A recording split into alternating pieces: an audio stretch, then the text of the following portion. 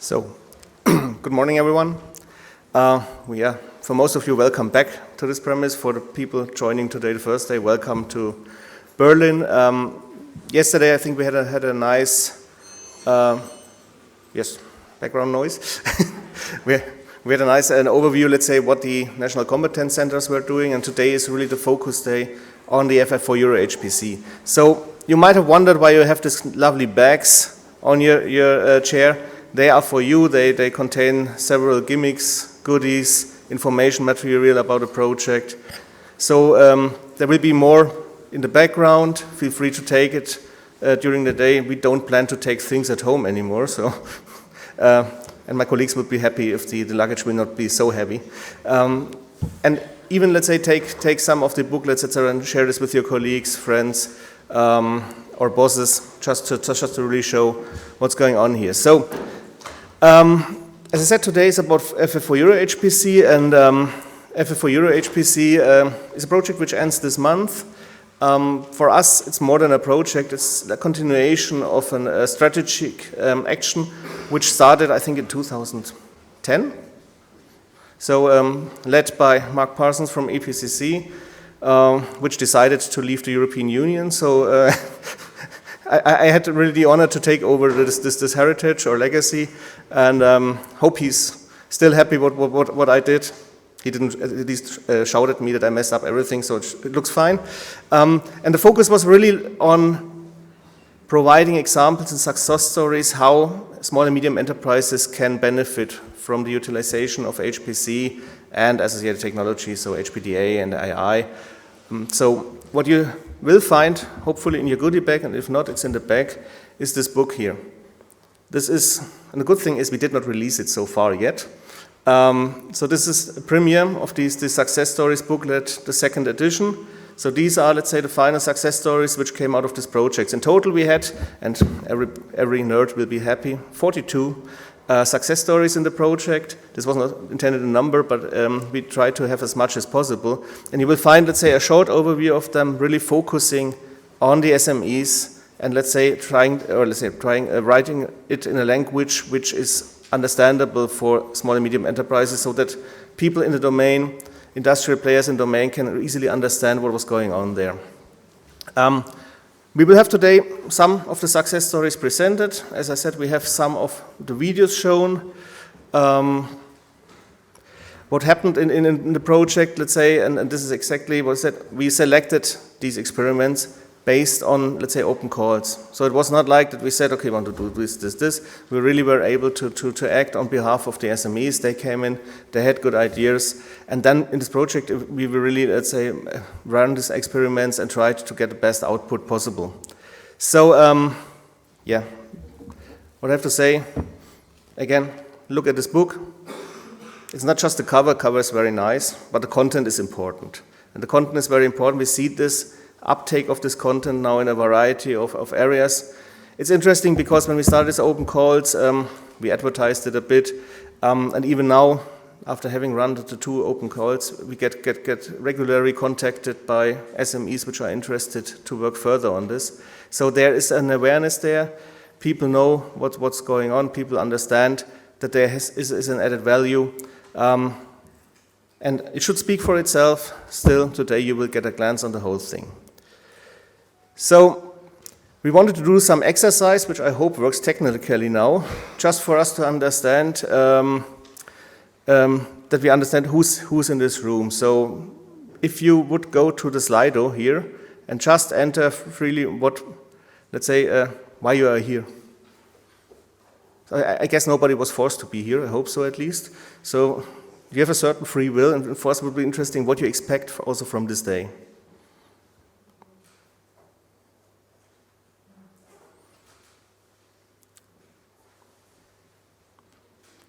Just waiting. Sophia, will you put this on the screen? Okay, we have inspiration. Use cases, success stories. So far it fits to the program. Networking, communicating your own success stories, very important. Meeting people, as I said, networking is very important. Yesterday we managed to stick to the time, I think, in all of the sessions, and we had time for networking. We will continue this today. Collaboration, 327, no, okay. Okay, now I understand. Good. Value proposal, very important, insights.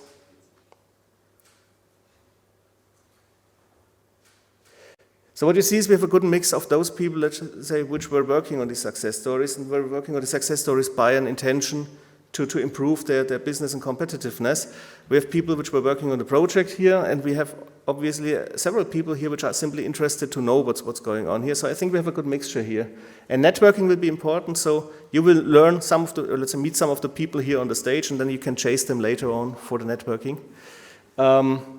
Very good, thank you. So, what will happen now is that we will show a short video, one of the success stories, because we did not only do this booklet, we also were producing success stories videos to really also, let's say, have something in video style, showing you what's going on there. Sometimes more pictures help you even more to understand this. I wish us all a good day, a lot of discussions.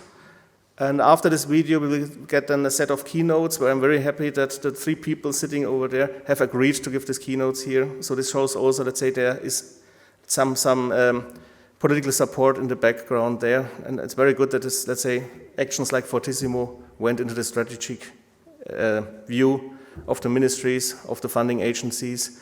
And we will show you that we hopefully delivered also something very useful for you to give it back to you. So. Video? Thank you. FF4EuroHPC is the successor to the prior Fortissimo projects. It successfully demonstrates the business benefits of using high-performance computing, artificial intelligence, machine learning, and high-performance data analytics technologies for business in diverse industrial sectors, such as manufacturing, healthcare, energy, e-commerce, environment, transportation, engineering, and aeronautics. Each productively concluded experiment generates a success story with the intent to inspire HPC uptake in related industrial communities. We are presenting the FF4EuroHPC Success Story, entitled HPC-based navigation system for marine litter hunting. This success story was produced in collaboration with the Italian National Competence Center for HPC. In this experiment, the SME Green Tech Solution SRL significantly increased the effectiveness of marine litter collection by integrating neural networks and deep learning logic into its existing approach.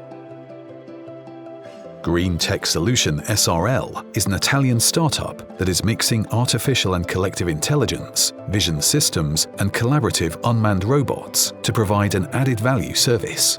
Its environmental service relies on AI controlling marine, terrestrial, and flying UVs with intelligent algorithms.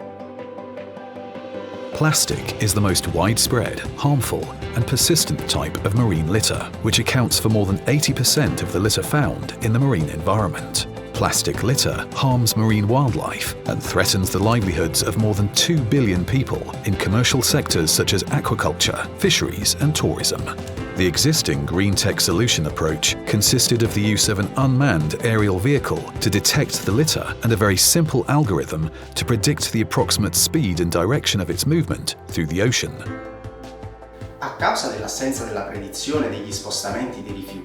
Because of the inaccuracy of our existing solution, the UAV had to remain close to the litter to monitor any possible changes in its position. Furthermore, it only focused on one piece of litter at a time.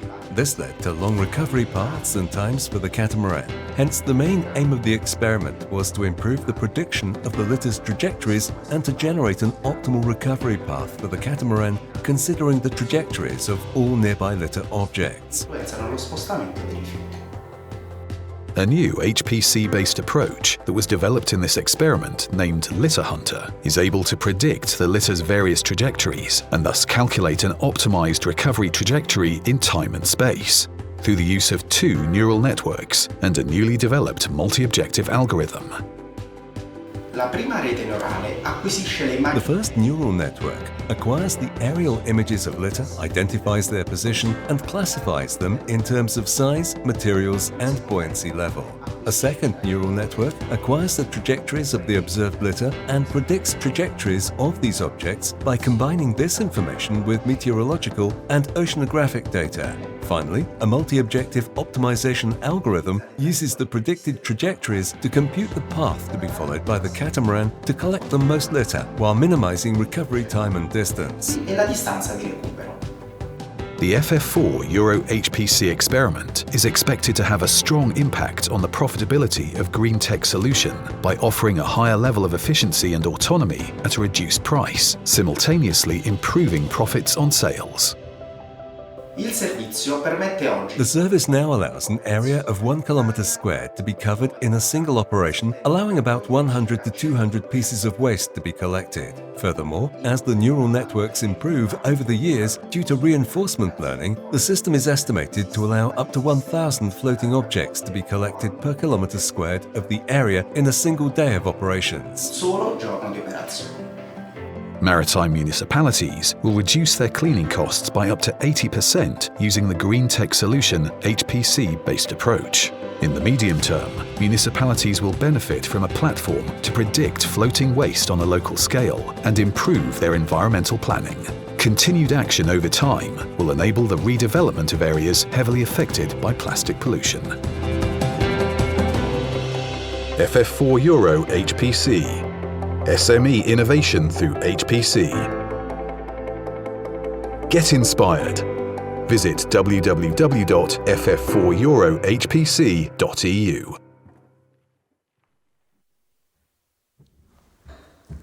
So thank you very much for watching, and now I'd like to invite our first keynote speaker, who is Daniel Opalka from the EuroHPC joint undertaking.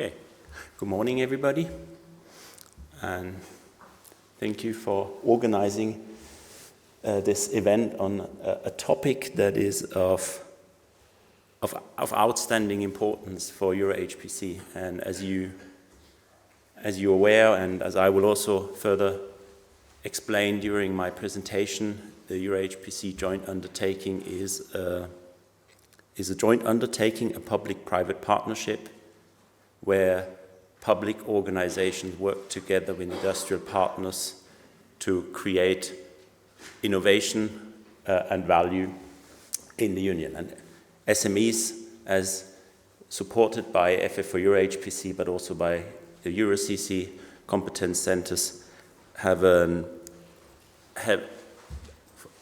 by far the largest group of businesses in Europe. If I remember correctly, about 95% of all private companies in Europe are SMEs. So this is these are the key stakeholders also for EuroHPC.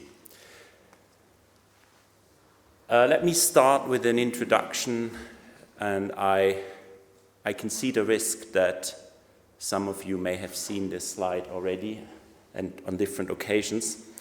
Nevertheless, who we are a public-private partnership, an EU body, and have been created as a legal and funding agency. So we receive typically our funds from the European Union's budget, and together with our public and private partners invest in research, innovation, infrastructure, and education.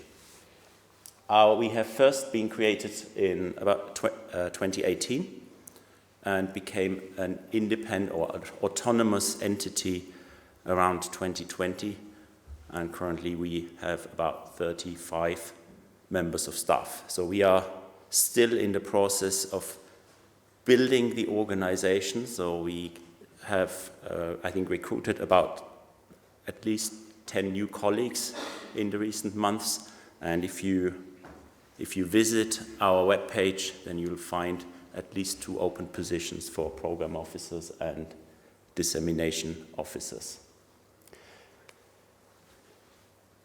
A few words on our mission. Our mission is defined in what we refer to as the regulation. This is a piece of legislation that sets out our general and specific objectives, our mission, and a few other elements, how the organization works. And this includes at least 3 key areas of our activities. One of them is the development and deployment of a world-leading HPC infrastructure.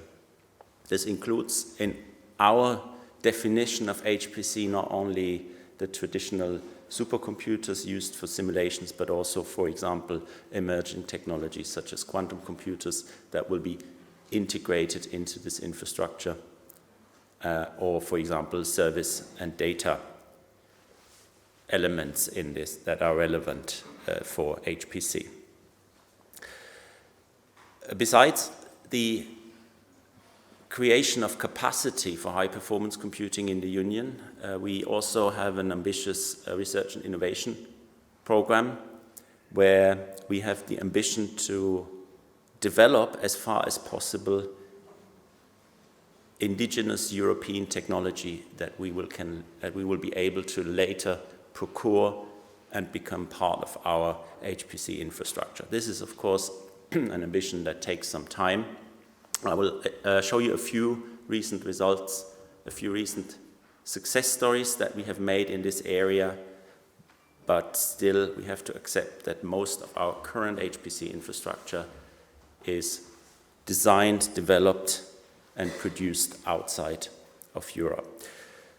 Now, finally, the third part of our mission, but certainly not the least important, is widen the use of HPC and our HPC and quantum infrastructure. And this is, for example, one of the aspects where EuroCC as well as FF4EuroHPC play a key role in our strategy.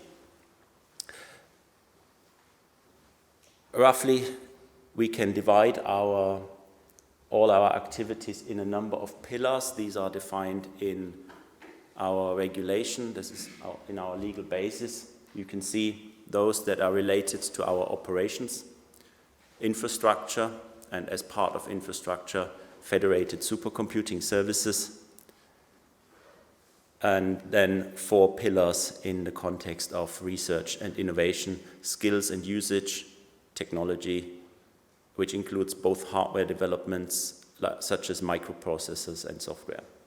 Applications is very important from our perspective, as well as quite recently we launched a number of activities in the area of international cooperation. So let me conclude with this slide. We're just pointing you to the fact that our mission may not be considered as an isolated activity, but is part of the wider strategy of the European Union for the digitization of the Union of businesses, development of digital skills, and these have been set out in a number of documents. One of them is the Digital Compass for 2030 on the European way for the digital decade. Currently, we have 34 participating countries. The most recent public member participating country is Israel, that joined just 2.5 weeks ago, maybe 3 weeks ago. The European Union is one of our public members, represented by the European Commission, and currently we have 3 private members. These are European industry associations, the Big Data Value Association, QUIC, the Quantum Industry Consortium, and the European Technology Platform for High Performance Computing. And I will explain this in one of the following slides, how these different bodies work together. And you will see that our industrial partners will play a key role in designing our long-term strategy for the EuroHPC joint undertaking and provide, in general, advice to our governing bodies and the joint undertaking itself. So this is roughly how we are organized. We At the highest decision-making body in the EuroHPC joint undertaking is our governing board, where every participating state is represented. So there are currently 34 delegates on this board. The European Union has a seat and is represented by the European Commission. This group forms our public members, and all of them can vote in the governing board, have responsibilities, for example, when it comes to budgetary commitments, to the adoption of the selection of grants, of tenders for infrastructure, and any other critical decisions. There are two other bodies, part of the EuroHPC joint undertaking. These are defined in the legislation the joint undertaking is based on. This is the Executive Director and the Industrial and Scientific Advisory Board. And I just want to point to this Industrial and Scientific Advisory Board. This is the panel where our industrial partners contribute. So there are a number of seats reserved for industrial partners, and in this way we ensure that our activities take into account the needs of the industrial ecosystem in Europe, and this is accordingly represented in our annual work plan. So the role of the Industrial and Scientific Advisory Board is, in practice, to deliver our multi-annual strategic program, which we use as a basis to develop our annual work plans. A few words on the structure of the Industrial and Scientific Advisory Board. Here we have, so this group includes two subgroups, the Infrastructure Advisory Group and the Research and Innovation Advisory Group. The Infrastructure Advisory Group provides primarily advice on our procurement strategy, for example, on the systems that we install across the Union. They provide recommendations, for example, on the federation of services between our data centers and our infrastructure, and also, of course, the access policy falls primarily into the domain of the Infrastructure Advisory Group. Our access policy defines the rules and the possibilities to apply for resources on our infrastructure. So this has a very considerable value. So it's also, and therefore it's also a very important document for our user communities, because this sets out the procedures for applying for resources.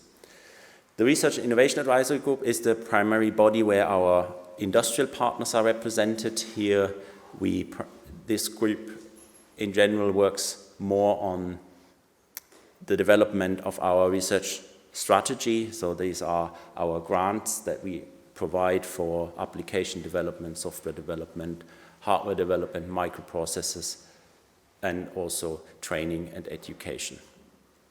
The boundaries are not always sharp between these groups. This we've learned in the past, but overall there is a lot of collaboration between these two groups of experts.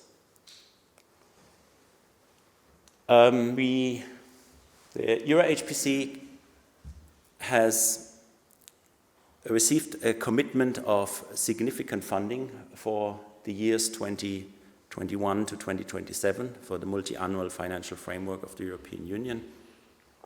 And we receive these funds from different framework programs. One of them is the Digital Europe Framework Program, which primarily funds our infrastructure. So our HPC systems are typically funded by the Digital Europe Program, and of course with corresponding national contributions. We also fund a large part of our training and education activities from the Digital Europe Program. There's a specific part of this program dedicated to training, and the Federation of Supercomputing Services that we have just launched in the last few weeks. Horizon Europe remains a key program for our research and innovation activities, and we cover most of our actions in the areas of technology, applications, international cooperation from funds from this program, where we have about 900 million euro for the multi-annual financial framework. This is an activity that we yet have to launch. This is spending the funds of the Connecting Europe facility on hyperconnectivity, establishing high-speed, high-bandwidth links for data transfer between our HPC infrastructure, linking also to the increasingly important areas of data-driven science and technology. Before I move on, just to reiterate, one of the fundamental principles of a public-private partnership, in particular ours, is the co-funding mechanism. So we only typically pay 50% of a grant, and the other part is contributed by national funding authorities. So there are always several funding agencies involved in our activities, which of course comes with its own challenges. All right, a few words on research and innovation. This is an area that primarily myself and my team are involved, where we fund in European technology as far as possible to create, to work towards more digital autonomy in the Union. So that addresses, for example, the supply chain of HPC components, but also application software development and training skills usage. Currently, we fund about 40 projects in all the different pillars. I will say a few words more about a selection of projects of particular relevance for industrial research. But before this, I would like to have a look at the overall picture. And if we look at the HPC value chain, we can roughly divide this into 6 areas where different groups of companies are active. This is a figure that I've taken from a study from the European Investment Bank on financing the future of supercomputing. And this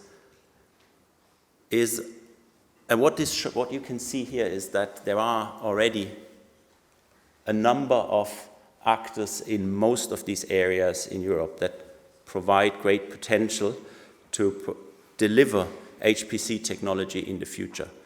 What is missing is the first part, which is nevertheless one of the most critical ones. These are chip manufacturers and critical components.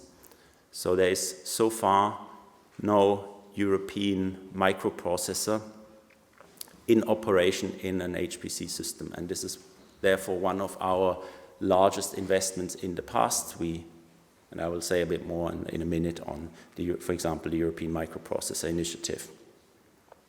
We have a number of system integrators. There are at least 2 or 3 in Europe that contribute already in our procurements. Is a significant ecosystem around independent software vendors, HPC centers, HPC intermediaries and customers. These are areas where we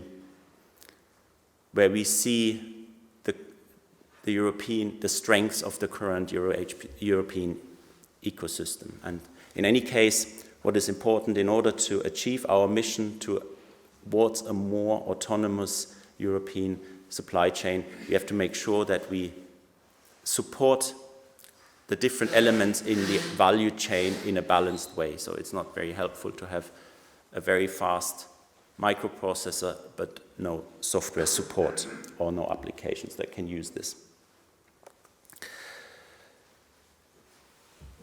More specifically, how we implement our mission and how we address this challenge to develop such an ecosystem in Europe, we have identified 4 different areas for our interventions. This is, of course, a rough division, but the purpose of these groups is our observation that the communities that work in these 4 different areas are typically quite different.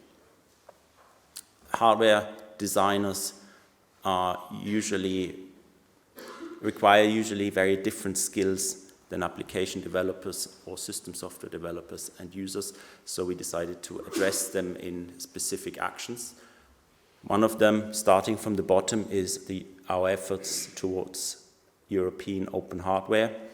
Here we have 2 very significant projects ongoing. The European Processor Initiative is one of them, and we have recently launched another framework partnership agreement on a next generation of technology on the basis of the RISC-V instruction set architecture, which is a new standard to develop microprocessor.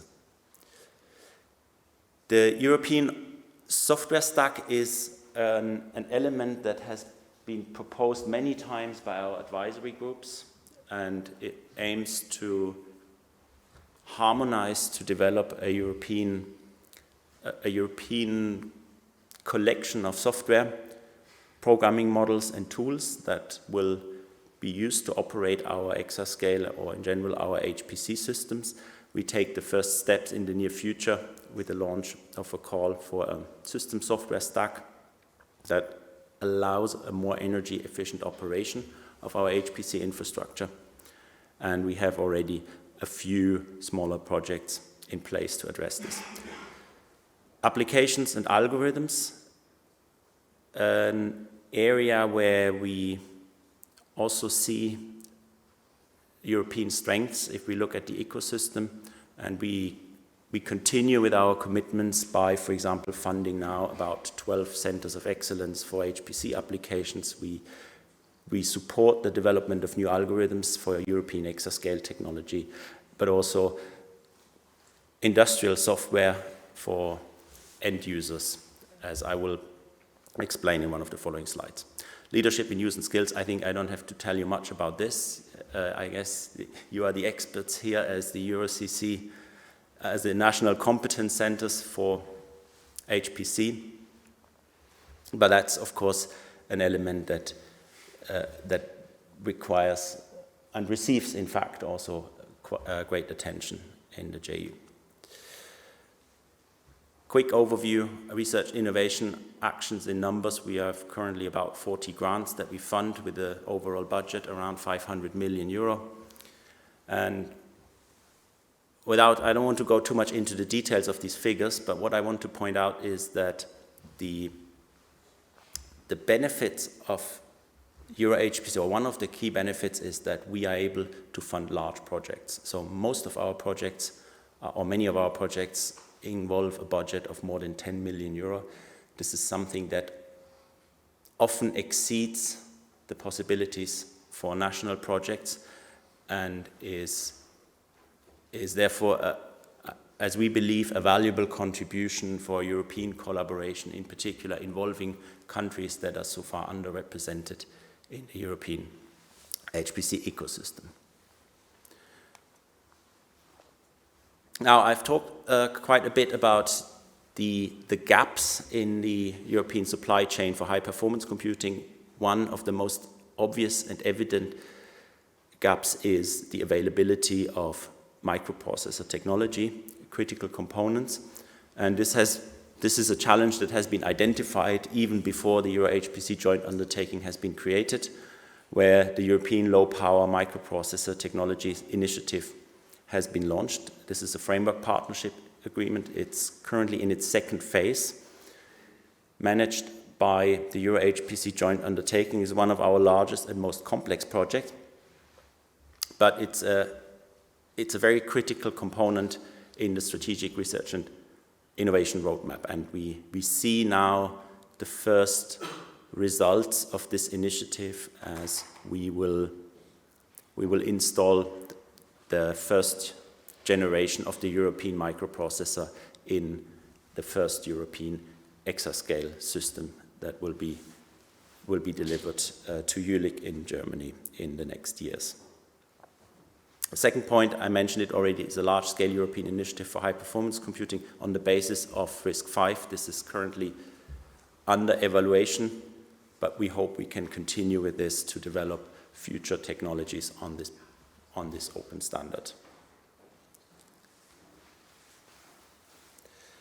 Here, a selection of industrial research and innovation projects. These have been selected already in a call from our work program 2019. So these projects are close to their end, and we hope to be able to find a number of success stories in these projects as they conclude their work. Ligate is a project that aims for the implementation of a computer-aided drug design solution, industrial-led by an Italian pharmaceutical enterprise, Dompe. NextSim, targeting the next generation flow solver for Airbus Group, one of the largest enterprises in Europe, across addressing the challenges of big data and artificial intelligence, and Exaform, project that will improve the open source, open foam software for computational fluid dynamics. So as you can see in all of these projects, there's very significant industry participation and also, of course, a significant support from the union.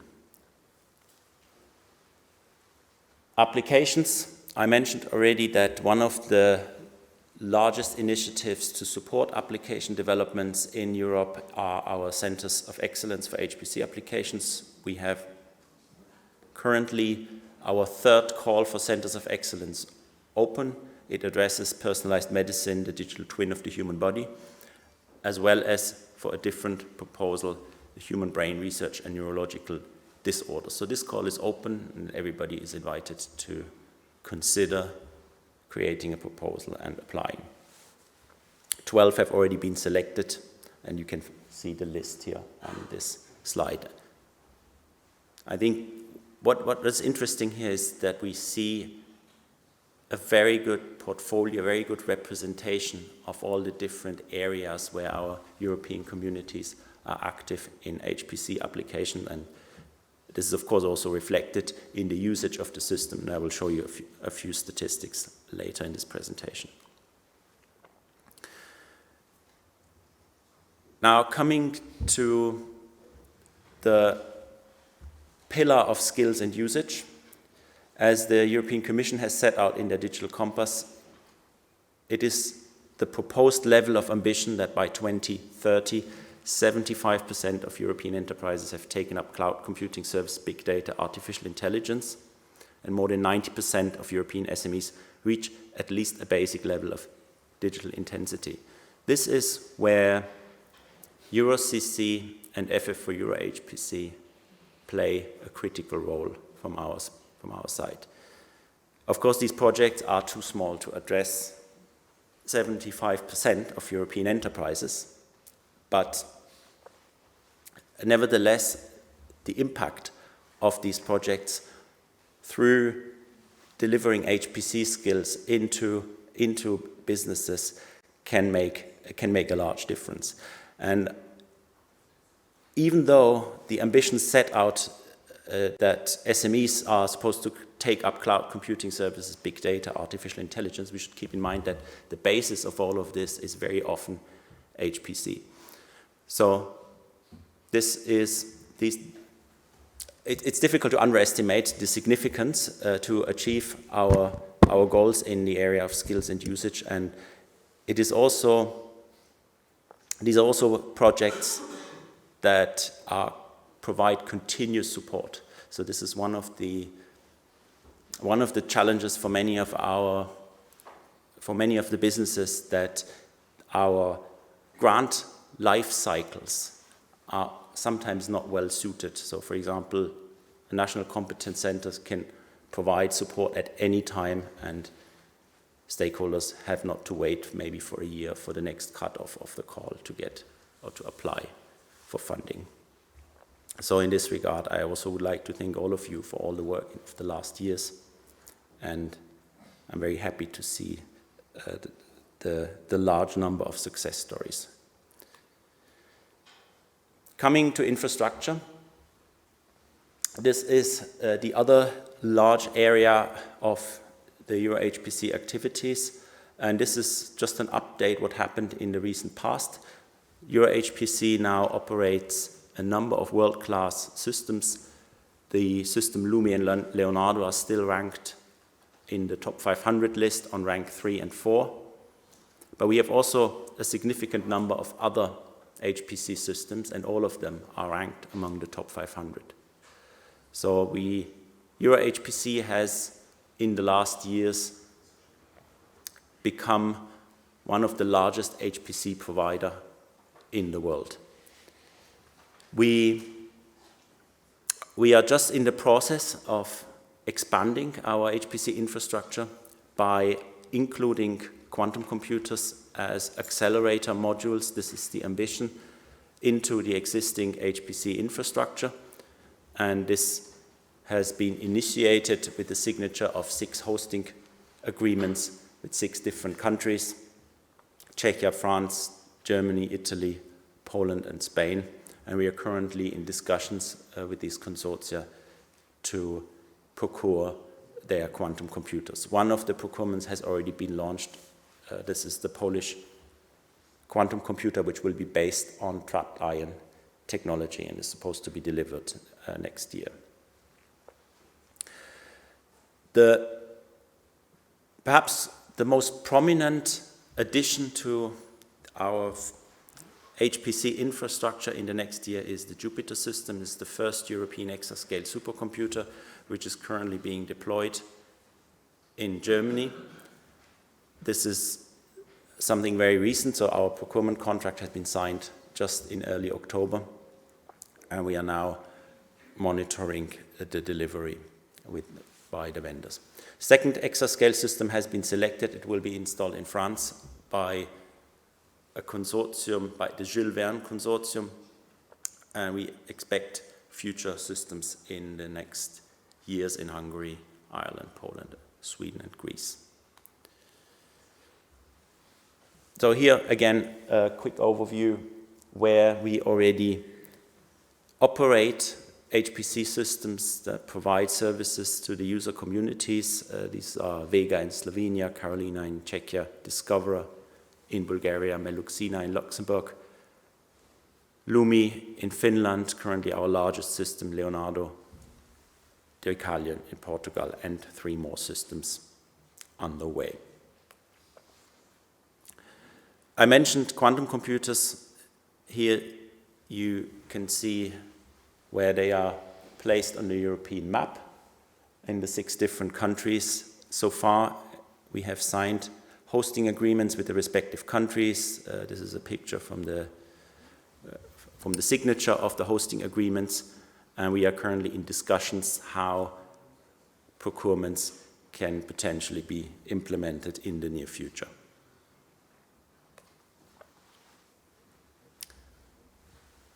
Global standing of EuroHPC supercomputers. I mentioned already that we are now in a position that all our systems are ranked in the top 500, some of them at the very top, such as the Lumi system and the Leonardo system, but also our infrastructure is fair to say, is green. So looking at the Green 500 list, we also see all our systems ranked among the 500 greenest supercomputers.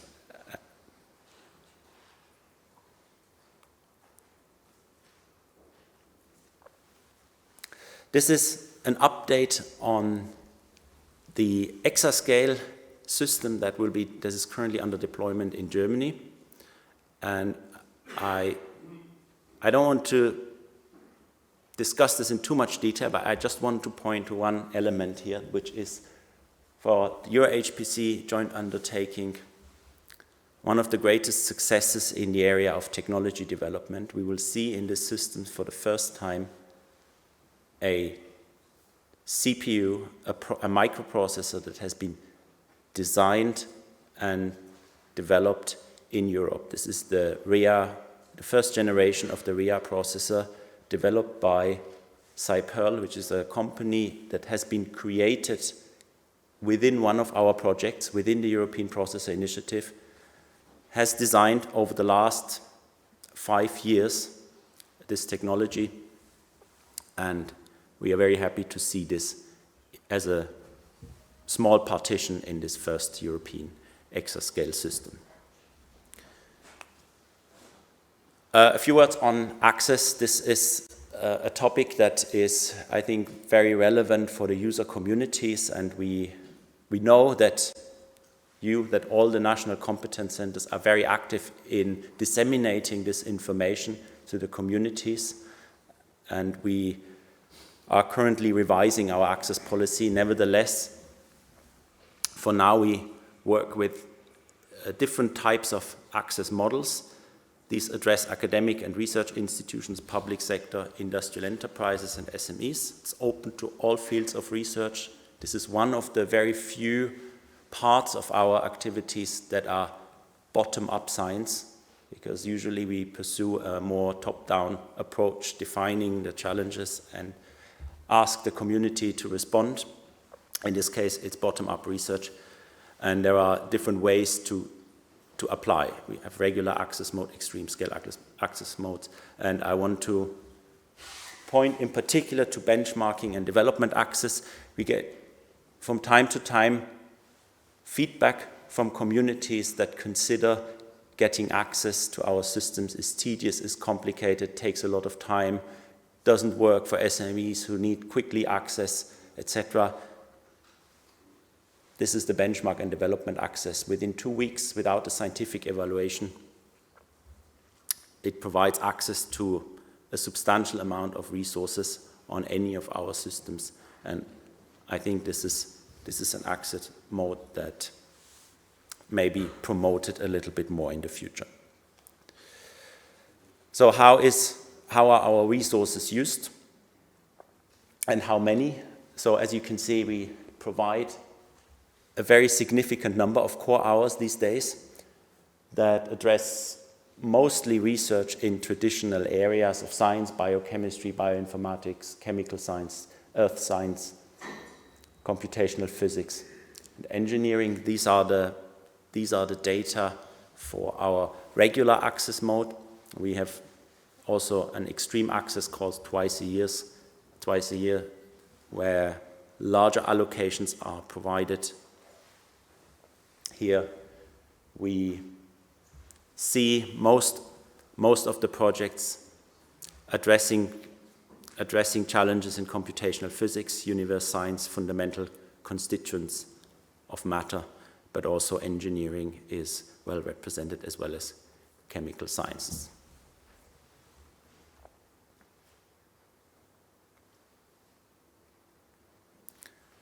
What's next?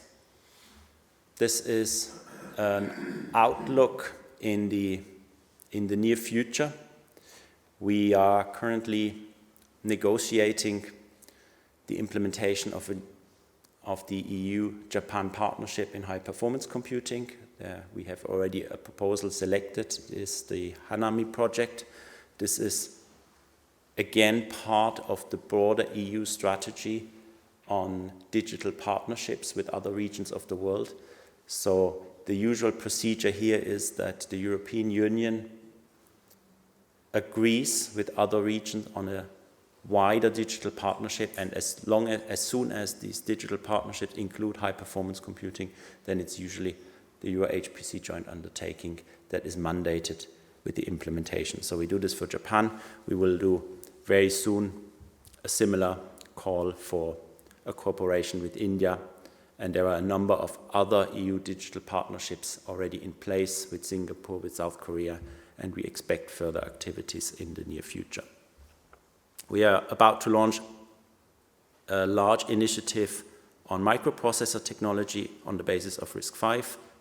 We have an open call for centers of excellence for HPC applications, training activities. You can expect a call for the EuroHPC Academy to be opened very soon, which will provide a systematic approach to European training in HPC. And we also would like to continue to boost the competitiveness and innovation potential of SMEs with a follow-up on the successful work in the last years by 2 generations of Fortissimo, by FF4EuroHPC. And we will be able to continue these success stories. Last point on the user forum, and I understand there have been maybe some discussions already. We are not yet in the position to announce a user forum, simply because it hasn't been agreed yet. These discussions are going on, what the user forum should be, what is the setup, what should be the structure. However, in order to engage more with the users, the EuroHPC has decided to organize a user day. This will be in December in Brussels, and we hope for a good intake and participation that is also representative for the European user ecosystem in this event. And you'll find more information hopefully soon also on our webpage and through our dissemination channels. So with this, I'd like to thank you for your attention, and if you have any questions, please feel free to talk to me during the break.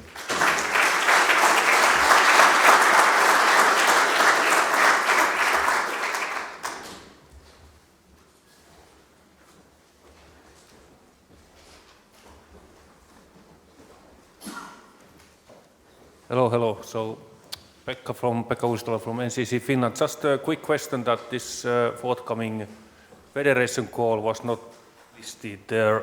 Can you give any comments on that? Because I think that will be very important in order to make the EuroHPC platforms more easily accessible and in a coherent way. Thank you.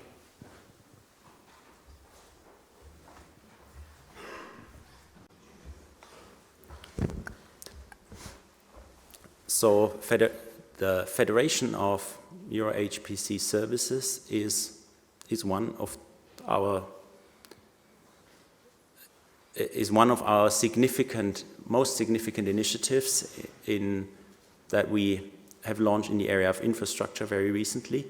I cannot speak about the specific content for a very simple reason, because we have currently the call for tender open. And during this period when we have launched the tender, usually the information that we can provide to potential participants is very limited, simply to respect the principle of equal treatment of any potential bidders. What I can say is it is a procurement. It is launched on the e-tendering portal of the European Commission, including all the details, and we are planning to hopefully evaluate this very soon and start the implementation next year. Okay, sorry, I would just interrupt the question phase because we have a little bit of delay, but you can ask your questions later at the Q&A session. So I guess thank you very much for the presentation and all the information. And I would like to invite our next speaker, who is Javier Cordova Morey from the European Commission.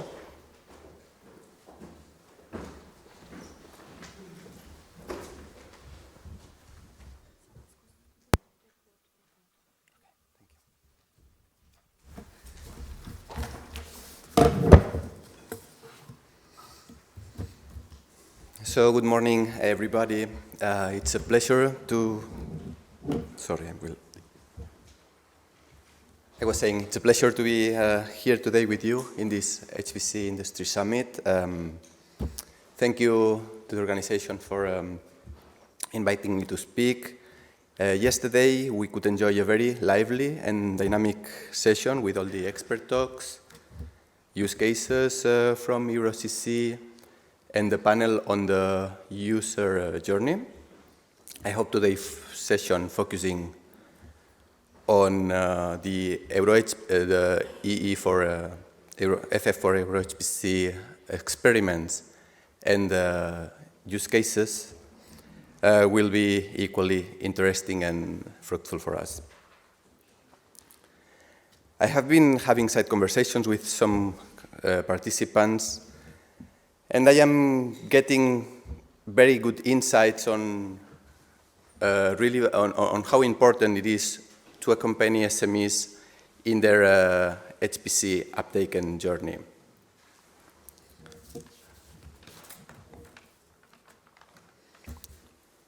So we are well aware of the importance of and the prevalence of SMEs in the European economy and social fabric. For this reason, the European Commission launched in 2020 an SME strategy for a sustainable and digital Europe with a special focus on increasing the employ of digital technologies for SMEs. This has been even more reinforced recently in the last State of the Union address, where President von der Leyen emphasized the importance to capitalize on the European leadership in supercomputing and announcing a new initiative to open up our high-performance computers to AI startups to train and develop their AI models.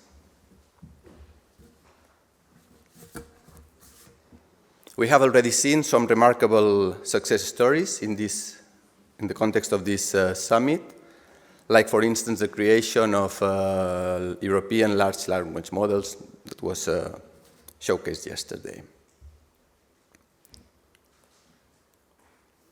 The European Commission really recognizes that both academic and industrial research and innovation need to go hand by hand with state-of-the-art digital technology.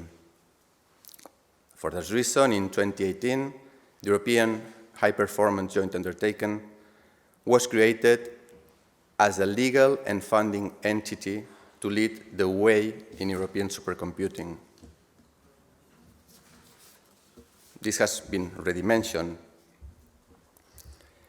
but the EuroHPC mission includes widening the use of EU supercomputers to a large number of public and private users and supporting the development of key HPC skills, both for European science and also, and very importantly, for industry and SMEs. So in these words, I will complement some information that Daniel provided, focusing a bit on the HPC strategy in the European Commission, focusing on SMEs.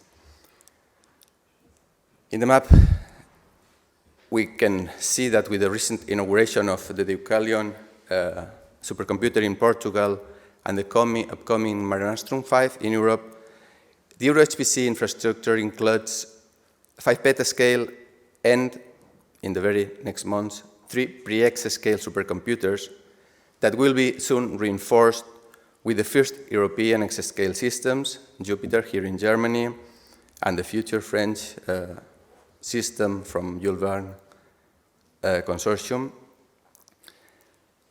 And we can also announce that industrial specific needs will also be addressed with systems targeting specific requirements for industrial and SME supercomputing users. Again, coming back on the federation, these systems will be interconnected and federated to facilitate access to less expert users.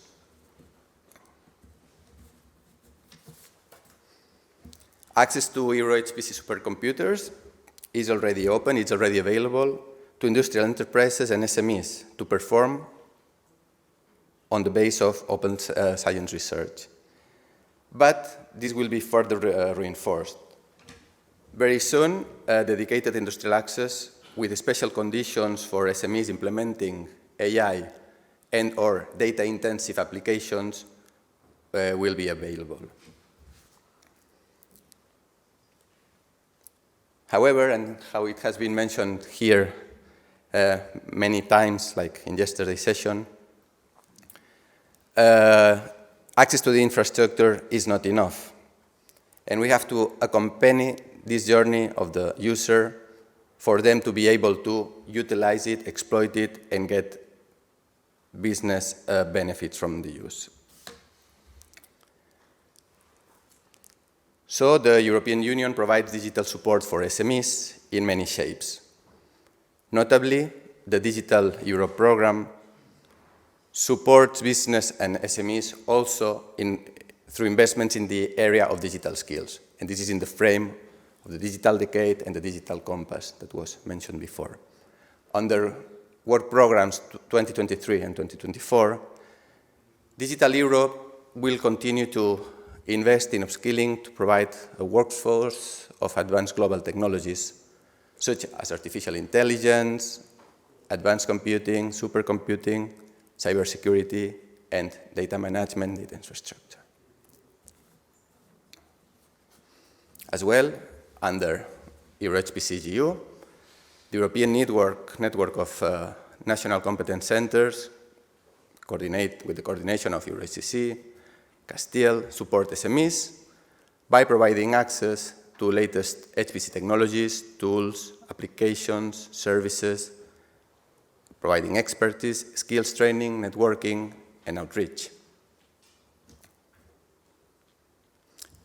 A very useful instrument for this support is the cascade funding, also known as financial support for third parties, which is an European Commission mechanism to distribute public funding in order to assist beneficiaries such as startups, scale-ups, SMEs in the uptake or development of digital innovation. And this is done in a base of selection through fair and transparent open calls. And an excellent and very successful example of this cascading funding are the Fortissimo and FF4EuroHPC projects, where more than 140 experiments and hundreds of organizations have been benefiting, and as will be showcased later in the sessions today, in domains as diverse as agriculture, energy, transportation, manufacturing, education, or health.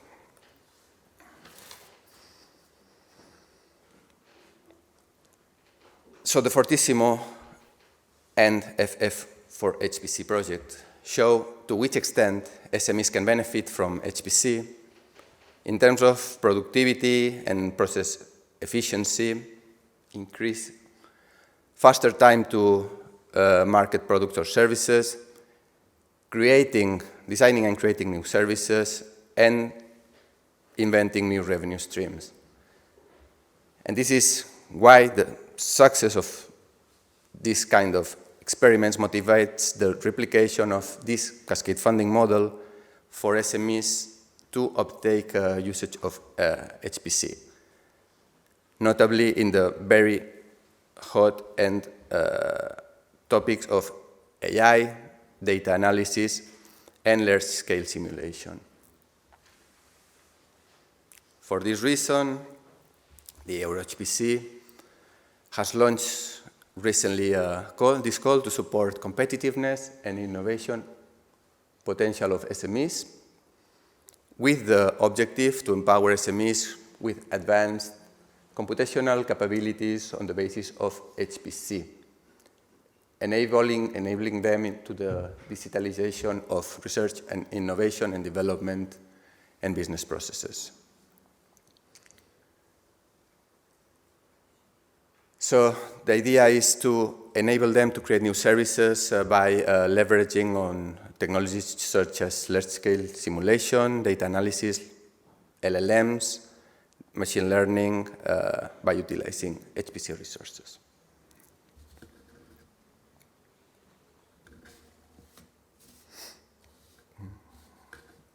In conclusion, we can expect the innovation potential of SMEs to enhance the SME competitiveness. We are well aware of the importance of SMEs as the backbone of Europe's economy, being essential to ensure economic growth, innovation, job creation, and social integration in the Union. That is why the European Commission is committed to an HPC strategy, including not only access to state-of-the-art supercomputers, but also the necessary supporting services, such as skill building for industrial and SME users. And just on a final note, a lot of initiatives are currently being developed around the area of HPC for AI. So please stay tuned for future announcements in the coming weeks or months, as these are currently taking shape. So thank you, and I wish you all a fruitful day ahead.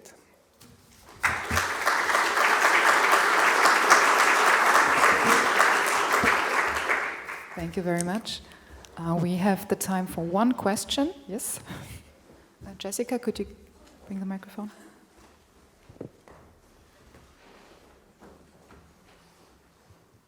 Hi, Andreas Wiese from Sikos BW. You showed how you will make it easier for SMEs to make use of HPC by supporting upskilling activities.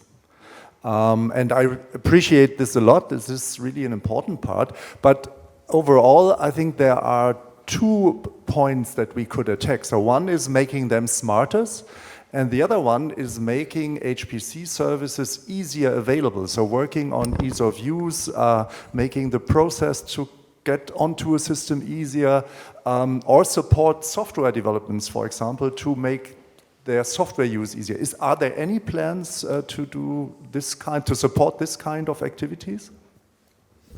Thanks for the question. So one of the initiatives that aims to facilitate access to systems is the federation.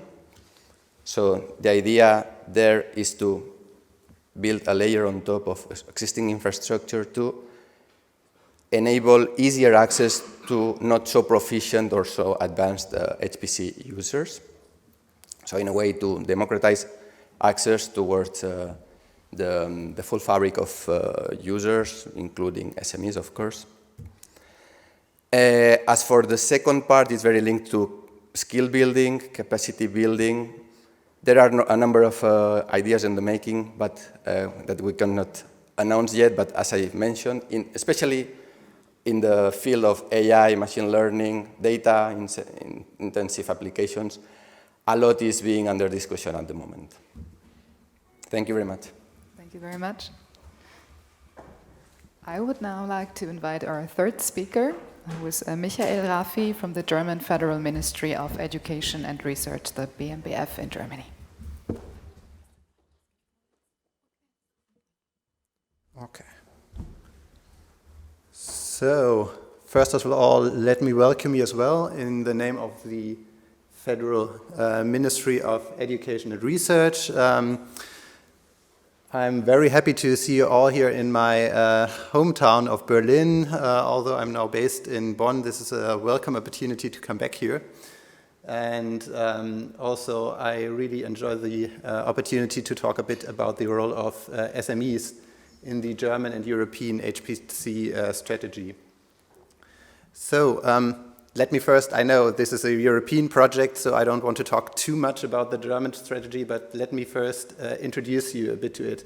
What you see there in the middle is our so-called program. It's government speaking for, we have a plan, and we have got some money from Parliament to underline that plan, and we put that together into a program.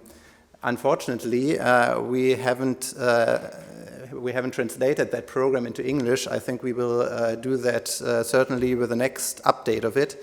Roughly translated, it means high performance computing and highest performing computing for the digital age. Why do we differentiate between these two terms? Let me first start with the objective. Our objective is to enable scientific research at the cutting edge, basically for academia, of course, but SMEs will play a part in it. I will come to it. How do we plan to do it? We have this pyramid structure that you see at the right side of the slide, and the bottom line is the Tier 3 level, which is university clusters and so on. So this is local level. Our federal government has no part in this. The Tier 2 is the so-called high performance level, and here it is the so-called NHR. You see the term on the actors down there, which is a structure where 9 of our 12 Tier 2 level systems are organized. So we have 2 systems divided into all parts of Germany on this level, and at the top of the iceberg we have 3 systems. And this is also my responsibility in my unit. So I'm responsible for supercomputing, and we mean this top level, and there are the systems in Jülich, Munich, and of course Bastian Koller's HLRS in Stuttgart is the third one of it.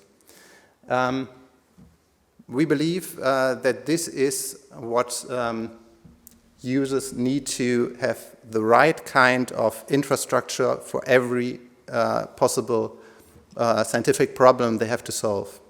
And let me stress one thing as well. We call it Tier 1 and 0 because we have this newish actor, I would say, EuroHPC, who's also in a way part of this infrastructure in Germany, because German users, of course, can go to EuroHPC systems as well. So this pyramid is gets some support also, of course, from the EuroHPC system. And as was mentioned before, our soon newest system in Jülich will also be a EuroHPC system, so the 2 systems are really intertwined. What is the role of SMEs in all this? When we drafted this program, it was quite clear to us that, of course, academia is our primary user group. It will not surprise you, as I'm from the Federal Ministry for Education and Research, that this is the first part. But we realized that industrial users play a big part in innovation. So it would be foolish to not include this actor in the system. And this is why we also thought about how could we bring this actor on our whole strategy. And first, I would say there are 3 different types of how SMEs access our system. The first one is easy. They team up with an industrial partner. This is quite common. This is not a problem. It's working like every other access as well. The second one is we have a SME that is working on a scientific problem and is not doing it to develop a product or a service. So this is possible as well on these public machines. The third one is a bit more tricky. If a company tries to develop a product and using high-performance machines, then it would be a competitive thing. So this is, as I mentioned, a bit more problem if you take public funded infrastructure, but we have also some experience with this. Mr. Weser from the Seekers GmbH knows what I'm talking about, and Mr. Koller from HLRS, you have much experience with this. But still, it's not something that is natural to our system, I would say. So coming to why I'm here. Why am I here in looking at these FF4EuroHPC projects? Because if we have a program and we want to advance the role of SMEs in our system and we want to stress the opportunity of SMEs in our systems, it's really important that we have projects to show that it's not just working in theory, but it's working in practice. And this is where these projects come in place. So I think there are 2 levels to this. First, it's an inspiration to other users who are not yet on these machines, so they see they can benefit from it.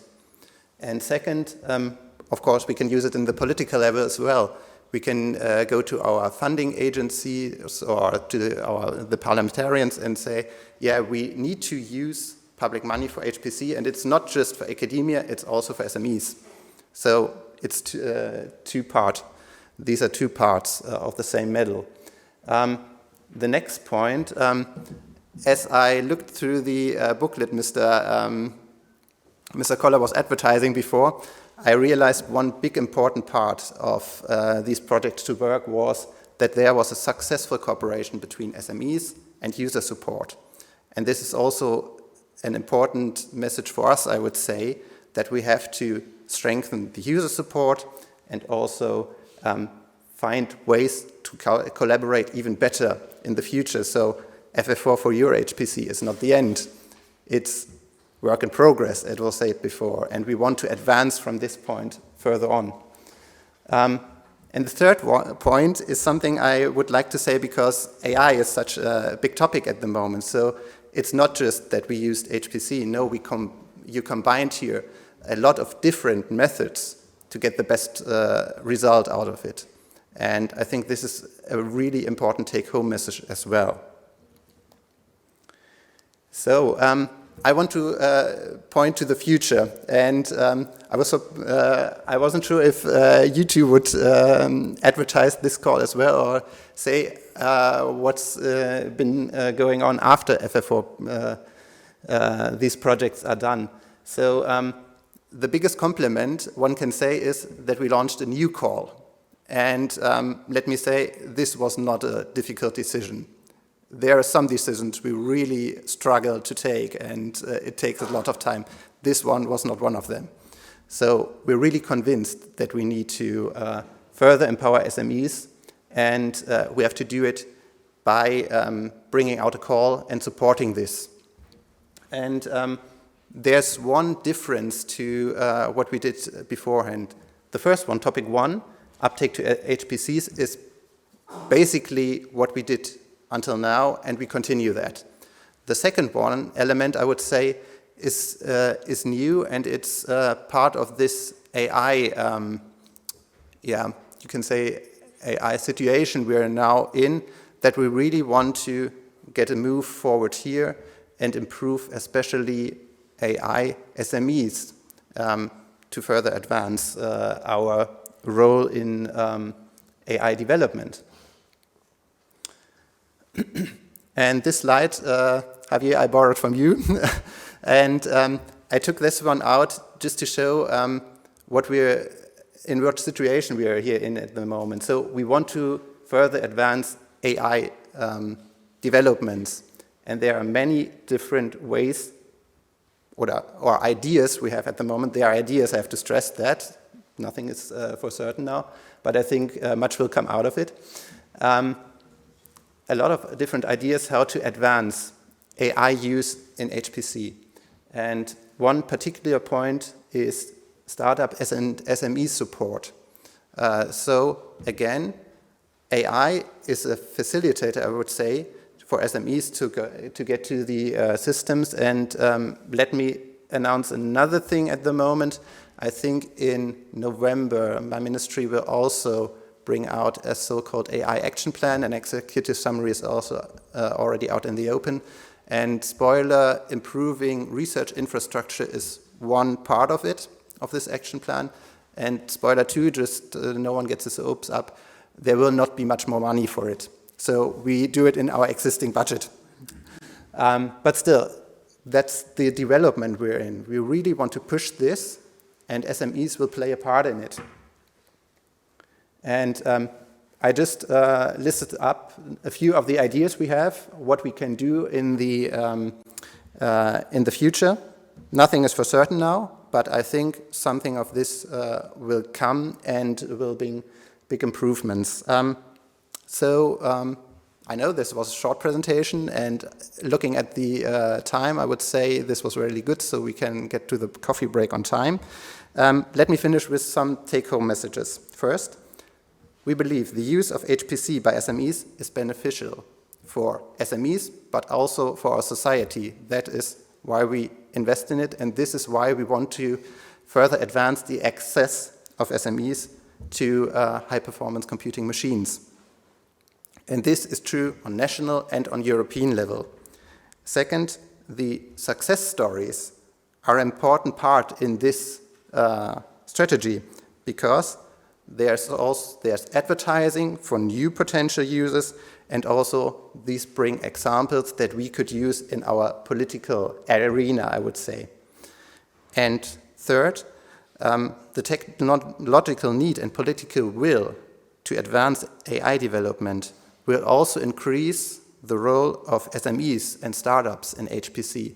And I don't know what the AI boom, how long it will take and what will come out of it, but I hope that this will also benefit SMEs in other areas, other topics, so we can learn from that and advance the whole community. So thanks a lot for your attention, and if there are any questions, I think I have 1 or 2 minutes. I think we have time for... Thank you very much. I think we have time for one question. I think over there, Jessica. Yeah, Büttner from Airbus. One point we had discussed briefly yesterday evening already. It is really linked to education. When I look into our engineering community, excluding explicitly the aerodynamics guys, most of the engineers don't know what HPC means, as it is not really communicated in the engineering area at universities. So we really struggle in this area, and this is fully independent if we talk about SMEs or large companies. We have to educate first, long time, our engineers how to use HPC, what is behind, because they are fully lost in this area. And this is something what is really linked to education. Do you have any idea on this? I could take an easy way out. So education in Germany is on the federal level, so the different states are responsible for it and not my ministry. So that would be the easy way out.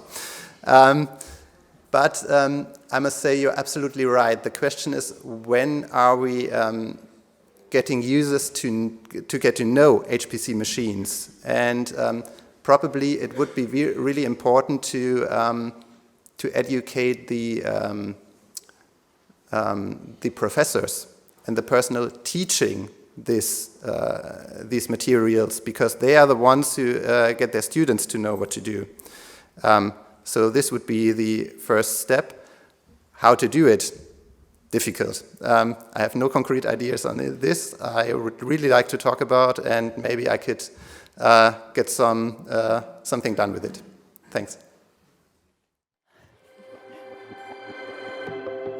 FF4EuroHPC is the successor to the prior Fortissimo projects. It successfully demonstrates the business benefits of using high-performance computing, artificial intelligence, machine learning, and high-performance data analytics technologies for business in diverse industrial sectors, such as manufacturing, healthcare, energy, e-commerce, environment transportation, engineering, and aeronautics.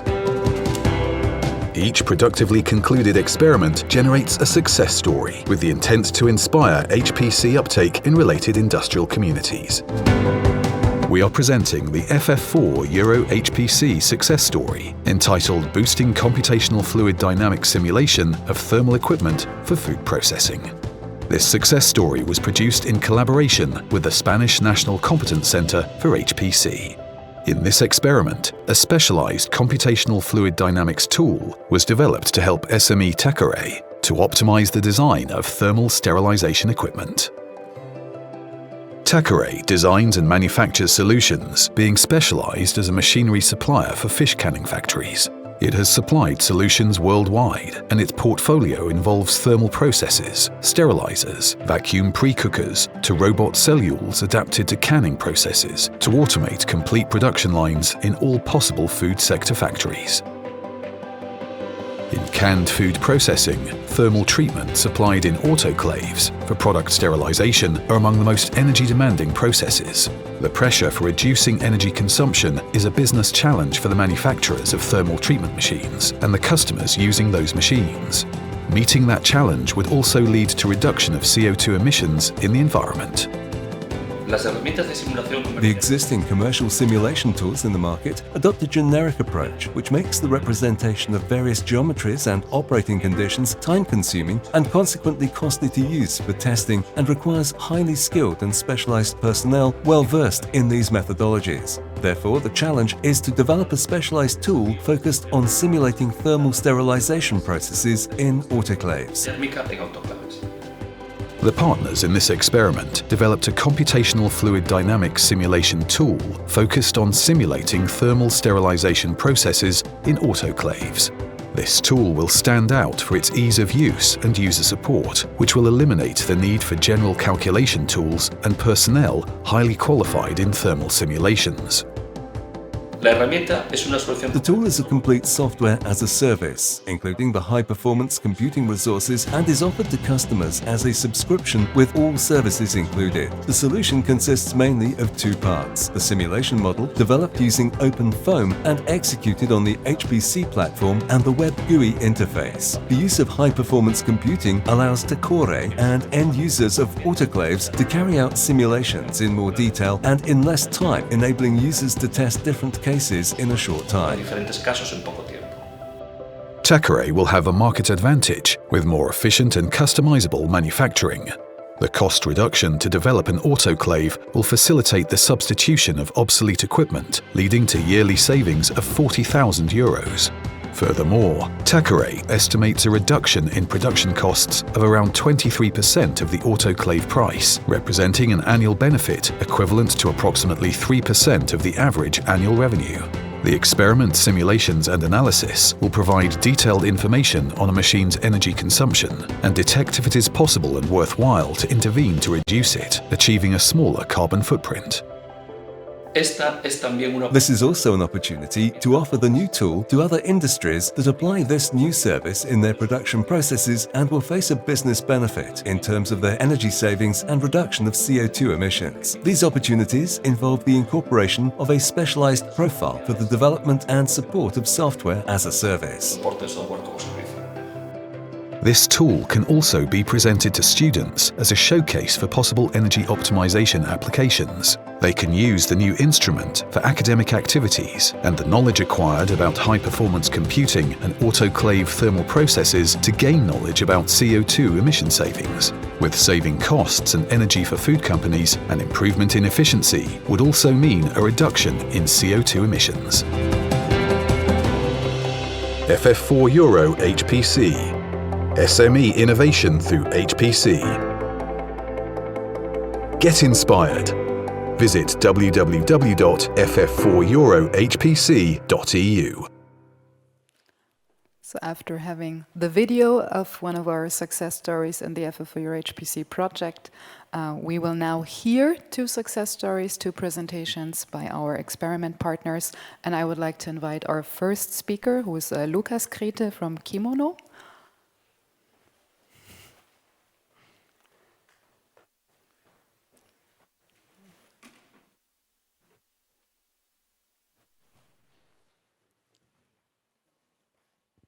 Yes, hello. My name is Lukas Krete, and I am one of the three founders of Kimono, a startup based in Karlsruhe and in Berlin.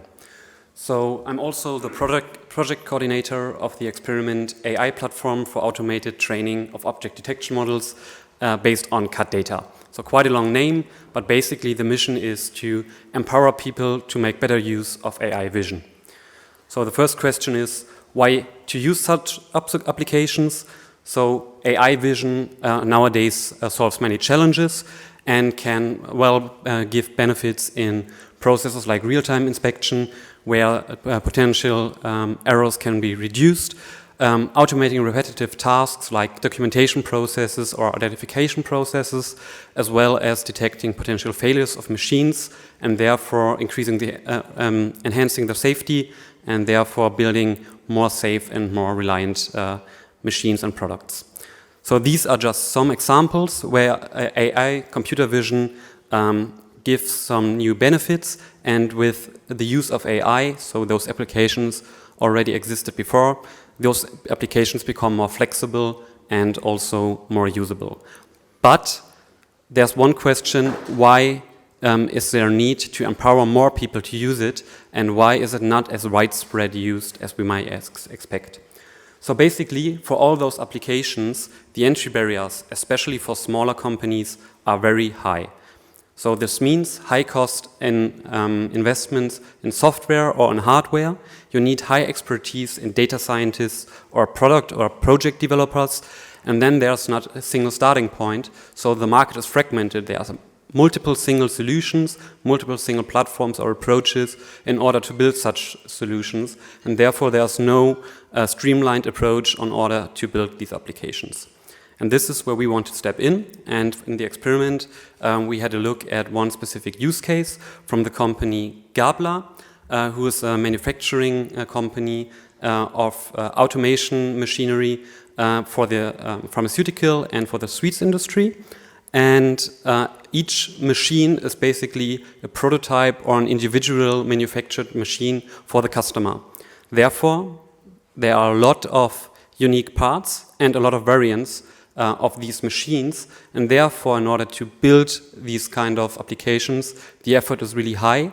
And in the warehouse, they have the problem that the identification of those unique parts is very ineffective.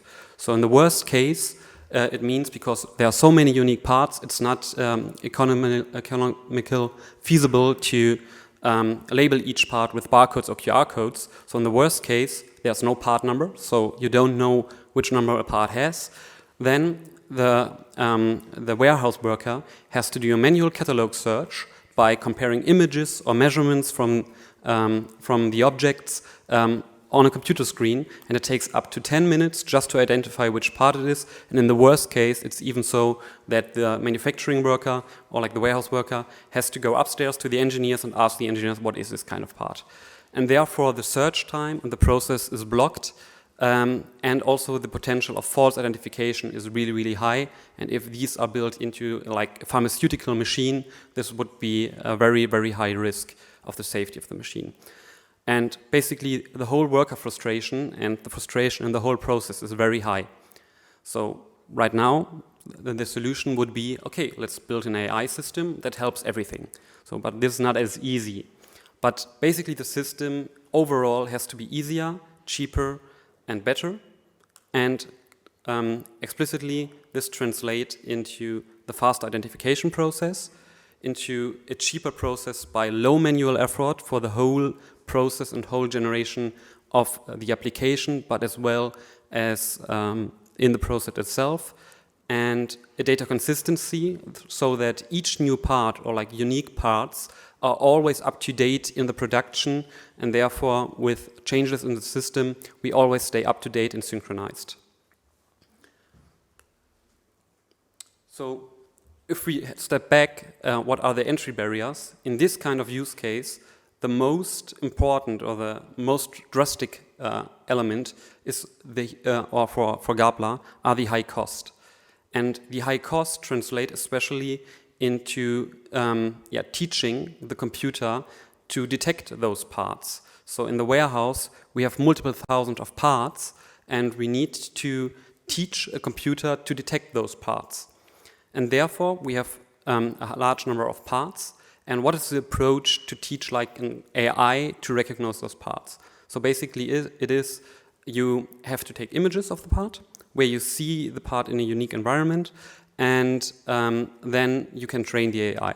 So the full approach is going to the warehouse, picking a part, laying it somewhere where it's recognizable, taking some images, and then you can teach the system into it. So if we have 1,000 parts and we need at least 100 images, we would have to take 100,000 images and give the computer the corresponding information which part number it has. So these are 100,000 images, and if we take like the amount of time it takes, so like taking it from the warehouse, taking a photo, storing it somewhere, you need an average of 30 seconds per image. So basically this translates 100,000 images multiplied by 30 seconds. The effort is 850 hours around to just generate the data set. So this is like 5 months for one person in order to do this kind of translation for the computer to train on. And there are companies who provide this as a service. So there are just, so this is a common problem. Every time if you have a visual system that is needed to detect it, like for example for autonomous driving or other applications, there are service companies who provide these kind of data sets, and they cost around, for this amount of parts, around 10,000 to 50,000 euros. But this is a recurring process because each day new parts are produced. So basically it's impossible with this approach to really get a system running at Gabler's or at this case. And this is the solution where we were addressing the topic on the scalability of AI vision applications in general by automating the whole data generation process. So we create the data sets completely automated from CAD files. So CAD files represent a 3D model in a computer of the real part. And the CAD files include all visual information that are then used for the production of this part or like in the design of the machines. And it exists for every part at the company. So Gabler introduced the modeling or designing of CAD files in the 90s. So even the oldest parts that lay in the warehouse have CAD models. And by automating the process, it's nearly impossible we are not limited on 100,000 images for the data set, but we can nearly generate infinitive data sets. And if the data set is too small that the AI can learn, we just generate a larger one. And basically there's no manual effort for the whole process. So this is one key fundament in order to solve these kind of a variety of different applications where you can benefit from AI vision. So the scalability of AI vision has to be solved first. And as a second approach to do effective computing, now why I'm here, we used it on distributed high-performance computing, where we used parallel computing in order to do it more effectively. And then when we performed these both steps and combined it to an easy-to-use pipeline, the AI part identification becomes possible for Gabler to introduce it.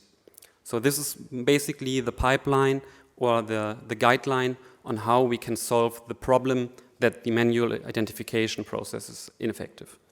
So many steps attached. But right now, so we were able to solve this and build like a really, really good pipeline that may change the process itself drastically. So we will have a look at what we did explicitly and what were the results of the experiment during the 15-month or 18-month period of the project. So basically, when we look at the approach, we wanted to make it easier, better, and cheaper. Rendering synthetic images from CAD files makes the manual effort to zeros, because the highest manual effort would be in teaching and taking the images. And then the data consistency is the benefit we need to enable overnight synchronization. So this is something that we set as a requirement for the process. So basically, if an engineer has designed a new part and then is pushing it to the system, the next morning it is detectable in the production line. So all parts that are ever designed, or there will be no parts in the warehouse or somewhere around that are not detectable. And then the execution of the AI, which is giving back the result, is done in less than 1 second, which is the result of faster identification. So it's really like I'm pointing my phone onto an object and I get back the part number and the corresponding information and data and documents. So let's have a look at the explicit results. So in the experiment, we were able to generate a data set completely labeled of 50 million images within 10 minutes. So basically this was something that always also pushed a little bit the HPCs, because we were generating 25 terabytes in 10 minutes, which was more the problem that the storage solutions were a little bit tricky. So we had to find some different solutions for this. And if we compare it, so the computing cost we had for this were around 300 euros. So basically the whole cost of the dataset generation was 300 euros to compare it if I buy it from a service provider of 10,000 euros. So this is a 97% cost reduction, which is drastically. And by using 100 nodes in parallel, so for 1,000 parts, each part had their own single computer, more or less. And then afterwards, we teach the AI directly. So all the data set was loaded into an artificial neural network, which then learned to detect those objects. And for the whole data set, it was able to do this in less than 15 hours. And this was the whole data set. So it's not like an update where I add one part. It was like the whole data set of 1,000 parts was trained within 15 hours. And basically, the search times and at Gablas were reduced drastically, where the longest with this approach was around 10 seconds that the worker was able to identify the correct part. And this saves several hours a day in the warehouse. So these are basically the results from the experiment. And now we finished the experiment 1 year before. And therefore, we use the results, which is also very interesting, to build new business cases. So for us, this enables us as a company. We were, at the beginning, we were a project company who developed single applications of AI object detection. And now with this approach, because it enables so many new applications, we are able to do it as a service, so that companies can subscribe to the service and generate the data sets themselves. And if we have a look at, basically we made it cheaper, better, and easier. So if we have a look at the barriers, this is a general solution and a general key technology that solves the entry barriers and the high cost, high expertise, and no single starting point by giving companies the possibility, by using the service, to adopt AI vision themselves, and they get access to individual and scalable AI object recognition as a service. So this is an all-in-one approach, so where you have the data generation, the AI training, and the deployment in intuitive and streamlined workflows that can be used by anyone because it's mostly completely automated and has a drastic cost-effective cost reduction and is therefore a lot more cost-effective. So the product right now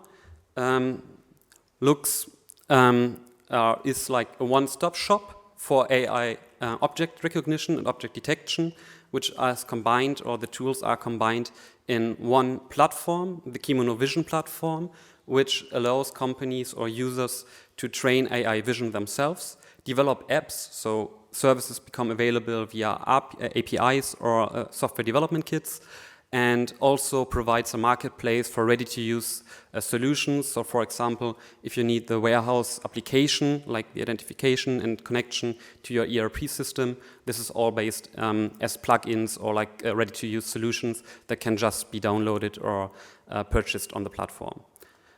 And the pipeline I described, so that we are generating datasets, is now available, or we are currently in the process of implementing it into like a website where everybody can upload their CAD files, and then it's like for the order or for the process or for the use case, for the application I want to use the detection, I can just select the parts, or it can be selected automatically. I click on Start Training, and we provide all the high-performance computing so that the computing is done in the most effective way, and give all resources and also like the algorithms, the neural networks. It's like a black box that can be used by everyone. So it's really like just selecting, drag and drop, and button clicking. And this is the whole manual effort you have to put into it. And then you can also directly from the platform deploy the detection into different applications. So for example, a warehouse application, or also like as on the image for like a service check of machinery, like in the startup process, where you just check that everything is correct, and it's giving back like a higher level of documentation and improves those processes. So as I said, there are different solutions possible. So it's not like that we are limited onto the warehouse application or onto like service checks, but basically in every process where somebody has to detect or recognize something visually, this can be used. And because it's so much easier to train those systems and to generate these kind of AI models, it's also possible in use cases that were not feasible before. And in order for companies to check the feasibility and to check how well those applications can work, we also learned that the training is very effective, and that we worked on how can we train AI models even faster so that the results are directly touchable and you can really get the benefits or like the validation of the benefits right away, because there are so many different applications possible.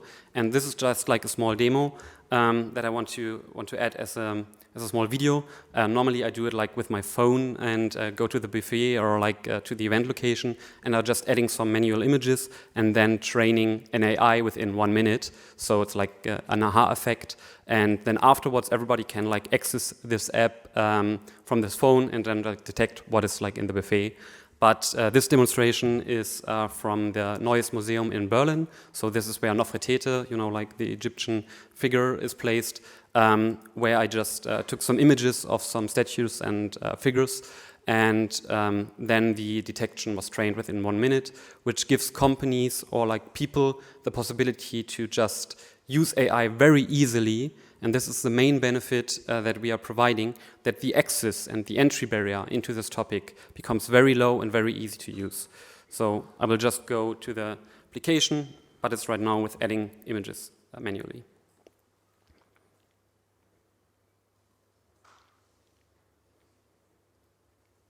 So basically it's like different statues, giving them the name, taking images, as I said.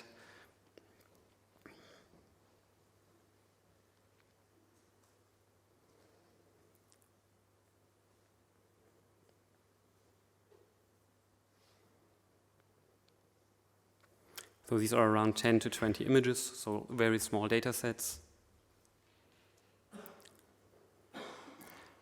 And then after adding the names and taking some images, I click on Start Training. Right now there's high performance computing in the back that is then training an AI and generating the knowledge how those parts look from the images.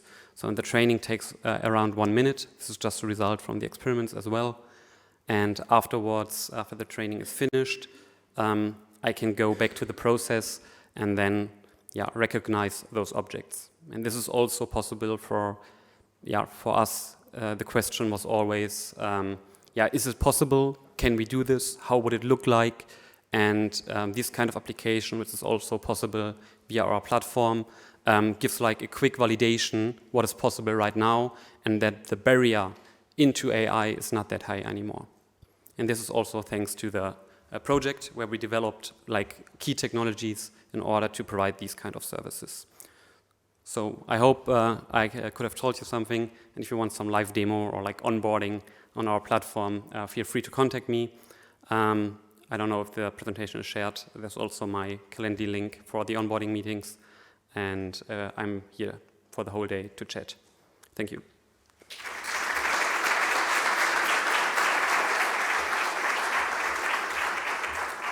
There's also time for questions, I think. Exactly. So if you do have some questions, let us know. Yes, we have a question over here. So I've seen similar applications for quality assurance, and from one project I know they had issues with different environments. So they trained the system in the winter with all the lamps on, and then in the summer the lamps of course were off, and you had the sun shining through the windows, and then suddenly the images were, let's say, quality went down of the recognition. So my question would be, what about robustness against different light environments? So we have one advantage. We can simulate nearly every environment. So it's by rendering images. We can still simulate different weather conditions or lighting solutions. And it's basically in our base pipeline. There are so many, so it's like for every part, we have like 50,000 images in each situation and each environment. So this is something we can do against those different influences from environments. But it's still not said that it's because some parts also, if we have different materials, for example, this is still a remaining problem. And they look under certain lighting, they look exactly the same. So this is something that then the human couldn't detect, and as well the computer can't detect at this moment. But then if this system is not 100% sure, it's asking for more information. So for example, if some parts are the same, but there's just like 1 millimeter of difference, then it's asking for an additional measurement of one length, for example, and therefore can reduce those errors as well.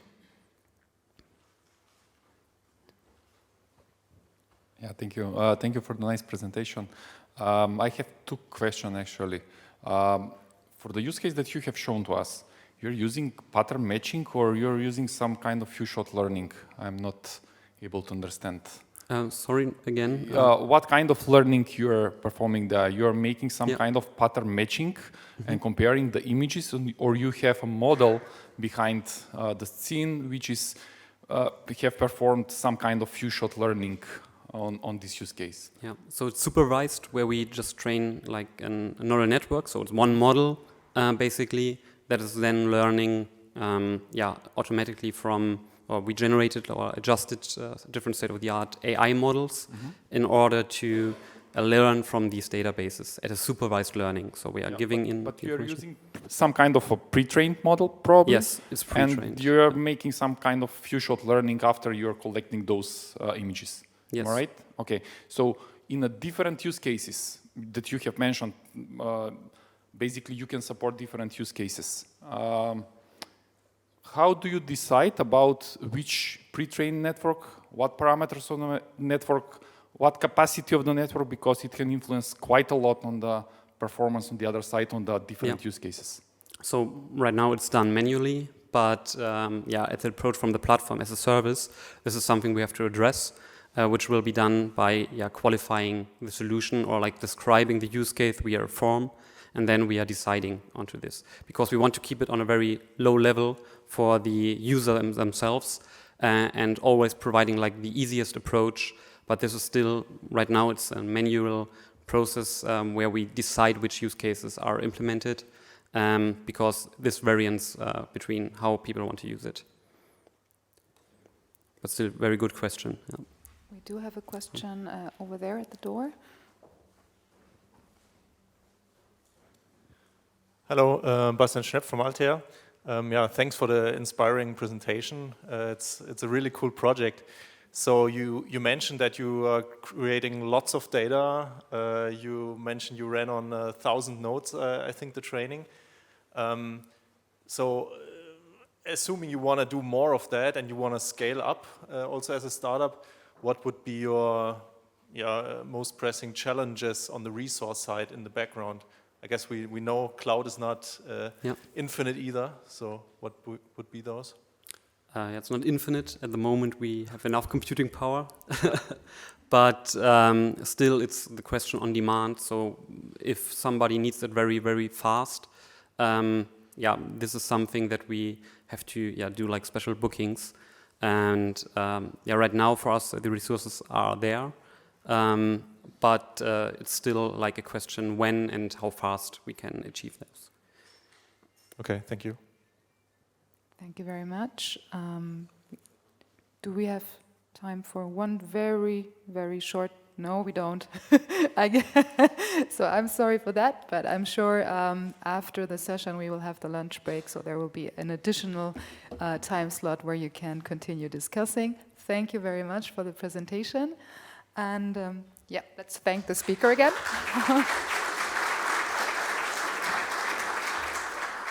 And I would like to invite our second speaker for this session, who is Paolo Mazzucchelli from Aresis.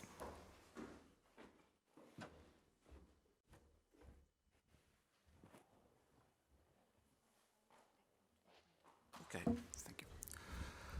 Good morning to everyone.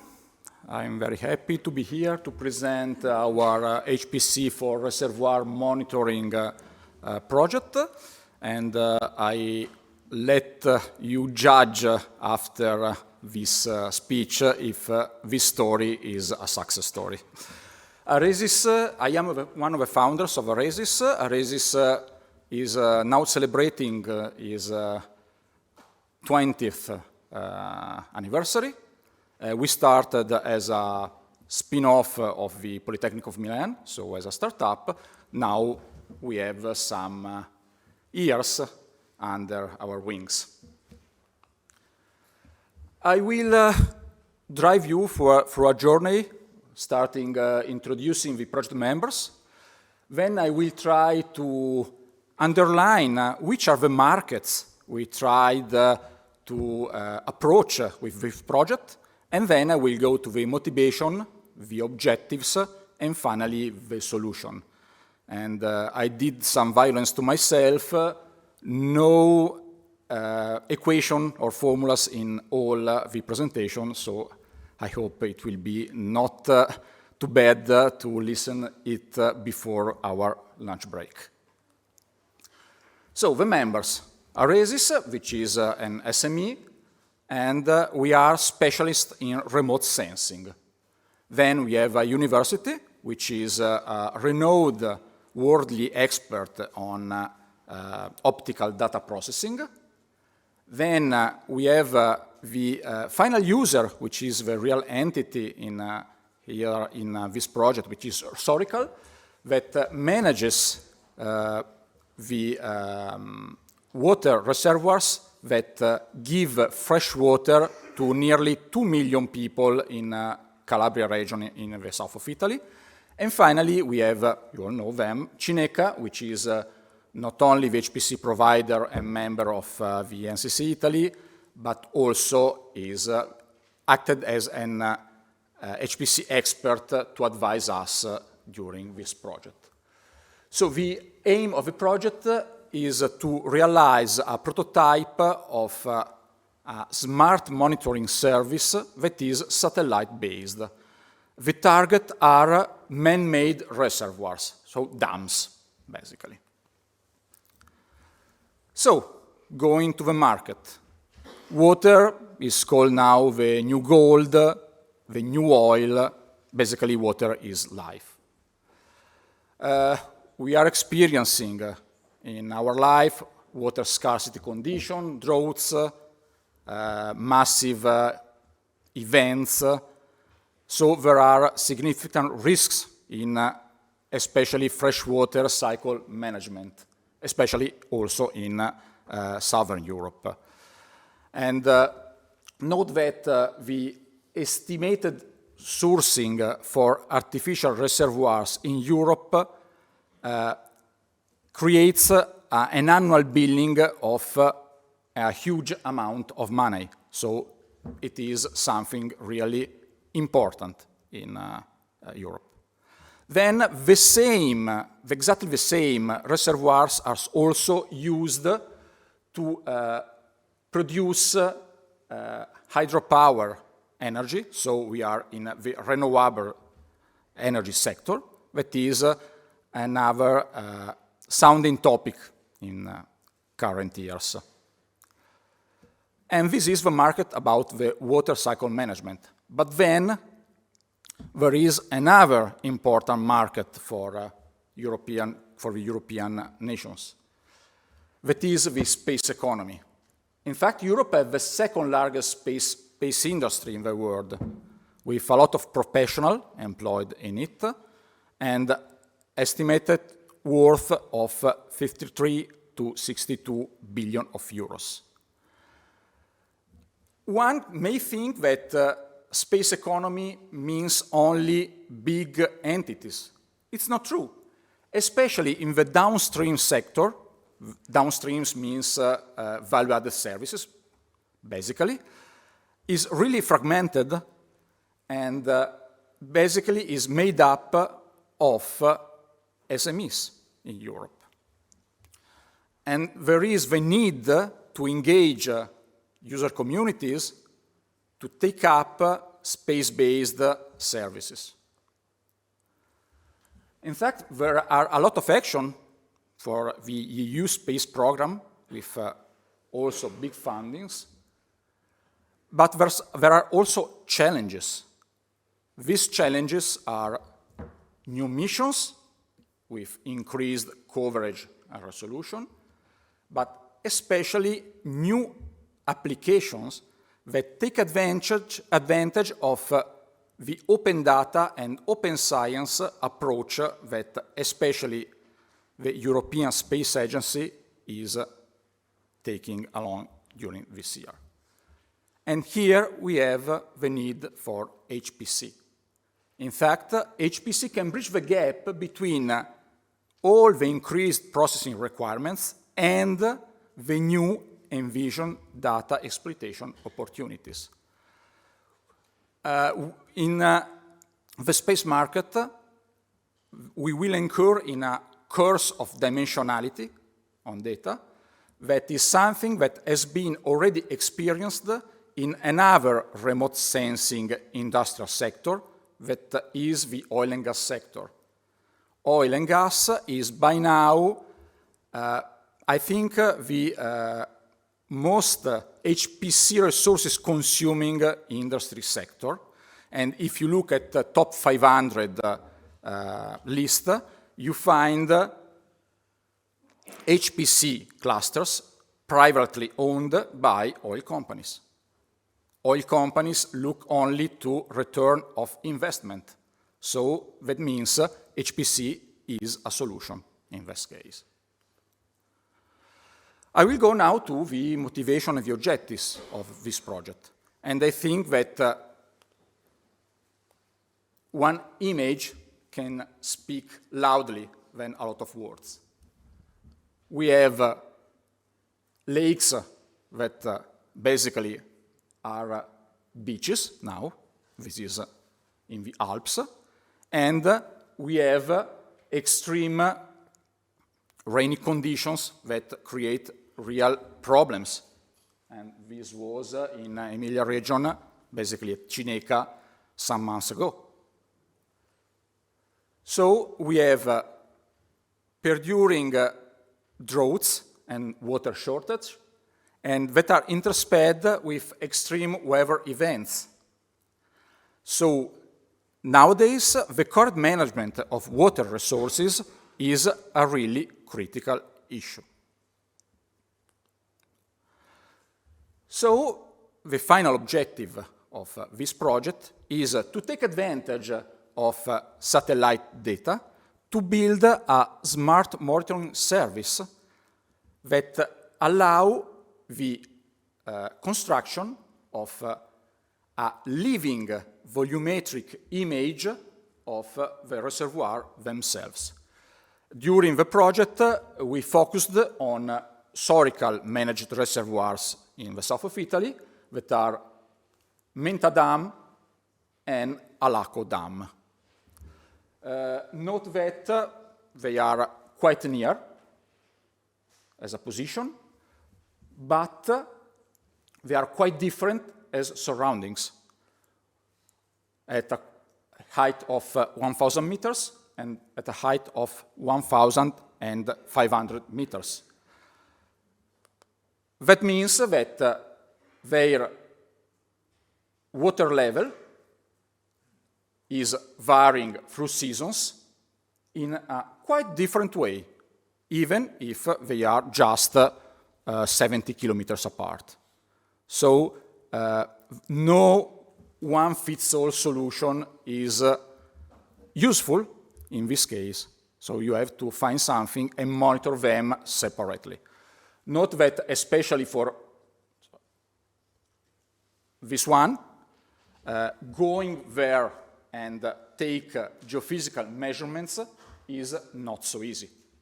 It's basically a wonderful mountain trail, not so easy with equipment.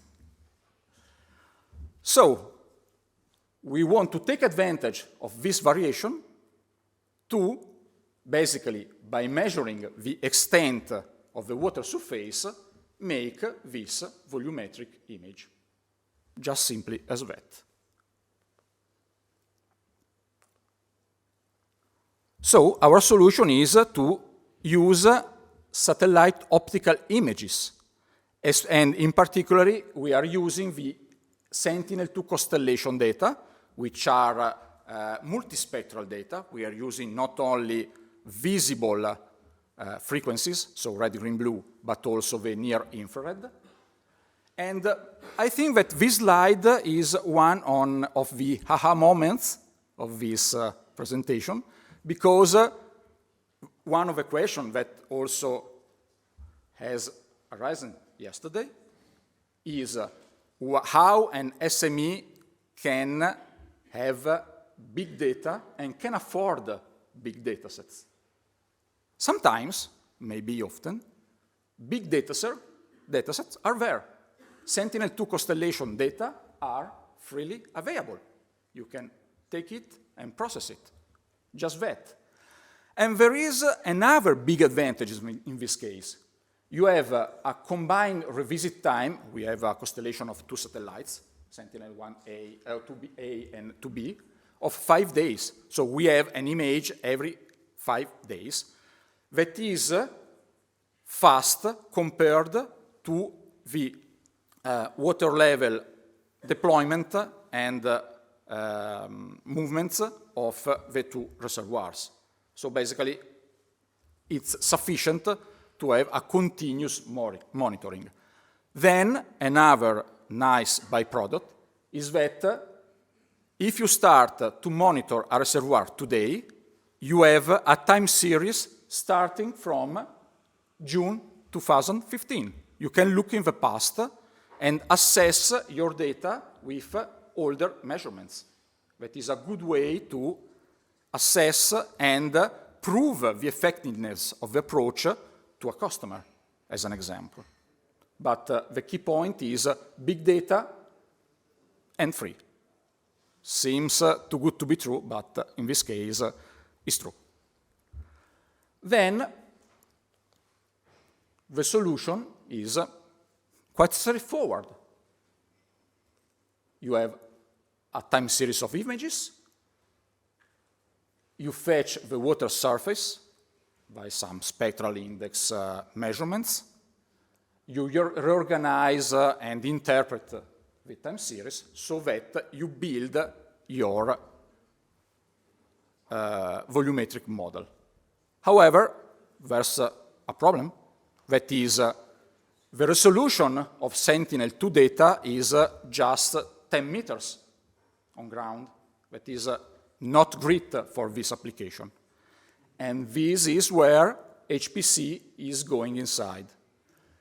We used a GPU-based AI-assisted super resolution task that allows us to make an interpolation, a super resolution of 4 pair. Practically, we are doubling the resolution so that we can have more accurate measurements. And in this case, we need the HPC resources. I put here Leonardo, because it's the now newly HPC child in EuroHPC, but we made all our computation on Marconi 100 from Cineca, just to be crystal clear. Another advantage of this approach of the selected GPU-based AI-assisted algorithm that we have chosen is that, okay, you have your free big data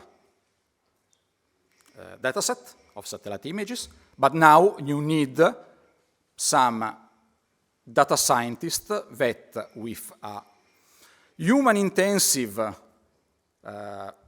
work must reorganize, assess, and prepare the training dataset to fetch within the training phase of the typical AI training and inference workflow.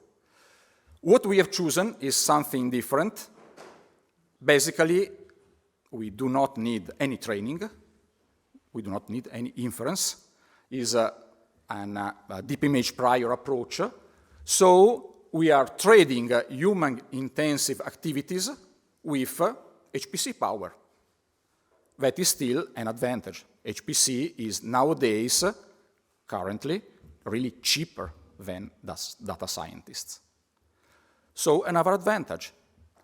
The, let's say, disadvantage is that you need HPC each time you are creating these super resolved images. I do not see this as a disadvantage. It is, you have HPC, it's an opportunity.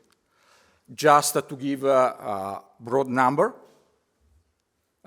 if we do not have this GPU HPC facility, so thinking about a typical workstation with one CPU, a time series of a single reservoir will take 20 months of processing. Let's say it's easier to empty the reservoir and measure directly, but just hours in an HPC facility. So, final outcomes. We can offer a demonstrated monitoring service, that is our aim, to customers, that both private and public companies, there are both these actors in freshwater management sector, both for freshwater management and hydropower renewable energy sectors. And then demanding on-demand computing power from HPC is the way, the real tool that makes such a business suitable for a consulting SME, such as Aresis or like a lot of SMEs that participated in this Fortissimo call. And some final remarks. I hope that you will judge this success case for the application of HPC to Earth observation data processing. And also, this project has been already showcased to European Space Agency to show the capabilities and possibilities of HPC for the space economy. By now, European Space Agency is a great consumer, is outsourcing on cloud, but is not really implementing on HPC. So I see this as a major byproduct of this project. And thank you for your attention and for your patience.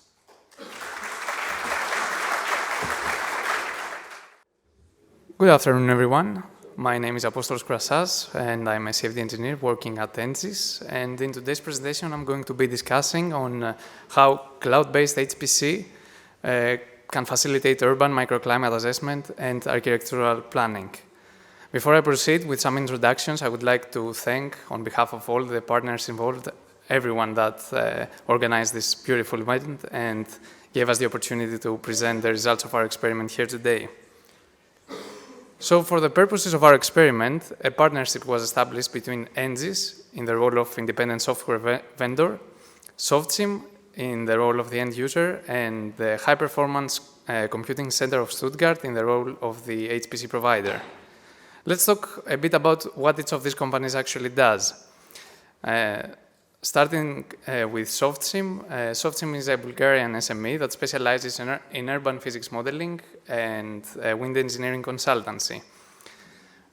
Some of their methodologies they use in their day-to-day processes include computational fluid dynamics, CFD, bulk zone modeling, and analytical and empirical laws. Now, some of you, in case some of you might not be aware of the term that we're going to be focusing on today, computational fluid dynamics. Simply put, CFD is all about using computers to solve equations and make predictions on fluid flow phenomena, heat, and mass transfer phenomena. And why do SoftSim use this in their day-to-day processes? They want to predict physical phenomena that are developed around residential areas. And these predictions are important for urban planners, architects, and engineers because through these predictions, they can make design and improvements of buildings, designing the performance of buildings, and also better informed decisions when it comes to mitigating environmental problems and urban planning in general. Moving on to ENSYS. ENSYS is a globally operating company that specializes in the development of CFD software and services. CFD is employed in a wide spectrum of applications from automotive, motorsport, to architecture, engineering and construction, biomechanics, aerospace, and more. And within this spectrum lies the clientele of ENGIEs. The scope of the company is to leverage open source technologies and develop innovative CFD software solutions and services for the industry. HLRS is the home of one of Europe's fastest supercomputers and also comprises of a team of experts that work on developing and maintaining cutting-edge technologies for high-performance computing. Their systems include HPE Apollo Hawk, one of Europe's fastest supercomputers, Cray CS Storm, a GPU-based cluster that's mainly used to accelerate AI workload, NEC cluster, and Cave. The scope of the company is to develop and maintain cutting-edge computational resources and related technologies and facilitate industrial and academic research. So, some context related to our experiment. As a matter of fact, the architecture, engineering, and construction industry is becoming more and more digital, thus relying increasingly on urban physics modeling and computational fluid dynamics for informed decision-making. And why is that? Because the developments that have gone into CFD in the recent years have guaranteed high-fidelity simulations that can allow us better informed decisions, faster mitigation actions, and overall enhanced urban planning. The regulatory requirements that are posed by governments for citizen well-being and sustainability have increased. And as a result, the volume and number of the simulations that need to be conducted for a single wind microclimate investigation have also increased. Now, as you can imagine, the required computational resources to conduct or to perform the simulations have also increased, and using conventional computers is a no-go. We need to employ large, cutting-edge HPC infrastructure, multiprocessor units. And this is exactly where the business challenge lies, acquiring these HPC resources. Now, for larger companies that have capitals and funds to invest, this is not an actual problem, but for SMEs in the field, like SoftSim, the costs entailed in investing for financing and maintaining such resources can be prohibitive. Our experiment was targeted at addressing this exact challenge and connect SMEs like SoftSim to the HPC resources. The name of the experiment was Cloud Sophia, which an acronym stands for Cloud-Based Simulation of Pedestrian Comfort for Health Impact Assessment and Architectural Planning. In a single sentence, the experiment's aim was to help SoftSim grow sustainably, become more competitive, and keep up with the industry's demands. And at this stage, I will introduce a bar that measures SoftSim's competitiveness and see how, with the developments that have gone through this project, this increased. Starting with a key part of the solution, ENGIEs, in partnership with HLRS, worked on developing a user-friendly graphical user interface that can connect SoftSim with these resources. Now, I don't know how many of you are aware of how difficult it might be to use CFD on HPC clusters. It might be counterintuitive in some cases. And using a user-friendly graphical user interface can make things much more simpler.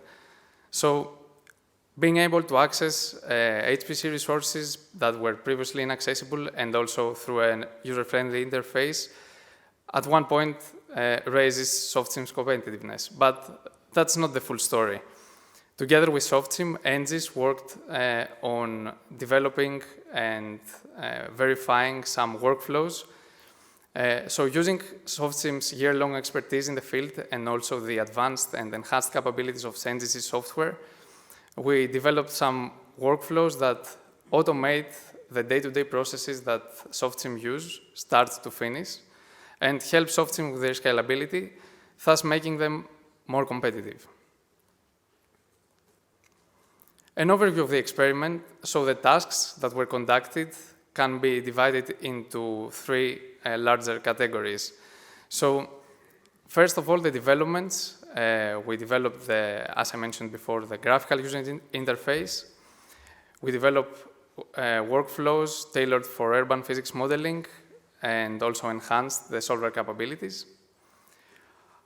After the developments were finished, we conducted an extensive study to validate the accuracy of these methodologies, and we compared the numerical data against experimental data that were acquired by certified organizations or other publicly available data.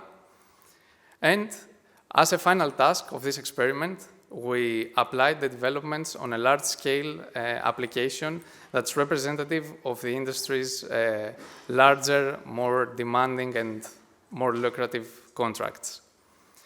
Now, I won't dive into any details about the technical aspects of it, but let's have a look at some results. First of all, for the large-scale application, we picked a 2 kilometer by 2 kilometer area within the city center of Sofia in Bulgaria, in which area we conducted a full wind microclimate investigation. And by that I mean assessing 36 wind directions for pedestrian comfort assessment, pollutant dispersion modeling, wind-driven rain analysis, and also mean wind loading on buildings. Here is a picture of the results. Here you can see the velocity contour plot, 2 meters above ground level within the city center of Sofia. In terms of coloring, red means fast air, and blue means slower air. And such plots are of interest for urban planners because with such results, they can classify the areas within a city in terms of how comfortable they are for various activities. Here, in this plot, we see the pedestrian comfort assessment based on Lawson criteria, and gray areas are the most comfortable ones. Red areas, which we don't have here, should be uncomfortable for any activity. Here are some more results. So this is a plot depicting the pollutant dispersion. The area that lies within this purplish surface is an area where the CO concentration is above 100 particles per million. Of course, in cities like Sofia, where the pollution is an issue, these plots are again of high value to urban planners and to people who need to take mitigating actions against them. Moving on to the business benefits of the project, starting with SoftSim, of course. First of all, SoftSim managed to increase the analyst productivity by 25%. And at this stage, I'm sure that some of you might be wondering why 25%, and how can we measure the increment in analyst productivity?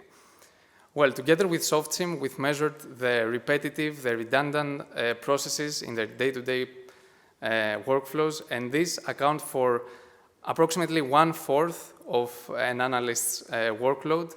So by introducing the automated workflows, we managed to erase the need for performing these redundant processes, thus increasing the productivity by 25%. The turnaround time was reduced by 50% through employing the HPC resources that were previously not accessible to SoftSim, and also through enhanced algorithms and optimized processes. Improved scalability. Of course, being able to access these resources on demand, meaning when a project needs these resources, offers SoftSim great scalability because now they can work on multiple projects at the same time. This, of course, these numbers that we see now in the screen are expected to emerge within the 3 or 4 next years after the completion of the project. And SoftSim expects a revenue growth by as much as 200% through bidding for more and more lucrative contracts and extending their client base. Moving on to ENGIES. First of all, we have an enhanced software. So all the developments that have been performed throughout the project have been implemented within NGC software and have now extended their capabilities and have also verified methodologies that are directly applicable for other SMEs in the field as well. The software as a service revenue is also expected to increase by as much as 300,000 euros. And that's because through the ENGIES and HLRS partnership, ENGIES has managed to extend their on-demand Helix services that were previously available in the UK and the US, now in Europe. Of course, all the material that has been generated throughout the project constitutes an invaluable marketing opportunity for the company, and the company is expected to increase its client base by as much as 66% within the next 3 years. About HLRS, first of all, this project was an opportunity to raise their profile in the AEC industry. And of course, again, not only through the developments of the project, but also through the established HLRS and ENGIES partnership. And also, as in the case of ENGIES, for HLRS as well, the material that has been generated is a good marketing opportunity. In the end, it all comes down to a single question. Has the experiment succeeded? To answer to this, let's break it down to some maybe simpler questions. First of all, has a business challenge been addressed? And we would like to think so. Through all these developments, now we can see that an SME like SoftSim have managed to operate better and become more competitive. Was HPC a requirement for addressing the challenge? Well, without HPC, this study in the city center of Sofia wouldn't have been performed at all, or would take weeks to perform on conventional computers at least. Have the partner SMEs become more competitive? Let me elaborate a bit on that. While in talks with our partner SoftSim, we now know that SoftSim has already bid and landed large contracts for large organizations that were previously inaccessible to SoftSim. Together with SoftSim, we presented the proceedings of our experiment in the International Conference of Wind Engineering, which is the most important one in the field, later this year in August. And we presented not only the methodology, but some of the validation results in the pollutant dispersion validation. And we're now proposed by the committee of the conference to also publish these results in the Journal of Wind Engineering and Industrial Aerodynamics. Many more dissemination actions have made the clientele, both for ENGIES and for SoftSim, become more engaged. And thus, we believe that, yeah, indeed, SMEs, in this case, SoftSim and ENGIES, have become more competitive. Of course, it's up to you to judge whether this project was successful or not. Thank you for your attention. Here are a few of the contact information for people involved in the project. And I believe we still have plenty of time for some questions. I would be more than happy to answer. Thank you.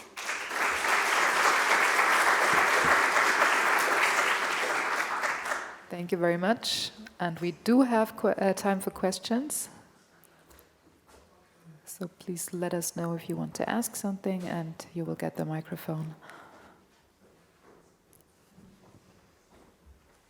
Hello. Very interesting presentation, by the way. Do you have any image of the size of those models and how much time they take to run? Could you please repeat your question? I'm sorry, I will speak more slowly. Do you have any image of the size of those models? I'm talking about the CFD models. If I have an image of the size. Yeah, of course. Sorry, and how long it took to run? Sure. Thank you for your question. In terms of computational grid, these cases were around 150 million cells to 180 million cells. And on 1,024 processors, it took about 48 hours to complete the full wind microclimate assessment, which means 36 directions for pedestrian comfort and wind-driven rain analysis, and also 6 directions, the predominant ones, for pollution dispersion analysis. Do we have further questions?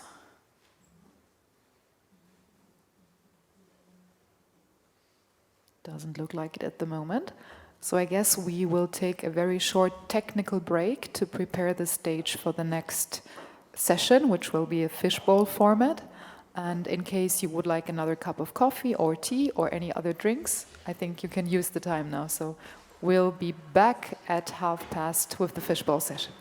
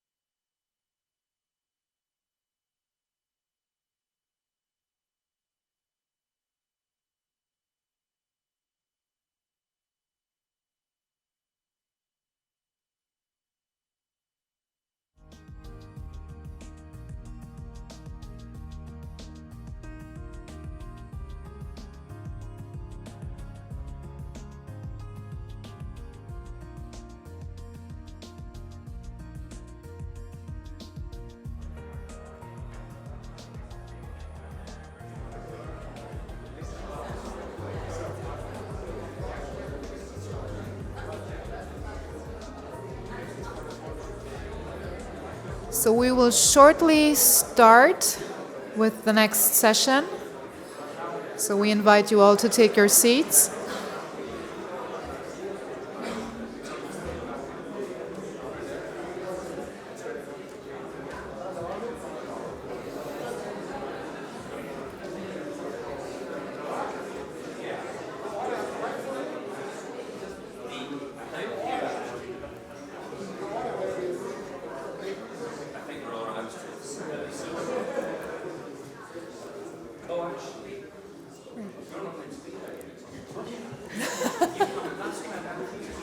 Okay, so some last technicalities, and then we will be able to start.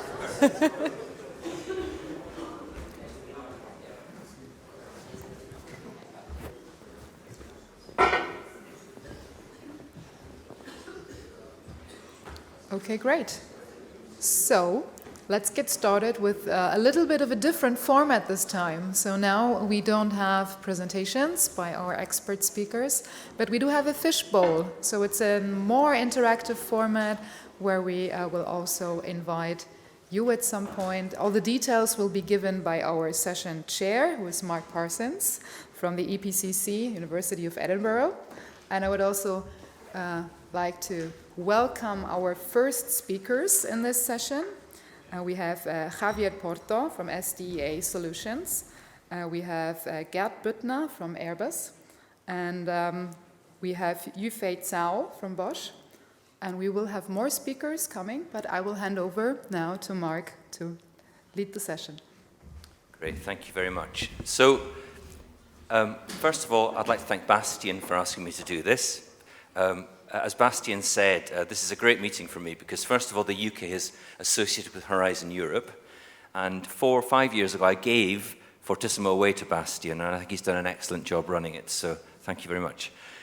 This is a new type of Q&A, shall we call it, which Bastian in particular saw done at ISC by a chap called Addison Snell, and it was very successful. So the plan is this. We have 3 willing participants. I'm not so sure how willing people will be later on, but we'll see, who are going to introduce themselves in a moment. After we do that, I'm going to pose a question or two to them. After 8 minutes, my phone will chime, at which point one person will leave. We've already agreed, thank you, that will be Xavier. And then he will be replaced by Marco. And then after that, it will be one of you. And there are 2 ways for it to be one of you. You can put your hand up when I ask, and you can come up the stage, or I will pick on somebody, okay? So you have been warned. If you feel you might like to come up, definitely put your hand up. Otherwise, you may just get picked. So without further ado, let's start with you, Javier. Just if you could introduce yourself in 1 minute, say who you are, and say what your company does. Okay, hello everyone. First of everything, I'm Javier Porto, engineering manager of a small consultancy company, and I'm the responsible of the advanced engineering department, and we do numerical simulation, whatever, different types, FEI, CFD, and also analytics, and well, whatever is needed to answer questions.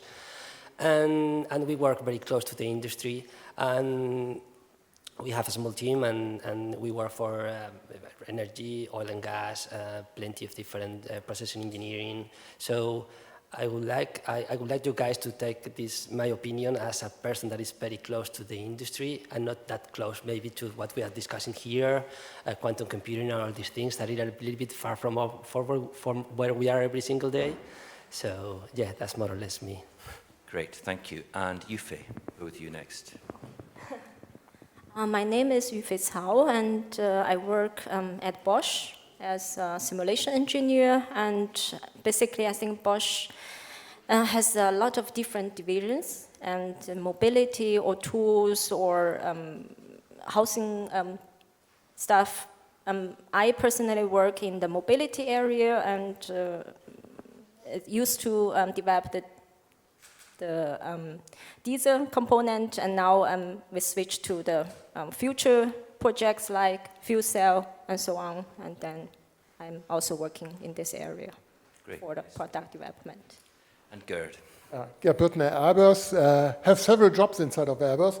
One time I'm an official R&T manager, but have a second job working for our CTO and leading a roadmap called data processing, where everything like HPC, including quantum computing, AI, data analytics, and blockchain is in. So do this very globally in Airbus, driving R&T subjects in Airbus across all divisions, not only for Airbus Commercial, where I'm paid in Hamburg, but stay somewhere in Airbus, so do a lot of jobs somewhere in Europe. Great, right. Thank you, all three of you, for agreeing to do this. So, the first question which we have shared with you is around hurdles to adoption. And we're at an interesting moment in time, I think, because we've talked about adoption of HPC by industry forever, for at least 30 years. And suddenly AI's come along, and quantum is coming along.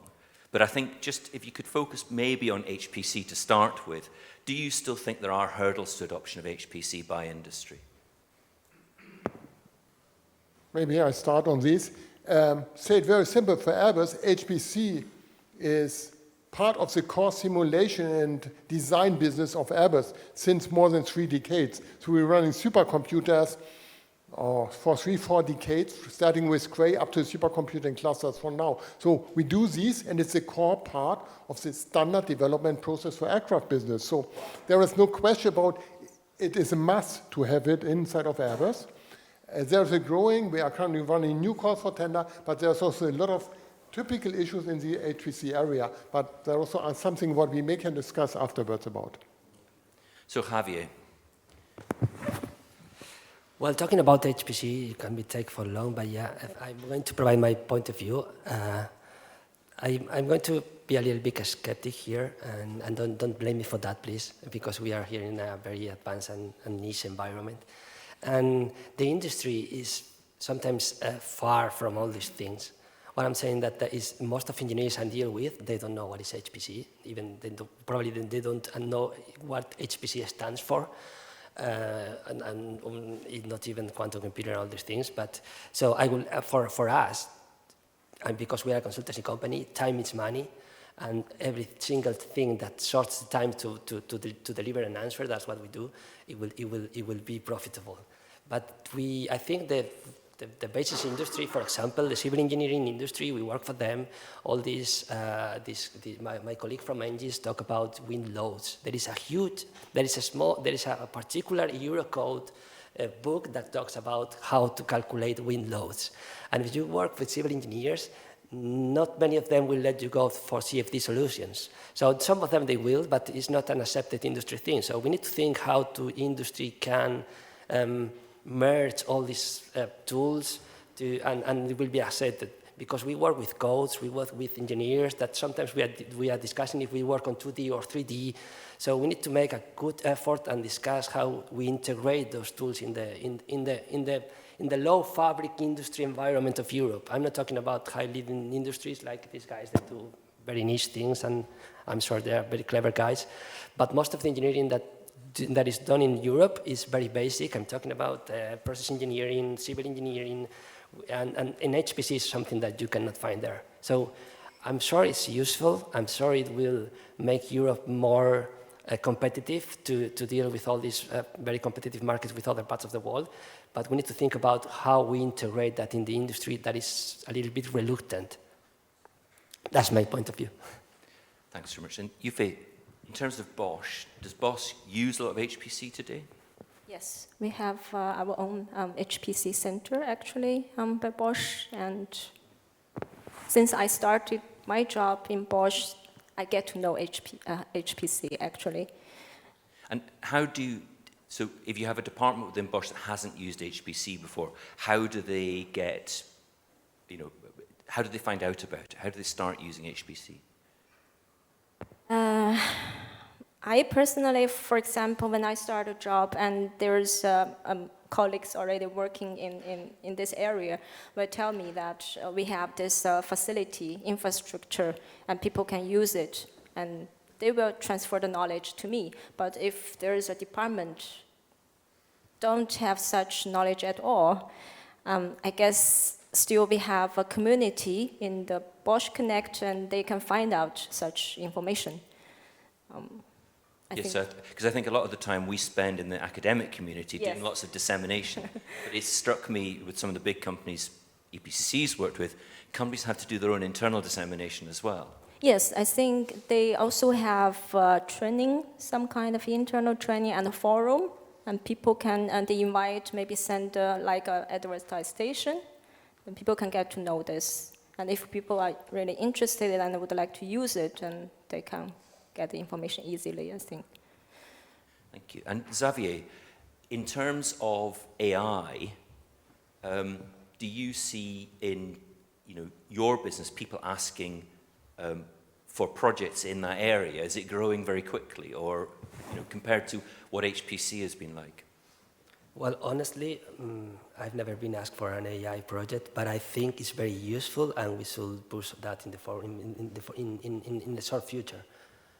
We already use it as a users for. I know all guys know this language model like ChatGPT, and they are starting to make coding and program. We already use that for applications, but small things, always being tested by someone else because they have a lot of problems around reliability. But it's interesting. And I would like to highlight a point here. For example, for us, for simulation engineers and all these things, we spend more time maybe debugging and creating and understanding the models rather than calculating.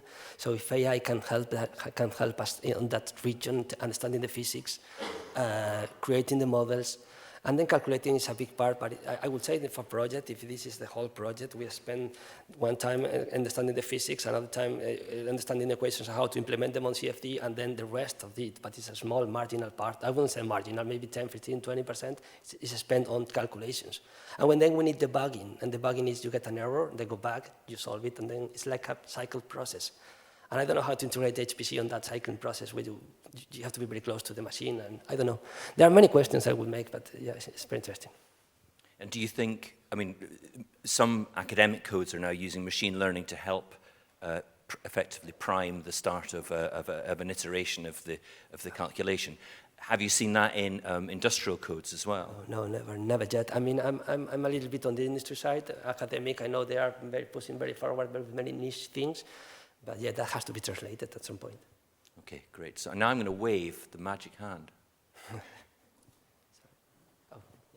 And that's our first 8 minutes up. Thank you very much, Xavier. So, Marco, please join us. We'll get slicker at that later on. Thank you. Marco, 1 minute on yourself and your company. Yeah, thank you. Number one, it's good to meet you up here on stage. We know us from many years back with my BGFS times. I know also Gerhard, and it's a pleasure to meet you, Yufai, here on stage. Yeah, my name is Marco Merkel. I'm based in Munich. I work for a consortium called Do IT Now, which is actually based in Barcelona, Turin, Montpellier, and in New Zealand. And we just recently opened up a legal entity in Munich. And our focus is we are empowering scientists and engineering in complex tasks about HPC, AI, and IO-intense environments like quantum. And we are cooperating with large partners like HPE, Lenovo, Dell, Supermicro, IBM, NVIDIA, and building solutions for the particular workloads. So we are doing I/O profiling, we are doing the consultancy services, the integration, the system administration, and providing them support and training to the customers, to the partners, to the engineers, and building turnkey solutions for them. Great, thank you very much. So let's go back to the AI discussion. Maybe Gert, could you talk a little bit about how you think AI is going to have an impact on Airbus, or if it's even going to have an impact on Airbus? Yes, on AI, aircraft business is a heavily regulated area. Therefore, it's very difficult to put AI in a production chain, also in an aircraft, because it's around security, training, a lot of data. And if you see, for image recognition, car companies running millions of kilometers somewhere around on streets, how to get the same volume of data from aircraft. So you have to really to think about, there are some obstacles. We are using AI in some areas to speed up processes. For example, when you have fatigue relevant processes where you have to link with the real usage of an aircraft, there is a replacement we are doing by AI to mitigate some problem, maybe to stretch a little bit the maintenance area for an aircraft. But this is only some pieces of. It's very difficult to replace somewhere processes in AI. Therefore, we do a lot of AI somewhere, but inside of the real production processes and the aircraft processes, it's a very minor part up to now. Yeah, that's very interesting. And Yufi, I know you focus mainly on HPC inside Bosch, but have you seen people holding meetings about AI and adoption within the company? Because you must use AI a lot in your self-driving car work. Definitely. In Bosch, since 3-4 years ago, I started to switch my working focus to the digitalization. And during the years, I realized how fast AI penetrated into different areas in our company. And so far, I think people are searching and ideas and also defining use cases to apply for AI. I have seen some successful stories in our company, especially for the production line, because there people can relatively easily to get enough data for this AI topic, and especially they can use it to get automated better quality control or to accelerate the production line process. But I'm coming from the product development area. And in this area, personally, I think it's a little bit more difficult to apply AI due to the data collecting issues. Just personal experience. I completely agree. We tried to build our own help desk AI at EPCC using all the data we had. Absolute failure of a project. So it turns out it's actually quite difficult when you try and do these things. So Marco, in terms, you come from a data background with BGFS and I think ParkU, and now into your new company.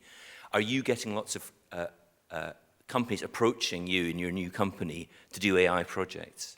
Yes, absolutely. That's definitely a metamorphosis where we are actually monitoring that HPC is moving more and more into the AI world, right? So from the architectural point of view, it's a similar thing, right? You have GPUs and things, but the problem, I think, in the AI part is the application, how to make them efficient for the infrastructure, and also, the management, the data management of it is quite challenging in customer environments, and that's where we're getting involved. Where we have to dive into and learn about the application, how the IO profiles are actually working in the infrastructure, and increase the efficiency. That's the most biggest challenge. And collecting the data from different pools into the environment. That's what we're going to see very often.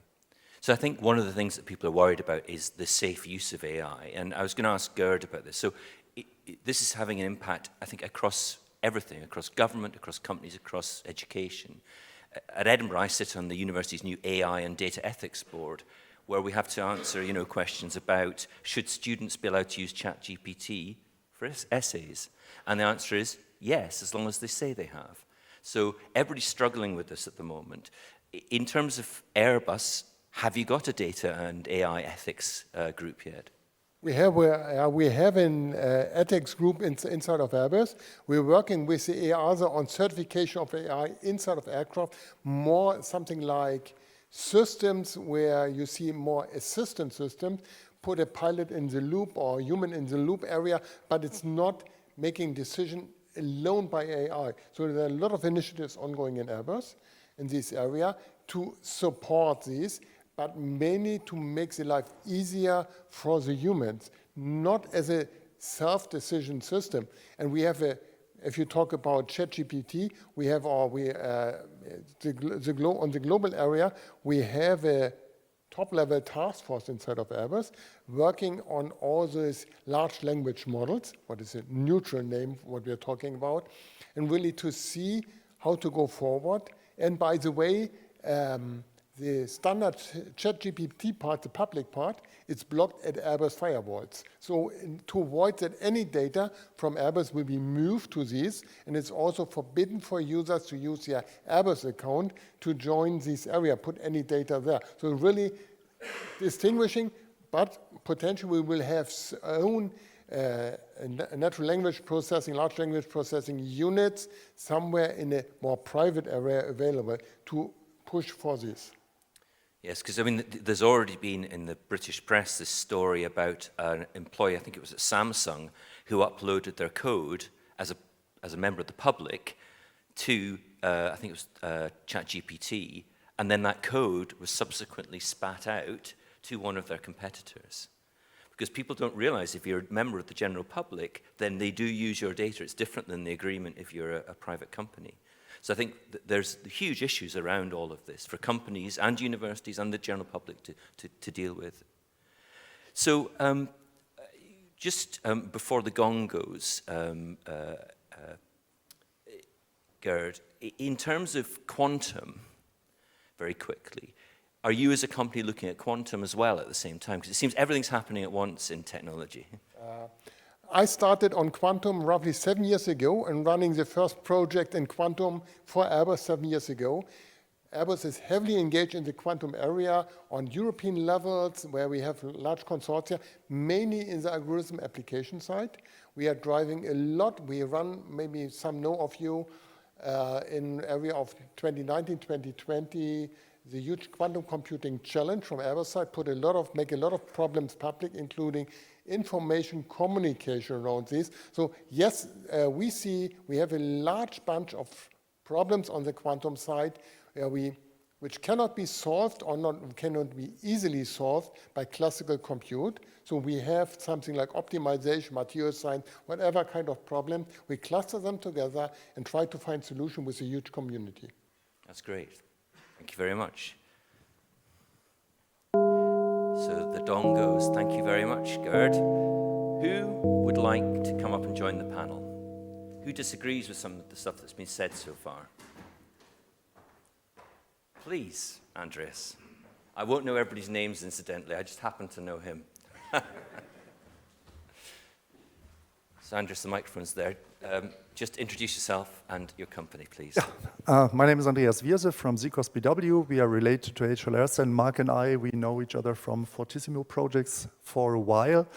And, well, not so much as disagree, but something I noticed, if I look at the three buzzwords we have there, HPC, AI, and quantum, and I guess most of you know the Gartner hype cycle. My feeling is they are on three different parts of the hype cycle. So HPC actually is on the far right. Quantum is definitely on the race on the left side. With AI, I'm not so sure whether it's already going down quickly or getting there. But they are all kind of, they used to be or will be buzzwords. What I see in industry, though, is that even in engineering-oriented companies, you have more and more economic-oriented managers who are not so deep inside the technology, and actually, in some cases, they are not even aware of what's below. And I think this is an issue that already starts to hinder us once in a while, and I'm afraid that this is going to get worse. From the buzzword side as well, with how do you say, exaggerated expectations, as well on the other side, for example, I guess HPC is widely underestimated now, but they think its commodity is working, but there's still some work to do. So that's my input. I would like to. Yeah, I think that's, it is very interesting that HPC today is seen as no longer very sexy. Yeah. Except every plane you fly and every car you drive in, you know, all rely on HPC. Let's turn the conversation a little bit back to skills and expertise and the difficulty in accessing the correct skills and also hiring people at the moment. So, Uffe, in terms of Bosch, are you managing to hire people with the right skills for these, you know, these new areas that we're moving into at the moment? I think Bosch not only Bosch and also the other OEM company, for example, I think they're all doing since a few years ago transformation. And by Bosch is also the case that we have internal this training for the expertise for AI, data science, data engineer, and so on. They have a full program to educate the people internally. And I'm not sure if they also hire some people from outside, but maybe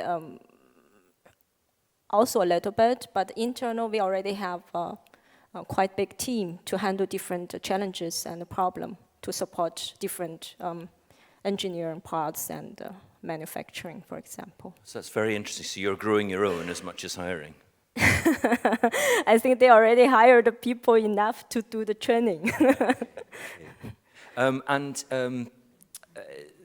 Marco, in terms of a small company that's growing, are you finding it difficult to hire people with the right skills, or? To be honest, I can't say we are small. We have 120 people, so we medium have size. Medium size. So 85% of the teams actually are system engineer based. We have 480 skills in-house. And the interesting part that we actually can play here very smart, because we have locations in New Zealand, Turin, Montpellier, and Barcelona, and now in Germany, where we're actually selecting sources into and hiring these guys into these smart projects. So it's a difficulty, definitely, and it's hard to find really senior skilled HPC specialists, because most people are looking more for the sexy stuff, right? So AI and data scientific things and so on. But we have different regions where we're selecting these people out there and bringing them into and establishing them into projects. So you seem to be saying something we notice, which is there's actually a lack of HPC specialists, because at the end of the day, AI technology and HPC technology is almost the same now. There's a huge convergence. We, certainly in academia, find those staff really difficult to hire. Is it the same in industry as well? In the industries is a little bit different, because you have the variety of different areas, especially application-based areas where people are more interested into, and that makes it a little bit more complex to find the right HPC people. Yeah, I guess. Yeah, that's my personal opinion. So, moving to another point, maybe Andres, you could take this. Do you think the current AI and quantum excitement is harming traditional supercomputing? In other words, our ability to convince government or even companies themselves to invest in supercomputing? I think in a way, yes, of course. If there's a new kid in town and everybody's talking, you tend to lose. So in the other hand, on the other side, I think there's already, there are good, how do you say, well, we don't need to do a proof of concept. We have already success stories. We're working on these success stories even longer. So there is a solid basis to convince people, but it's harder to get the attention. Once you have the attention and you can show them what it can do, then you can. But if I'm looking at the research part, probably ministries, so there is even, I think, political pressure to follow the latest topic. So I think that's something which we cannot ignore, I think, yeah. Yes, no, I agree with that. In the UK, as I've been doing the Exascale project, I've been asked repeatedly by ministers, surely we'll do all this in the quantum computer, why are we wasting our money on this? Yeah. And there comes the point, it's on the hype cycle. Exactly. But they don't know what exactly it means. And that I'm convinced that in the long run, HPC and quantum, they will need each other. At least that's my understanding so far. But from the, how do you say, I don't know, the bird's view, it's probably all quantum is the future. I get repeatedly asked from smart people whether I'm worried about my HPC stuff and I'll be out of work in 5 years or so. I said, no, that's not going to happen. But that makes it difficult. Yufei, in terms of Bosch, are you finding it more difficult to make the case for HPC, or is there a proper understanding that it's still important? I think the importance, the simulation engineer, they use it, do understand the importance of HPC. But if you ask the manager, I'm not sure if they really understood this. But of course, we have already an HPC center. I guess there's some kind of management knows about such importance. By the way, I also want to add a comment. For example, for the AI, we also talked about before about the education or HPC. I think it's also a kind of not only for the technical users or whatever, or student, but also for the manager. I think it's quite important for them to do the decision, and then you can involve this system or this center into the company. Otherwise, it won't work. So they should understand how important it is and understand a basic knowledge, I think. I agree with that. I bought myself a beginner's guide to machine learning and taught myself how to use scikit-learn and things like this, because otherwise you sit in meetings and you have no idea what anybody's talking about. I think that's a really, really good, important point. But sadly, we're going to say goodbye to you now. Thank you very much. So, who would like to come up and speak? Go on then. Please, come up. Yes, you. Thank you.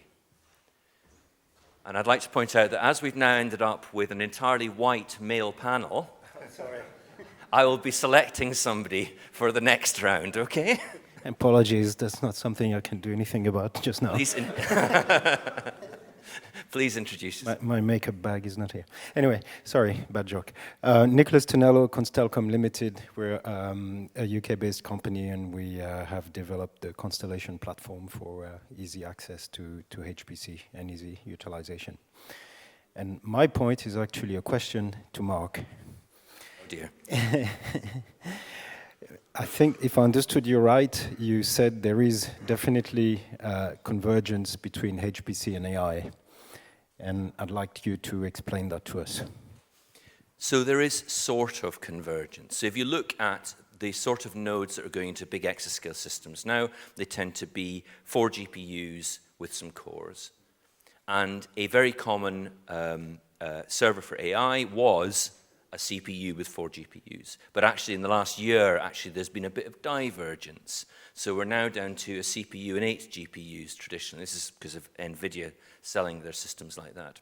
I also think supercomputing is diverging in another way, because nearly all the next generation of supercomputers, and we see this with Jupiter, Jupiter is obviously going to be a Grace Hopper based, so you've got a big ARM processor glued to a big GPU.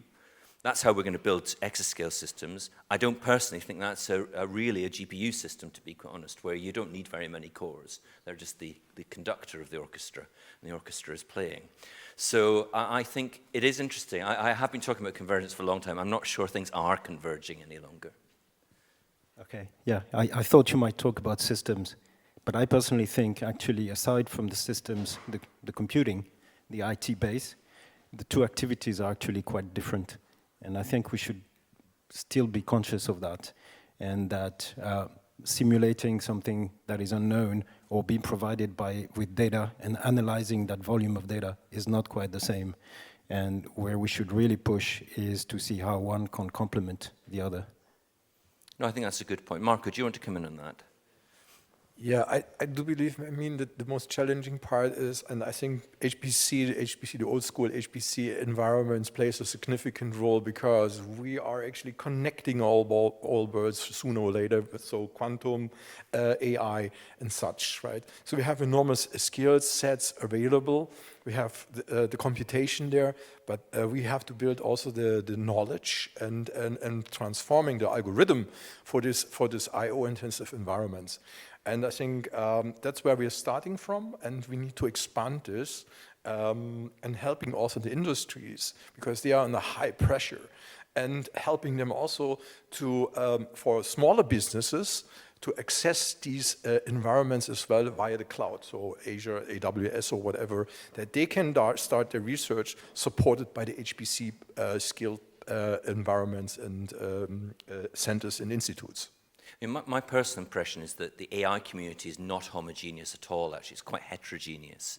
Do you see that as well, yeah? Yes, absolutely.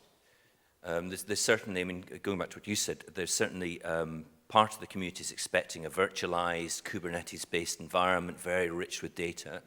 And then the large language model people look much more like supercomputing people to me, to be quite honest. That's right. Quantum is also a little bit different. I've just been participating on the quantum effects in Stuttgart recently. But I saw also old Cray and SGI people floating around, so we are there. So, coming back to where we are in terms of supercomputing, maybe Andres, you can take this. Many of our largest industrial companies are using codes that are up to 40 years old. And as we've been discovering in EPCC, those companies are now realizing that the people that wrote those codes are retiring. And they're thinking about what they do next. Do you think this is a common problem now across Europe? I think when you talked about the AI inhomogeneous group, what in AI you have a lot of open source, it's highly dynamic, and there's many things going on. And I don't know if you go 40 years back, it was not that large at that time, but there were people from universities trying out new things. I don't know, it was open source was not an issue then, but that was highly dynamic then. And what we've seen over the 40 years is a concentration. We still see consolidation between the ISVs. And why is that? Because the companies, the end users, the automotive companies, for example, they want this. They wanted this. Yeah? They don't want this, the consequences. Right now, they don't have an alternative. They are locked in a way. And to get, if you're doing crash simulations and you have a new code from university, which is great and performing much better, I would say it's extremely difficult to sell this to one of the automotive companies because they have their history, they have their validations, their crash tests, etc. So this is really a it's a difficult thing. And I don't know, right now I don't see anything that just will break up this. But I think something has to happen there. This is extremely critical because it's hindering innovation. Just a brief remark. Many years ago at HLRS, we wanted to fund ISVs to scale up their code. It was difficult to find one who wanted our money to scale up their code. We brought money and said, we pay you for it. And they said, well, we'd rather use our development resources to build new features that our customers want and that we can charge. We are not so much into... So that's, and that was many years ago. So, and it hasn't gotten better since. Nothing's changed. I agree. So just maybe let Marco, you have a final word. In terms of quantum, how do you think that it's going, do you think it is very separate from HPC and AI, which are clearly linked at the moment? Or do you think the next step for quantum is to be used really as an accelerator in HPC systems? So my observations was that currently there's a kind of gold-digging quantum world with 4 or 5 technology vendors, and they're trying to break it now in the next 5 years. The question is now how we are adapting this and how we are forming the algorithm for HPC and AI, and we need to prepare on this. And I think that's the key point, because HPC will be definitely the point where we are connecting and APIing to all those 3 worlds and making here enormous improvements for the quantum part as well, because I think currently they're separated a little bit, but we see also that in projects where we are running, especially now in Barcelona, we have a task force which actually dives into customer algorithms and map them to qubits, right? So that's the way where we're starting on, and we should definitely have this as a focus. And I've seen some areas where people are now simulating as if they have a quantum computer, but they don't have a quantum computer yet. Exactly. I think that is very interesting. Right. Especially the cloud part here. I've seen some presentation just recently on this Stuttgart event, Quantum Effects, where the cloud providers are providing access for a decent and reasonable pricing, affordable, right? So it's open, but most people don't know. So thank you very much. I think you're away now. Thank you very much, Marco. Right, so I think I'll stand up actually so I can get a good view. everybody's looking very nervous now. Who would like to come and join the panel? Somebody who's slightly opinionated? Don't be shy. Go on, you know you want to. I refuse to just pick on somebody. Come on then. You can't say I've not tried.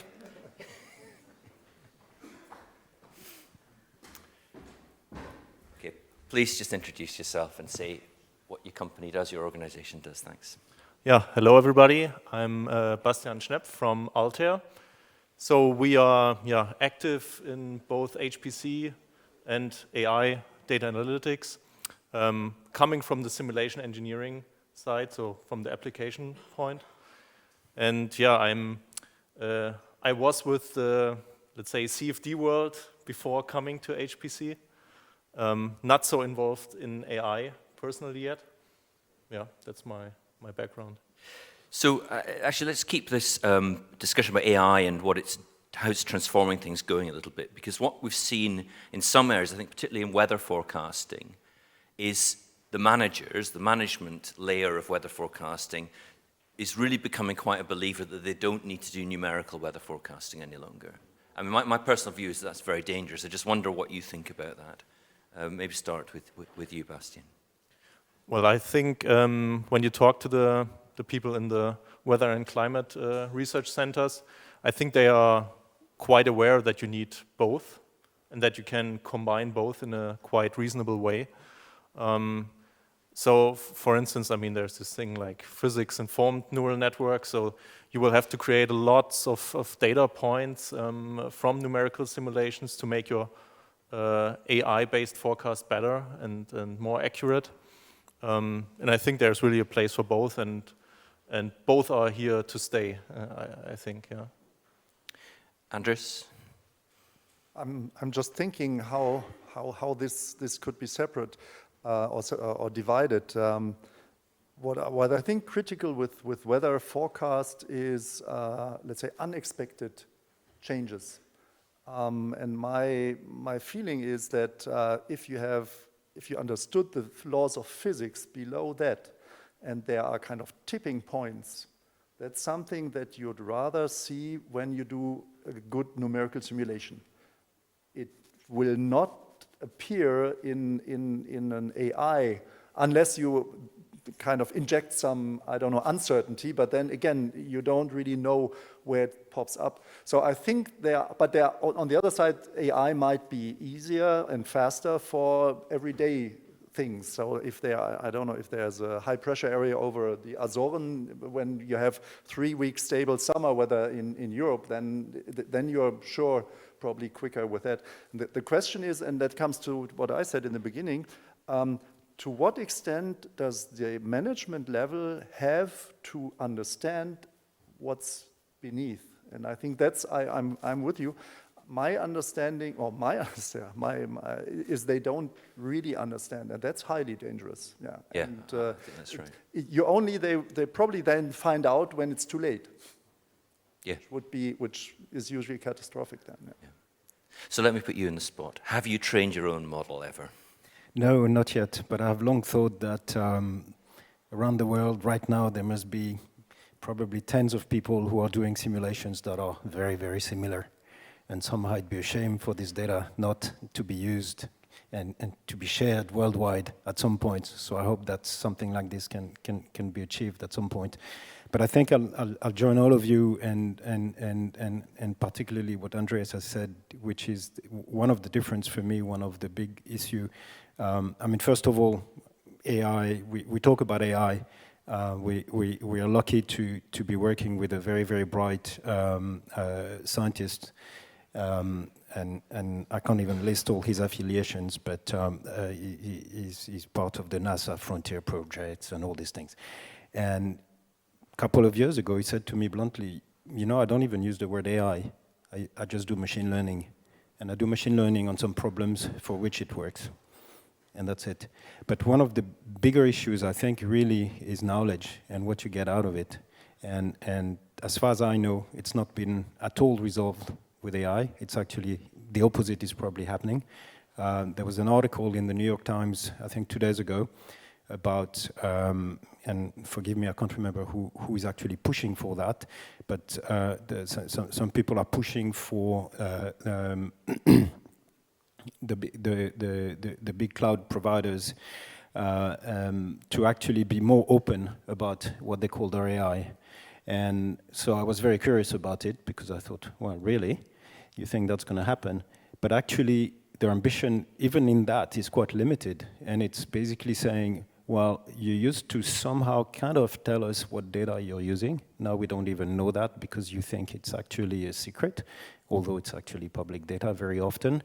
What algorithms, what your methods can and cannot do. Do you even know that yourself? And I think that's really the very big issue. And in particular, when you talk about something unexpected, what are you going to do about it?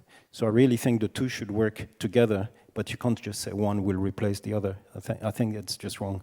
Yeah, no, I agree. I think we're at a very interesting moment in time where turning data into information, into knowledge, there's this step where we may forget where the data came from and the knowledge be false.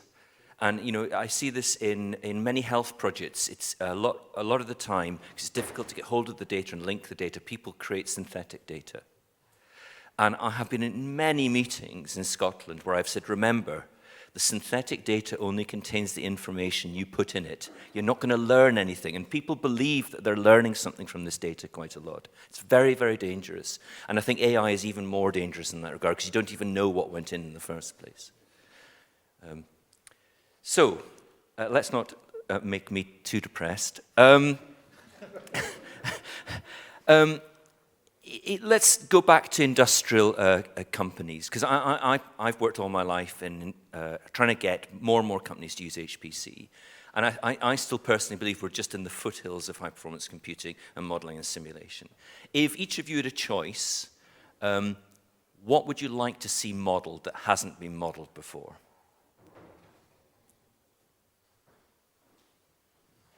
Maybe, Andres, you're going to have to go first, because you're going to be kicked off in a minute. Yeah. So you mean a phenomenon or something like yes. that needs something that you think numerical simulation? Well, it depends. That's a CFD response, right? Yeah, I'm trying to think beyond CFD. So what I find fascinating actually is this global system science. So global things, global relations, and I think there's a lot to be understood, and there are no models yet for that. It's not the classical Navier-Stokes stuff, but if we would be able to model some of those relations better, it would be definitely easier to understand and have better decisions. But that's a very global approach, but I think that would be interesting. Any thoughts? Yeah, I would say something similar. I can't agree more with you to start with, Mark. I think we are, the foothills, really. And one of the reasons why machines got bigger and bigger and bigger, it was to do bigger and bigger problems. So let's not stop just now. But one of my personal ambitions always been to couple codes as well, and to do so-called multi-physics. And as far as I know, it's the same thing. This is the foothills still. I completely agree. Bastian? Yeah, I think one of the most fascinating areas is the modeling of the human system. For instance, how it interacts with different, let's say, medication, drugs. When you're basically treatment of diseases, right? And you have combinations of various drugs, medication, how that interacts, how it affects the human body. I think that we're just scratching the surface of what's possible. It can be infinitely complex, and but people are making great progress in research about this, and I think that's something that can bring people a lot further. Great. Well, I think, Andres, thank you very much. Thank you. Now, who is going to put their hand up this time? I'm very, very... Oh, come on then.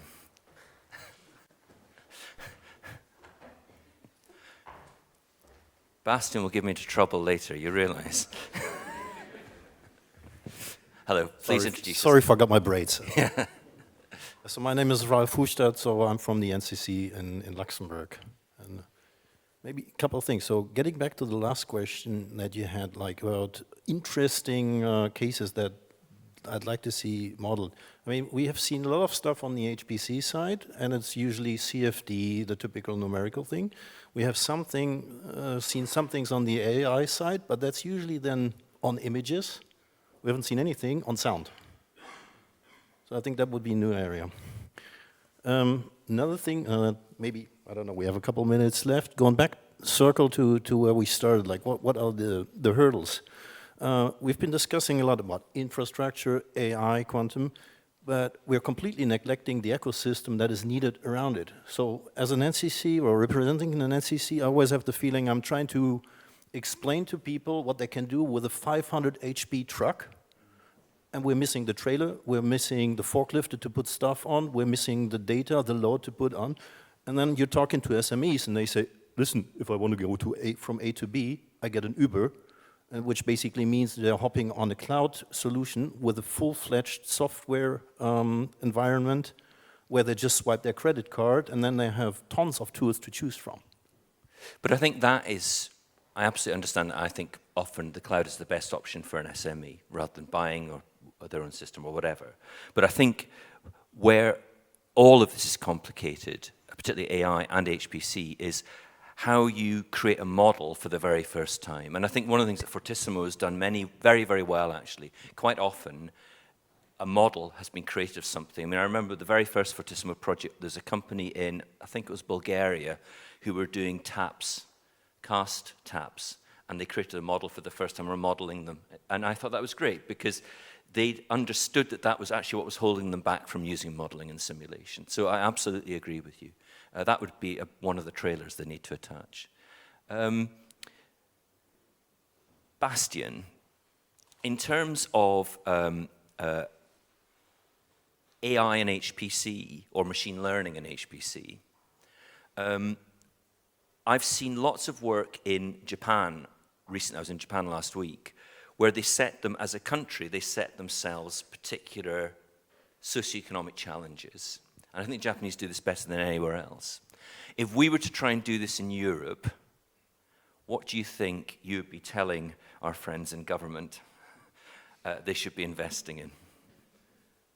Yeah, I think we've seen a great example actually in the back of the room for which came up during COVID, right? Where they set up to get a fast response from the supercomputer in case of a certain emergency, to get a certain prediction of a model. In this case, yeah, pandemic related.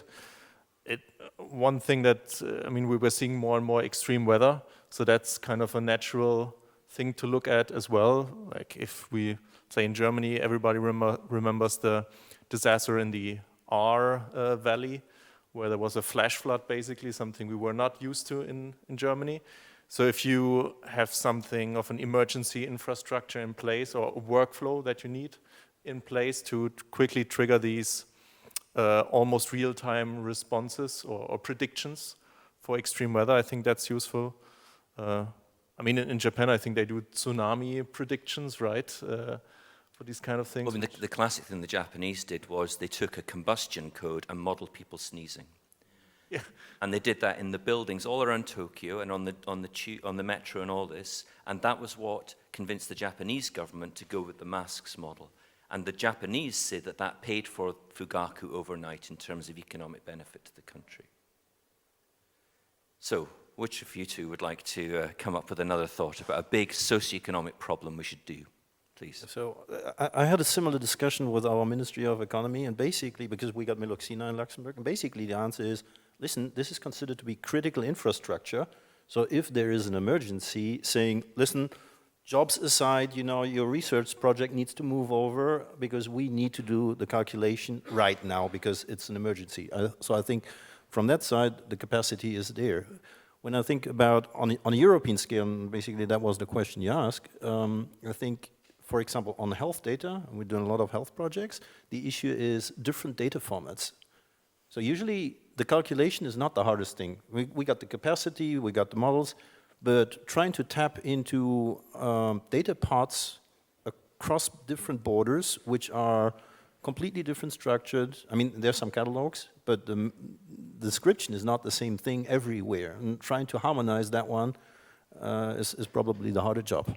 Oh, I completely agree. In the UK, Scotland and Wales use the same descriptive language, but we use the describing words to mean different things. So, any thoughts?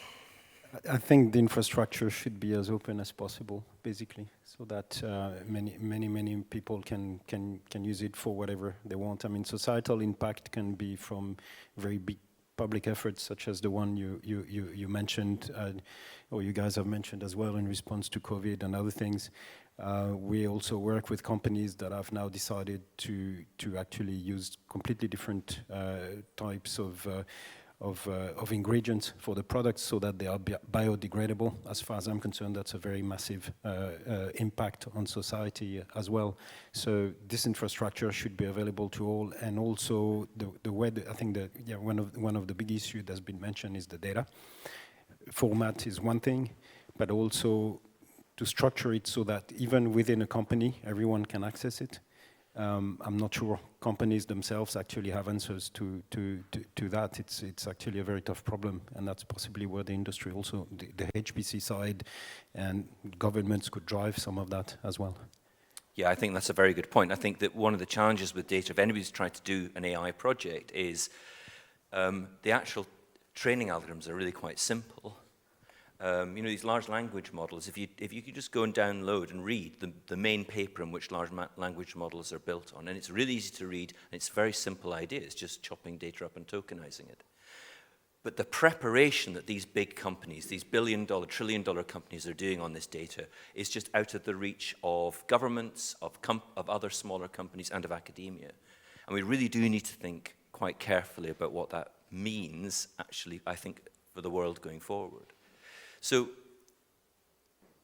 I think you've all said some similar things there, actually. You've really talked a little bit about what Andreas was saying about global system science and trying to link some of what we do in the modeling that we want to try and do into this bigger picture around climate, around Europe and pollution and whatever we want to try and do.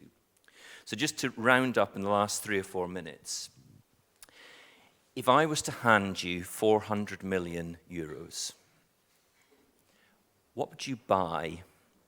And you can spend it on anything you want. People, software, computers. What would you buy to transform something in Europe? And we'll start with you, Andreas.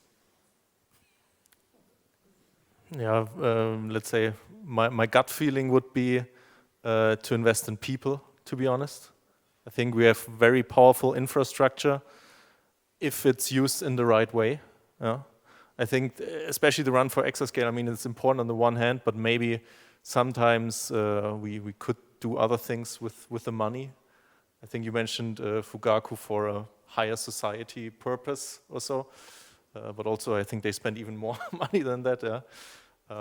But I think, yeah, people, because that's really a bottleneck to get the infrastructure going in a meaningful way. We need to use it for the right things, and that's usually people have to be involved for that. Yeah.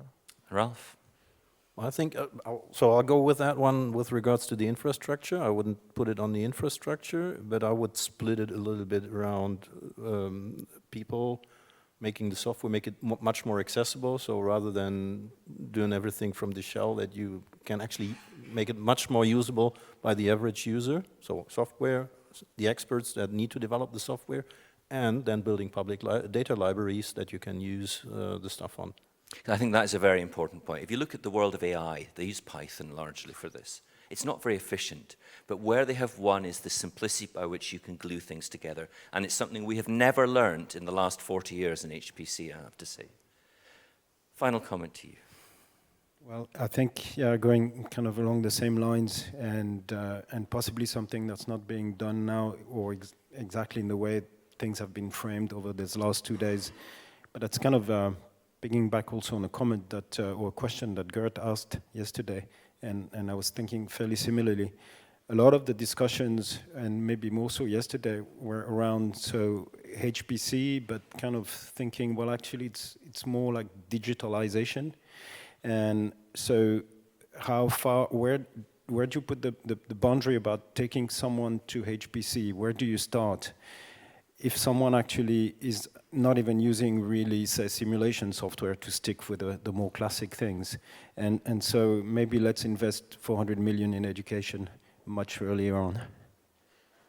Great. Right. Thank you all very, very much. Big round of applause for all of the people that have contributed. Thank you.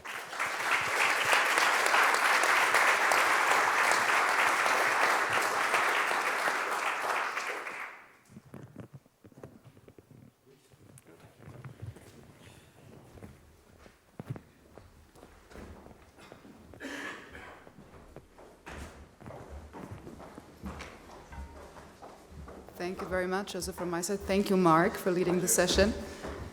Okay, so we are right on time to continue with our last session before the coffee break. And we will hear more success stories of the FF4EuroHPC project. Or to be more precise, we will hear one more success story. And I would like to invite our next speaker, who I assume is you, Kevin Charpeau from SimOcean. And he will present his success story from the project.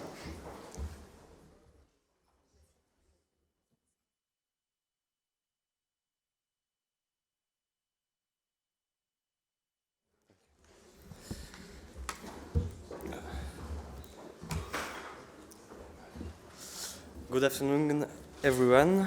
My name is Kevin Charpeau. I'm a CFD engineer at Aero. And I'm here today to present you the success story of the SimOcean project, a high-fidelity tool for the optimal design of wind-assisted propulsion technology.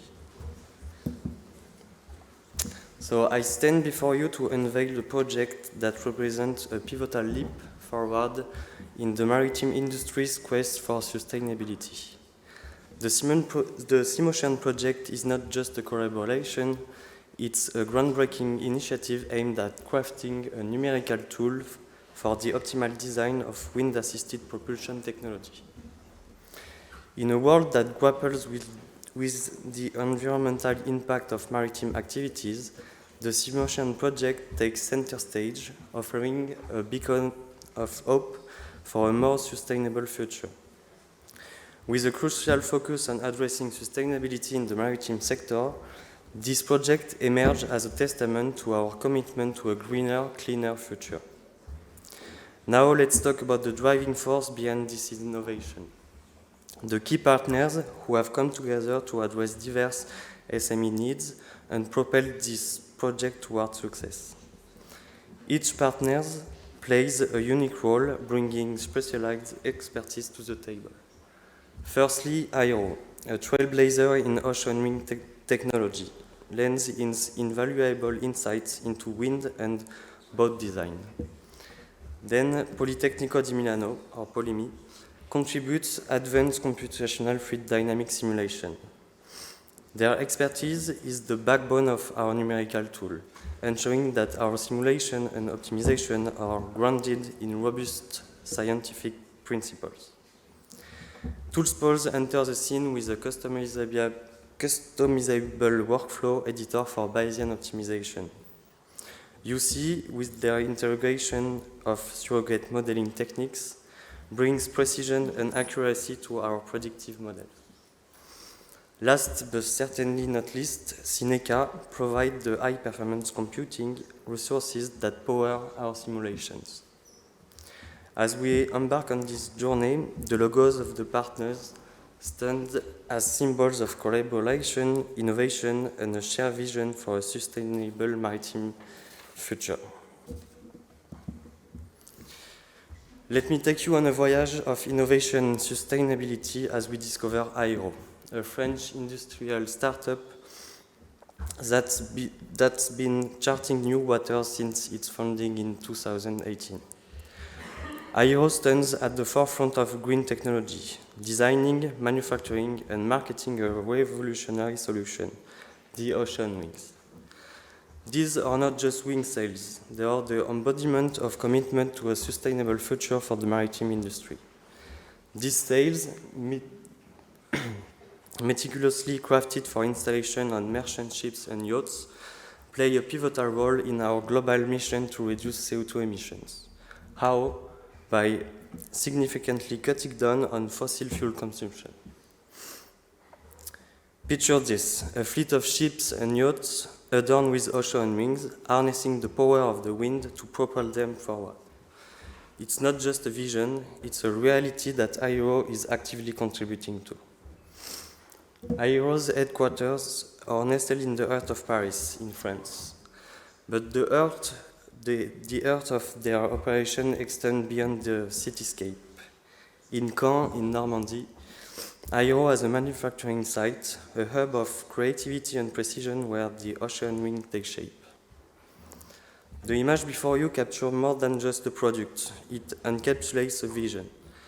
The ocean wings are a symbol of Aero's dedication to environmental stewardship and a testament to what can be achieved when innovation meets a commitment to sustainability.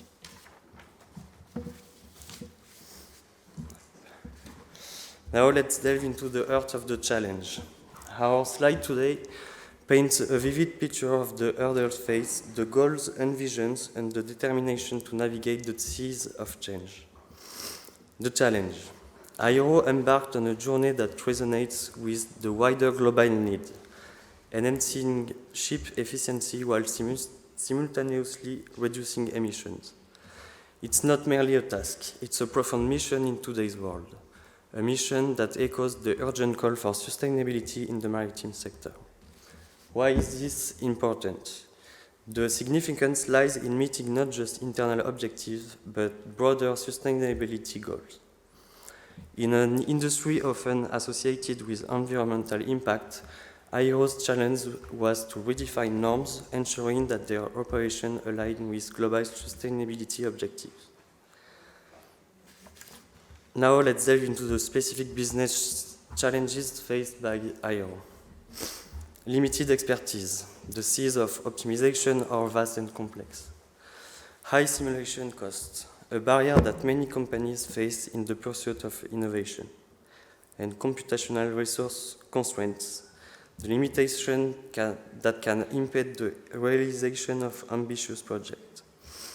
Aero faced this challenge head-on, recognizing that overcoming them was not just about business success, it was about making a tangible impact on the industry and the environment.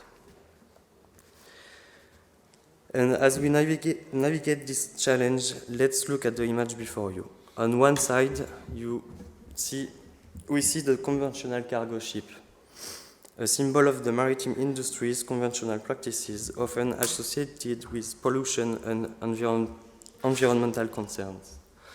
On the other side, ships equipped with ocean wings, a testament to Aero's response to the challenge. It's a challenge that says, yes, we can enhance efficiency, reduce emission, and remain competitive in the maritime industry.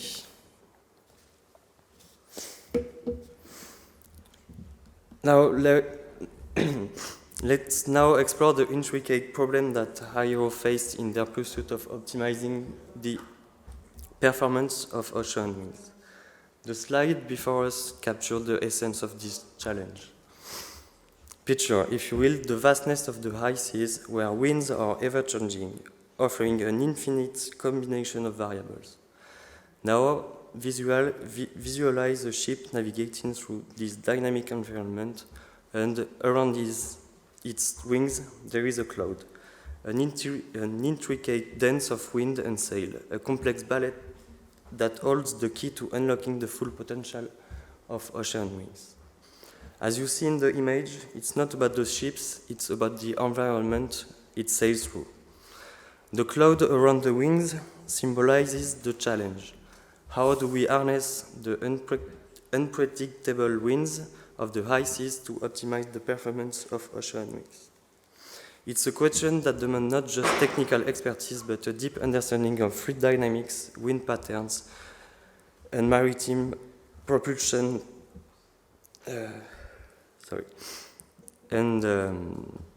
expertise. And in the next image, on the right, you witness a ship with precisely oriented wings. It's not just appendance, it's a deliberate optimization, a response to the challenge posed by the ever-changing winds. These oriented wings are a visual representation of thrust, of efficiency, the very element we strive to enhance. In a world where the only constant is change, the optimization of ocean wings becomes a dynamic puzzle where every shift in the wind, every alteration in the environment holds an opportunity for improvement. It's a challenge that requires not just technical acumen but innovation, a journey into the earth of fluid dynamics where the wind becomes a partner in propulsion, not just a force to navigate.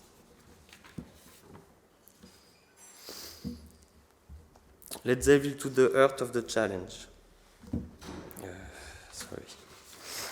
The heart of the SimOcean project. The solution that Aero, in collaboration with its partners, devised to tackle the complex challenge of optimizing ocean wings through harnessing advanced computing power. In our pursuit of efficiency and sustainability, we turn to the power of computation, and at the core of our solution are computational fluid dynamic simulation, powered by OpenFOAM technology. OpenFOAM, like a digital wind tunnel, allows us to simulate an intricate dance of wind around the ocean wings, providing insights that were once only imaginable. OpenFOAM is more than just software. It's a gateway to understanding the complex interplay between wind and sail. It's our tool to explore, innovate, and refine the design of ocean wings for optimal performance. But simulation of this scale demands more than just software. They require computational power. Here enters the high-performance computing clusters, a virtual powerhouse where our simulation comes to life. These clusters, as you see in the image, are not just clusters of machines. They are orchestrators of innovation. Through several workflows with automated submission, we have effectively used around 350,000 hours of CPU time.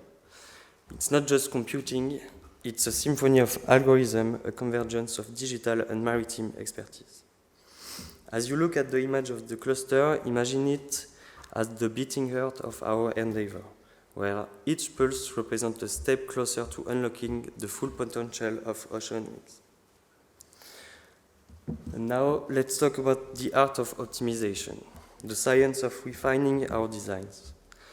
Surrogate modeling, employing Bayesian optimization and Gaussian process, allows us to navigate the vast design space efficiently. The graph you see illustrates the elegance of Gaussian process, a tool that transforms data into insights, guiding us toward the most efficient configuration. In conclusion, the solution isn't just in the hardware and software. It's the synergy between computational power and maritime expertise. OpenFOAM, HPC clusters, and surrogate modeling are more than technological jargon. They are the tools that enable us to reimagine the possibilities of wind-assisted propulsion.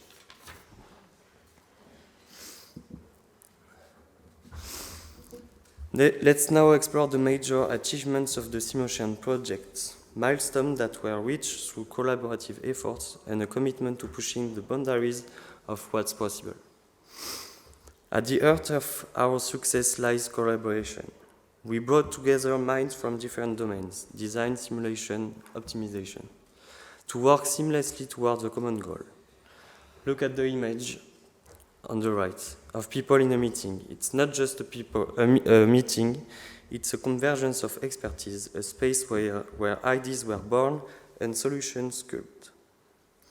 In our journey to optimize wind-assisted ship propulsion, we didn't just aim for the ordinary. We sought to enhance HPC capabilities. It's about improved capabilities that allow us to simulate and optimize with unprecedented precision. Through tireless efforts, we've not only enhanced capabilities, but also made them more affordable and scalable. The performances are improved and the possibilities are expanded. This isn't just about optimization, it's about making advancement accessible, ensuring that the benefits of our work can be realized far beyond the confines of a research lab. The customizable workflow editor, part of the easy-to-use Breva software, is a testament to our commitment to making advancement accessible. Look at the image of the 3D CFD results. It's not just data, it's a visual representation of optimized designs, a tangible outcome of our collaborative efforts.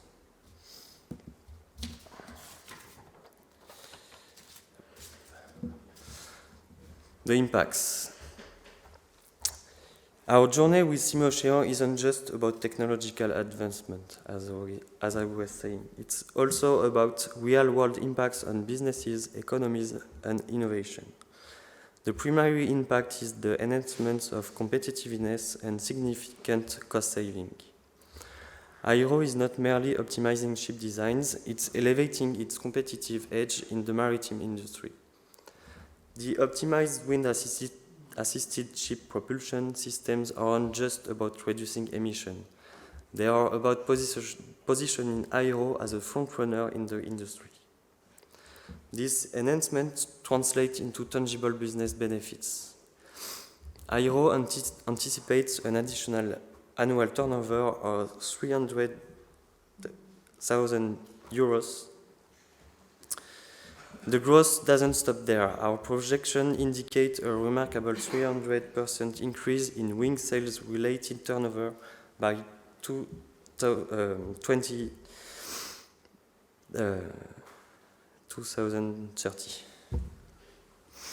Toolspools, another valued partner, is expected to see an estimated annual increase of 40,000 euros. This isn't just about numbers, it's about driving innovation, technological advancement, and contributing to economic growth.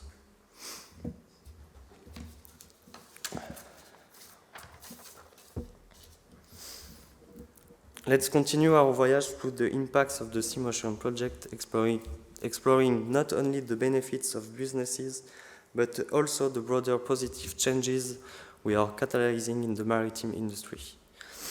As we optimize WASP system, we are not just redesigning ships, we are redefining their impact on the environment.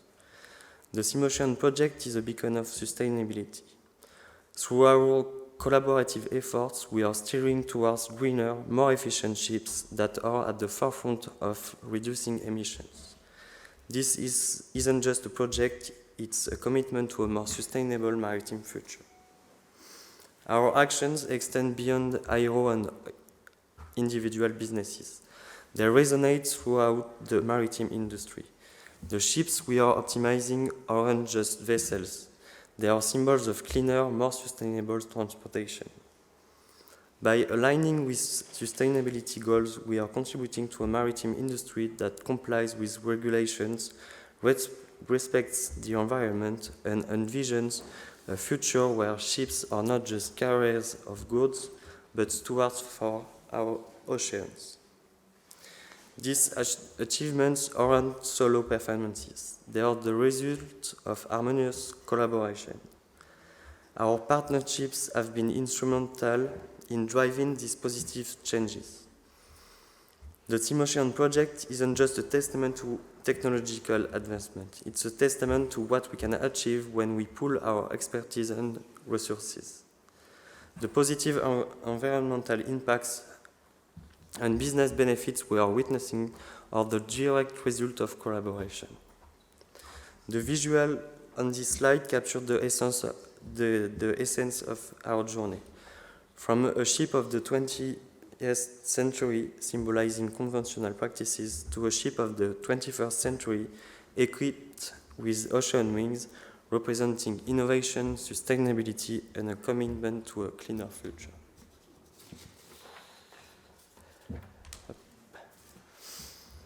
Okay.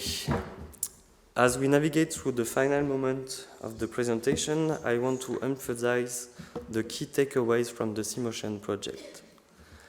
The backbone of our success has been collaboration. The Simotion project is a testament to what can be achieved when diverse minds come together, each bringing its unique expertise to the table. Aero, Polymi, Cineca, Toolspols, and UC, all key partners in this endeavor, have shown us that synergy is not just a buzzword, but a driving force behind monumental achievements. The impacts of the Simotion project are not confined to the realm of theory. They are tangible, realized business benefits.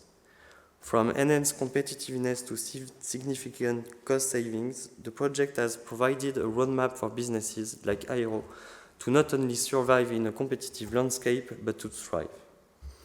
The figures we presented are not just numbers, they are evidence of the transformative power of technological innovation and collaborative effort. At the heart of Simotion beats a rhythm of sustainability. It's not just about optimizing chips, it's about transforming an entire industry into a more sustainable, environmentally conscious force. The project has redefined what it means to be a player in the maritime sector. It's not just about profits, it's about responsibility, stewardships, and leaving a positive mark on the world. As we conclude, I invite all of you to join us on this sustainable voyage. The Simotion project is not just a closed chapter, it's an open invitation. If you see opportunities for collaboration, if you are driven by the desire to contribute to a greener future, we encourage you to contact us. Together we can explore new horizons, push boundaries, and continue charting the course towards a maritime industry that's not just successful but sustainable. Thank you for being part of this journey. And just before the question, I also have the pleasure to introduce the success story video of this project.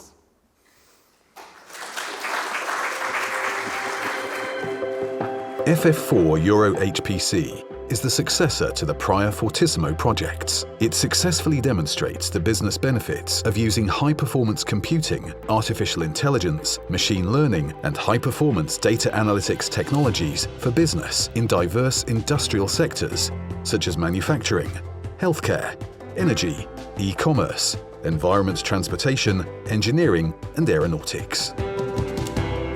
Each productively concluded experiment generates a success story with the intent to inspire HPC uptake in related industrial communities. We are presenting the FF4EuroHPC Success Story entitled A High-Fidelity Tool for the Optimal Design of Wind-Assisted Propulsion Technology. The results presented in this success story were produced in collaboration with the Italian National Competence Center. The development of the innovative IT solution in the experiment addressed the needs of the maritime technology manufacturing SME Aero.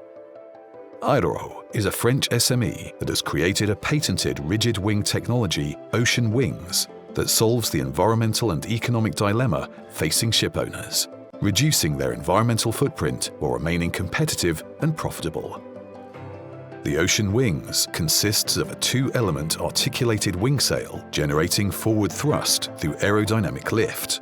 It is controlled by an automated AI-based software that optimizes the wing's angle of attack and camber in real time to maximize thrust and thereby can save up to 45% of a ship's fuel consumption, significantly reducing greenhouse gas emissions.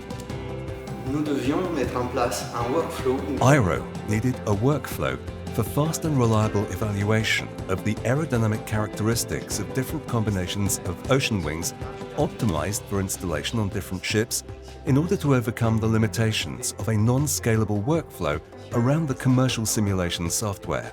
However, Aero lacked both expertise in the specific numerical simulation tools and the computing resources to run them at the required scale. Partners developed a robust tool that can be used to automatically launch open foam CFD simulations on HPC systems. This replaced the previously used software with a highly scalable solution and allows thousands of aerodynamics calculations to be performed in a few hours. This solution makes an affordable tool available to Aero to optimize the Ocean Wings design and also to generate large databases with different trimming parameters based on CFD results for various wind conditions to feed its AI-based wing control software. De manière plus efficace et économique. Improved performance of the AI onboard wing sail control software will lead to higher fuel savings and thereby to follow-up business with existing customers willing to pay for algorithm upgrades. Automation of the design workflow and use of open source code speeds up the development process by a factor of 3 by allowing the running of simultaneous computations without incurring prohibitive license costs. With improved designs and control software, CO2 emissions can be further reduced. Improved design and thereby aerodynamic performance will make ocean wings more competitive in terms of price and performance. A 10% increase in performance is possible with these new products, with margins yet to explore for improvements. Furthermore, easier generation of adaptive configurations allows Euro to now make competitive offers for a variety of ships. The experiment set up an HPC-based automated toolchain and workflow for extensive high-fidelity simulations and optimizations at an affordable cost, with competitive time to solution, providing excellent results which benefit Euro and their technology, Ocean Wings. FF4EuroHPC, SME innovation through HPC. Get inspired. Visit www.ff4EuroHPC.eu. This is on, it is. There are many ways to start a session, and if you're old enough to remember punk rock, then you will know the Ramones, and so we start with, hey ho, let's go. This is a session we're going to focus on industrial innovation, so it's not going to be, it's through HPC, so we're looking just at HPC. And I'd like to start with a gentle warm-up. So we'll get into more sort of slightly difficult, maybe philosophical questions later, but my first question to the panelists is to ask them to name me or explain just one your favorite example of HPC-driven industrial innovation. So mine would be crash simulation, because I used to work at ESI, and crash simulation was one of the things that pushed HPC, and it was a great joy to go to and visit an automotive company and see them, a whole department using the software and running on an HPC system. That was really great. So that was my favorite. So I've stolen the crash simulation, so I'm sorry about that. Maybe we start from my right, your left. Jean-Luc. I tend to prefer to be on the left anyway. But yeah, mine would be around weather forecasting. I thought being able to have 15-day forecasts that are fairly reliable, it's quite a challenge. And I tend to sail a little bit, and I realize maritime forecast is even better. So that's always a pleasure. So that's a very selfish point of view in a way, but I do think it helps a lot of people. And the reason why I like this one specifically is, first of all, we all look at the weather forecast every day, so that has a bit of an impact there. But it's also similar techniques that could be used in other areas, you know, epidemiology and these kind of things. And I do like this idea of this HPC used for that. So a quick follow-up. So weather forecasting is almost sort of a governmental thing, but of course there's an industry, agriculture industry around it which uses it. How else do you see weather forecasting moving into other industrial areas? I didn't prepare this question, so that's I did not prepare that at all. Tricky one. No, but I mean, we talked about rare phenomenon happening, and I believe that's probably one way that we'll need to develop these weather forecasting things a little bit more. Right. So I know it's not necessarily another industry, but it's probably improving on the existing one. And I think there's a lot of work going on in this direction already, and I think it's going to continue more and more. So HPC made it happen. Paolo, what's your favorite HPC made it happen? First, I can say, do we need just one, or HPC is an it's a I'll give you continuous 1.5 improvement? if you like. But no, I have one, and I prepared. It's the geoscience adoption of industry for HPC. And why? If I look back at the top 500, searching for HPC owned by industry. And if you take away the HPCs that are owned by departments, ministers, agencies, or NVIDIA or Microsoft Azure and something like this, what is remaining? I put down the list. You have to take out. You have at the 15th position, HPC5 ENI. It is the Italian hydrocarbon oil and gas company. Then you have ExxonMobil, America. Then you have Saudi Aramco at 23rd and at 33. Then you have Total. Then you have Petrobras, Petróleo Brasileiro, with Dragon, Gaia, and Pegaso. And these are the unique industry-owned, privately industry-owned HPCs in the first 100 top-tier current top 500 list. So they are really the drivers and the early adopters. Okay. So if we look at those two first examples, we have weather prediction, climate modeling, which you can't do otherwise, right? If you don't have computers, you don't have any weather predictions. Oil and gas, I guess, is sort of similar because it's exploration, it's investigating things that are physics. Can't be done otherwise. It's just with equation. It's remote sensing. It's the same application. So I guess these days we have this sort of trend to say, oh, oil and gas, we shouldn't be talking about those companies. But of course there's a new way forward into environmentally friendly, environmental, renewable energy possibilities with the same technology, right? Yes, and it is the next forward leap in remote sensing by satellites. Okay. When you will have these small satellites in low orbit that will work in constellation. And so you will have this curse of dimensionality, and you will need the same algorithms that are used by oil and gas. They are quite the same, still physics and wave equation, also for remote sensing from satellites. So geoscience meets space industry. But it's still geoscience. Okay. Andreas, what's your favorite?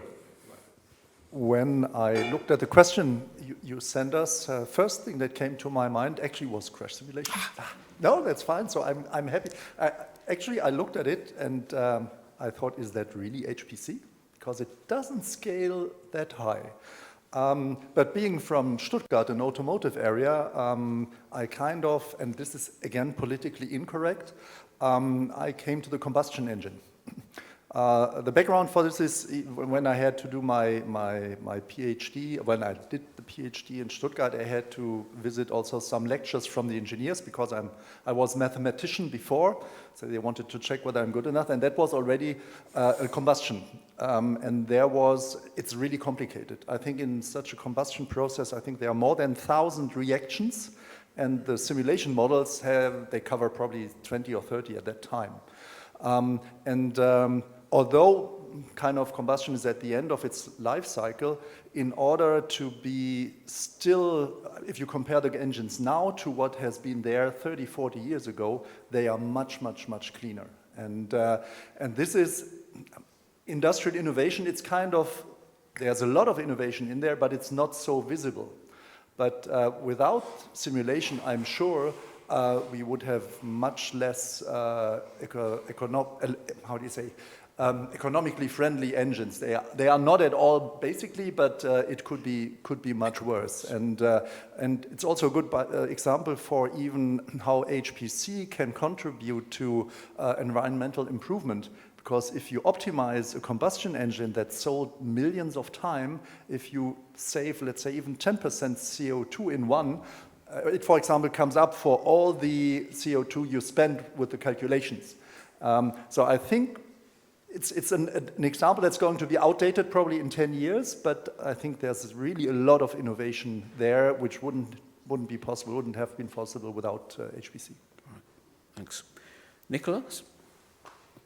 So yeah, I think it's a really interesting question, and one that we should actually ask ourselves very often, because that's essentially the purpose, isn't it? I will also allow myself 1.5 answers, if you don't mind. But first I was thinking, actually, HPC is a very relative notion. So HPC changes with time, right? What's high performance today is a watch tomorrow. And in my opinion, and possibly I'm wrong, but historically I think that the development of very large, what was at the time, very large calculators, the very first one was very much driven by ballistics and rocketry. And then it evolved into being able to do simulations of things that you couldn't do experiments on, maybe in space or other things. And so that's the one half part. And the more current one is staying with the theme of, I think, one of the real drivers is indeed in exploration and the unknowns. And I'll go back to the example I mentioned earlier of this company trying to discover new molecules to move away from petroleum-based products and having really to actually use HPC to do it because time is limited and because they want to completely change the ingredients for all their products.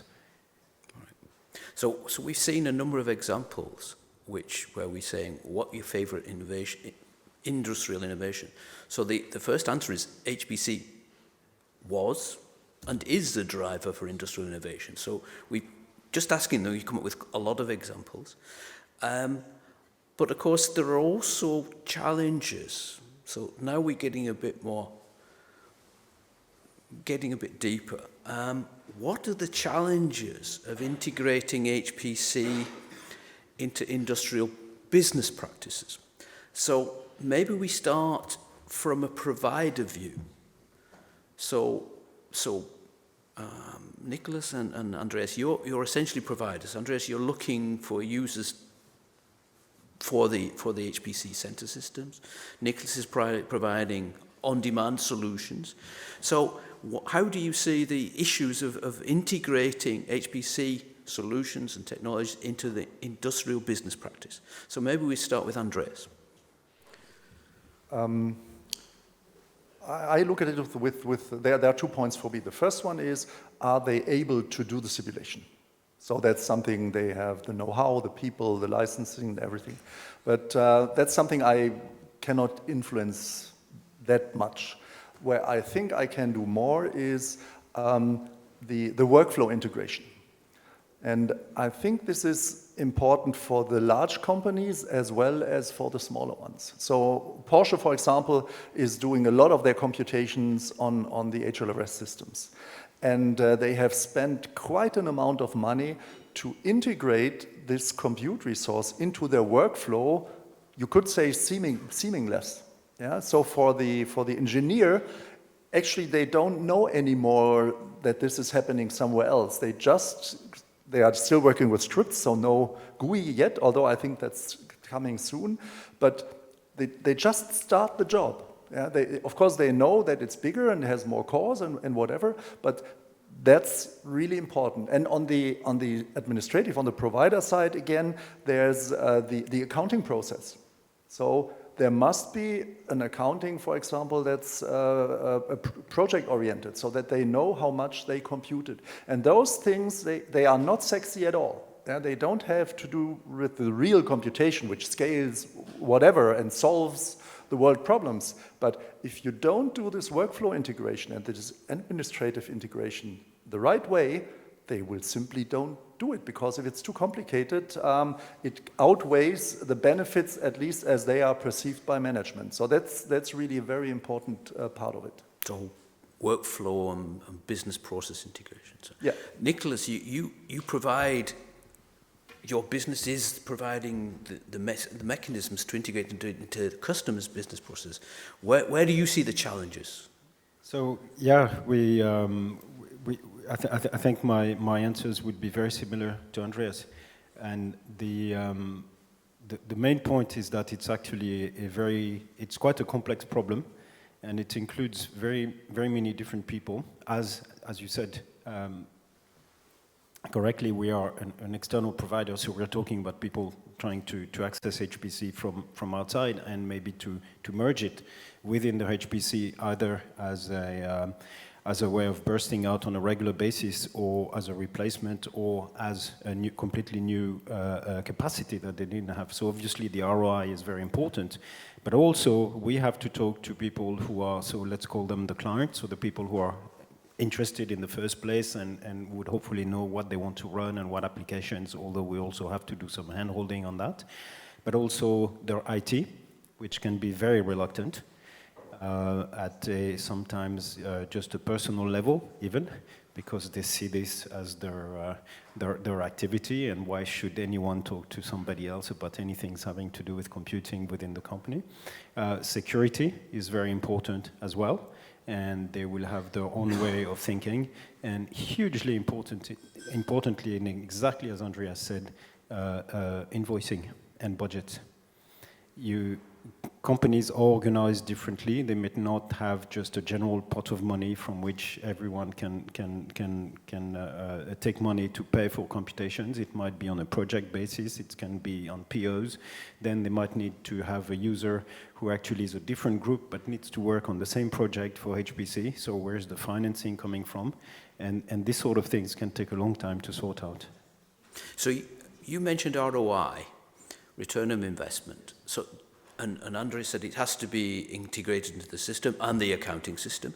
So do your customers come back and do an analysis of, okay, is this a good return on investment? Am I getting my money's worth? Is it value? Should I continue? At least a very primitive, I would say, level, yes, absolutely, because they will always, most of them will have a boss somewhere, and she or he will actually say, hey, you're computing a lot here. Is this really useful?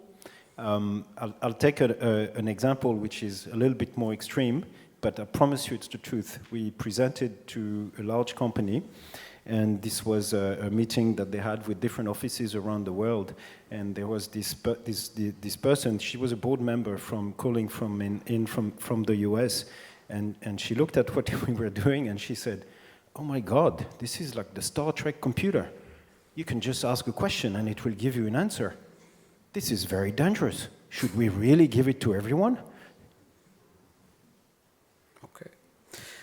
So the same question about challenges, but now from an SME user perspective. So you are SMEs.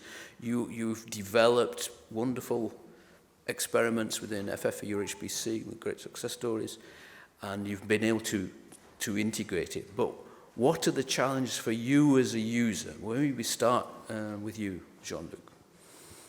Yeah, for us, it's to gain the knowledge of programming in an HPC manner. Obviously, that whole project here was about to start gaining expertise in that, and obviously you have to learn somewhere, hire the people, or get someone who knows how to do this nicely, in order not to waste many hours of compute time there. So that was a bit difficult, getting used to the whole architecture that's completely new, different than what we were doing and these kind of things. That's a big challenge. Of course, we have a bit of help, from the competence center and computing center and these kind of things, but that's definitely a difficult part. There is in terms also of, if you need a specific package or anything that you want to work with, then you need to talk to an administrator, and all these kind of things to which we are completely new, and we need to build a massive knowledge before we can get started on doing anything. And I think that was a big step for us. Right. So real know-how build up to be able to make that work. Oh, yeah. Paolo, is that true for you, or was it Yes, different? I agree. The starting up know-how needed to deal with parallel computing, basically, is an entry barrier for HPC usage. And For this, I think that such a way to organize projects is really important and valuable, not only because of the funding, it is obviously important, but because of the networking that you can do with HPC experts from, as an example, for the NCCs. Then, after the first project, for me it's like riding a bike. First time, it's not easy. As a child, you need to learn. Then, it's something that seems straightforward. And did you fall off the HPC learning bike? Sometimes. Sometimes paths are not so straight and simple, but you still are riding. So that's it. And from another point of view, what is not easy to assess and is coming at a cost is understanding the real scalability of what you are doing. And it's important the invoicing, but invoicing is after. It should be fantastic to have the same level and quality of invoicing at budgeting. Right. And obviously it's not easy. So from an SME that is also an SV, like us, planning, so knowing all the unknowns should be the best thing while choosing the right tool. And then when you contact, you are in touch with our SMEs, they are just the final users. I think that the best way to deal with HPC is not telling anyone that you're using HPC. You are just giving good results with a tool. So some SMEs are seeing the HPC, they need support, they need know-how, and then maybe some end user customers shouldn't see it at all, is what you're saying. It should be transparent. It's just a workflow that they're using to produce results, and the HPC is in the background. Okay. If I may add on that topic, indeed, at Artelis we have kind of dual knowledge with energy experts and then, let's say, computer experts on the other side. Energy experts are those who will do the studies for whoever the client is. They don't need to know what's behind. They really don't care about that. They have a modelization of energy consumption needs, productions, and do whatever studies they want and simulation they want, but they really don't care how everything is computed, where the data is coming from, or how do they get it back, how much data is being transferred, and this kind of thing. So it has to be fairly agnostic to the user at the end of the day, but that requires us, the other half, to prepare this really well with the HPC provider, basically. But I think going back to what Nicholas said, presumably the managers of these technical people will be very much concerned about where the data is going and who has access to it. So security comes on top, right? And that's another question, indeed. I mean, we're looking into this very often, but yeah, the data, it's a private thing. It's basically our intelligence in it, and we don't want it to land in some server somewhere in the United States or wherever that is, where we have no control on it. So there's a question of privacy of all this also, and how often do you want to transfer these things? Is it risky? Is it not? Do you want to leave it on the storage in the HPC server, or do you want to bring it back, and how do you store this, and how do you handle this? And that was typically an issue we had also with keeping this massive amount of data. How do we save them, and how do we handle them, and where do we leave them? And that's indeed a big issue at the moment. Does anybody have any other further comments on challenges of business integration before we move on to the next topic? Your chance to. Just one sentence about security. It's mandatory. So if it's not there, there's no deal. So yeah. Right. So what I'd like now to sort of investigate is the question of differences between big industry and SMEs. And I'm going to split that a bit, and I'm going to ask different people different questions because you may have different insights on it. So let's start with large organizations.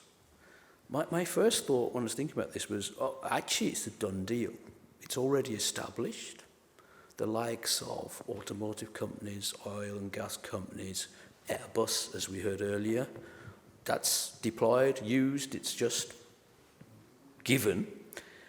Is that true everywhere? Or are there maybe some blind spots that we're looking at large organizations where we say, yeah, there's still some targets for outreach? And I was going to ask somebody else, but I know Nicholas is nodding, so Nicholas, over to you. I think it's a very, very interesting question. Yeah, what's the big difference, or what are the differences, and what are the common points? And I think actually it really depends on the industry and the application, more than maybe the size of the company. I mean, I'm sure you'll find differentiators by size as well. But for example, we work also with a company which is in, let's say, heavy manufacturing.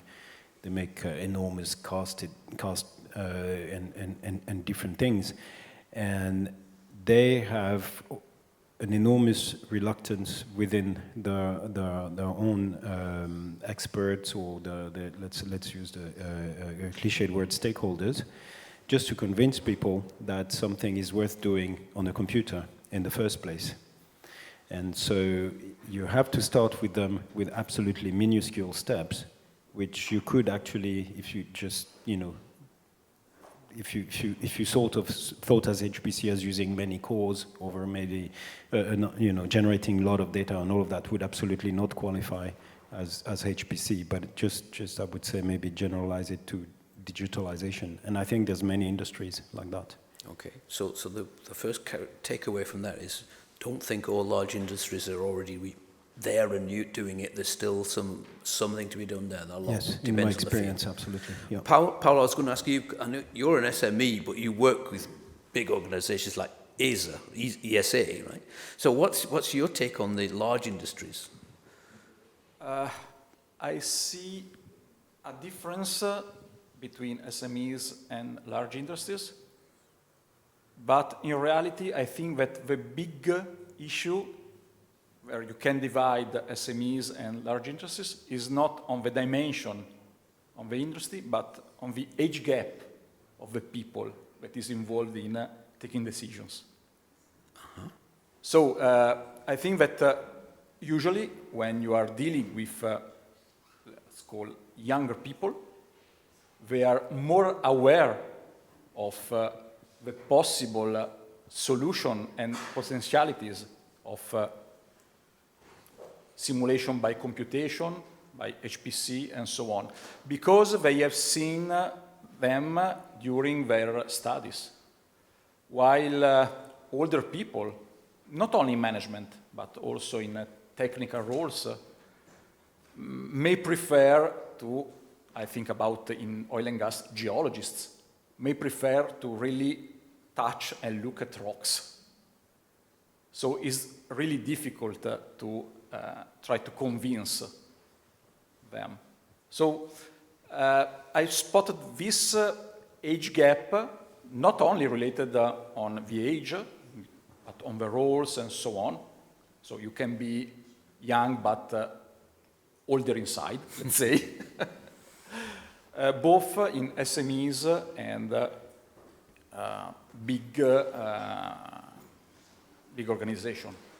And then after that, SMEs may lack of spare money to invest in R&D, but can be really agile in taking decisions.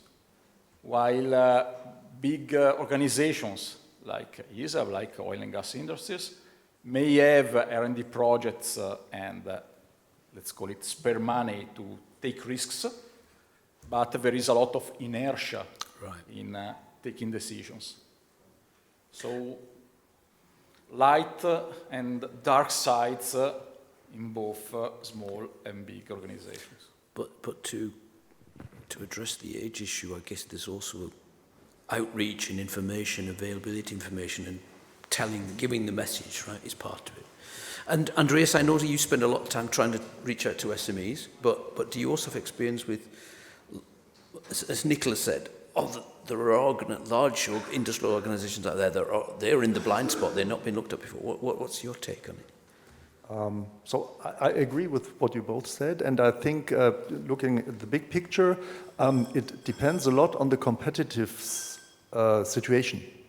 If there's strong competition and companies are forced to improve significantly, that's where we all tell them all the time that HPC can help. Yeah? So you will be faster because you don't have to build physical and you're more flexible and things like that. If that's the case, then you usually have a good, how do you say, a lot of users there. So like in the automotive industry, yeah. And I think, and this is then for big as the same as for small companies, because if the competition is strong and you can have advantage by using HPC, sooner or later, one of the more advanced and open will get it. And there may be other areas where it's not so critical. And then you have kind of, how do you say, well, it's not stubborn, but you do what you always do. Yeah, and sometimes you find this even, for example, in the automotive industry. I still hear some people complain it's easier to get 40 million for a new test stand than 2 million for the software and the resources to do it digitally. So this is still there, but well, this is probably a little bit extreme, but you find this in small companies as well as in large ones. Yes. Okay, so the outreach message, HPC matters, HPC has an impact, is something we need to keep pushing. And it's not a done deal yet. No. It's okay. Let's turn to SMEs. What we've seen today in particular is that, but also yesterday, the Fortissimo projects, they highlight what can be achieved so we can promote the fact, look, all these SMEs have done some really cool things which had a business impact. You could do this too. NCCs, as we heard yesterday, are reaching out and trying to work with them and support them. But we've got two SMEs on the stage. Jean-Luc, what could they do more? What could we do more for you than we're doing with those projects and those actions? What's your shopping list? I don't want to think about the architecture. So basically, I'm not going to go on to, I want to click on the button and everything works, but getting closer to that anyway.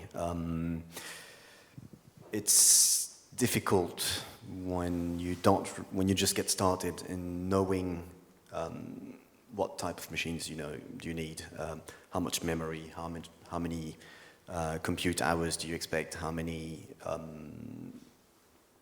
CPUs do you need? Do you need GPUs in it? A lot of questions that you need to ask, and I'm guessing probably some, I don't know if training is the good word, but some kind of intuition on how to ask for what you need in terms of your problems, and that, I believe, requires a bit of communication between SMEs and competence centers or HPC providers. I don't know exactly who would be responsible for that, but some kind of hand-in-hand collaboration, just making sure that you get exactly what you want, even though you're not completely sure about what you do. Do you need to do a smaller version of it before you get started in order to know how to scale, how things scale? I don't know what would be the good solution there, but yeah, something where you would get a bit of help in knowing what you want, actually, because HPC is a whole other world, and if you have no experience with that, it's just too big of a world and too much diversity in it in terms of. Yeah. So this is not just training and education; it's consultancy support,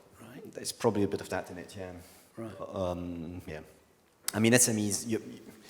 I don't know where the threshold is to be called a medium-sized enterprise into a big one, but I'm guessing a few hundreds probably. That would be the tipping point. You can't afford really within, let's say, 150, 200 people, you can't really afford to have someone who is expert in all these things. Probably you can, but not all SMEs can, depending on what your business is. But so I suspect a bit of, probably consultancy there would be the good word there. So Paolo, you presented a wonderful success story earlier today. What could we do more for you, for your company, or SMEs in general? NCC has an important role exactly in this, let's call it consulting role, that is quite important in this case. But also, I may add that as national NCCs are entities that has some connection with universities, governing bodies, agencies, and so on, they can help to make some networking. Because I see just a simple problem. You have an innovative idea that can substitute by simulation, HPC computation, and so on, something else. You are not really, let's say it's something more disruptive than taking from a laptop to an HPC. Is doing in HPC something different that may substitute something else, but usually you have in that industrial sector legal constraints that make possible clients obliged to still do the whole thing because it's mandatory. Okay. So it's a long journey to the acceptance of doing something better in a smarter way, but then can be accepted in general. A simple example, if for seismicity of the areas, of the zones, there is a legally bounded technique that is from the 70s, that is incorrect. That was the unique way to do it on the 70s. It has been surpassed, overtaken by new techniques, but it is still the way to do it by legal boundaries.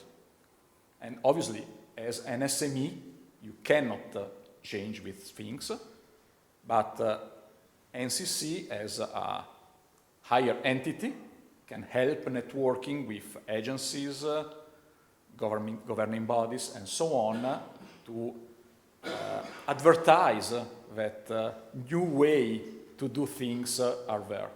So the HPC ecosystem could do something that I know the medical, the virtual physiological human people are doing, to demonstrate that in silico, and of course HPC enabled, HPC driven in silico, is the right way to go and is accepted also by the governmental bodies and the regulations. So it will be HPC in silico is important, and the other thing you said, we're not talking about a sprint. This is a marathon, so we need the long-term development, the long-term support of SMEs. Okay, staying somewhat in the same topic, I'm going to ask the HPC providers, Nicholas and Andreas. So, are you meeting the needs of SMEs? Or more generally, are HPC providers in the European ecosystem, are they meeting the needs of SMEs? Nicholas, you first. Good question. And not completely, I think. Yeah, I think there's a strong element of, you said it's a marathon. I think it's very true. But it's also a race and a sprint, because you need to be flexible. We need to be more flexible.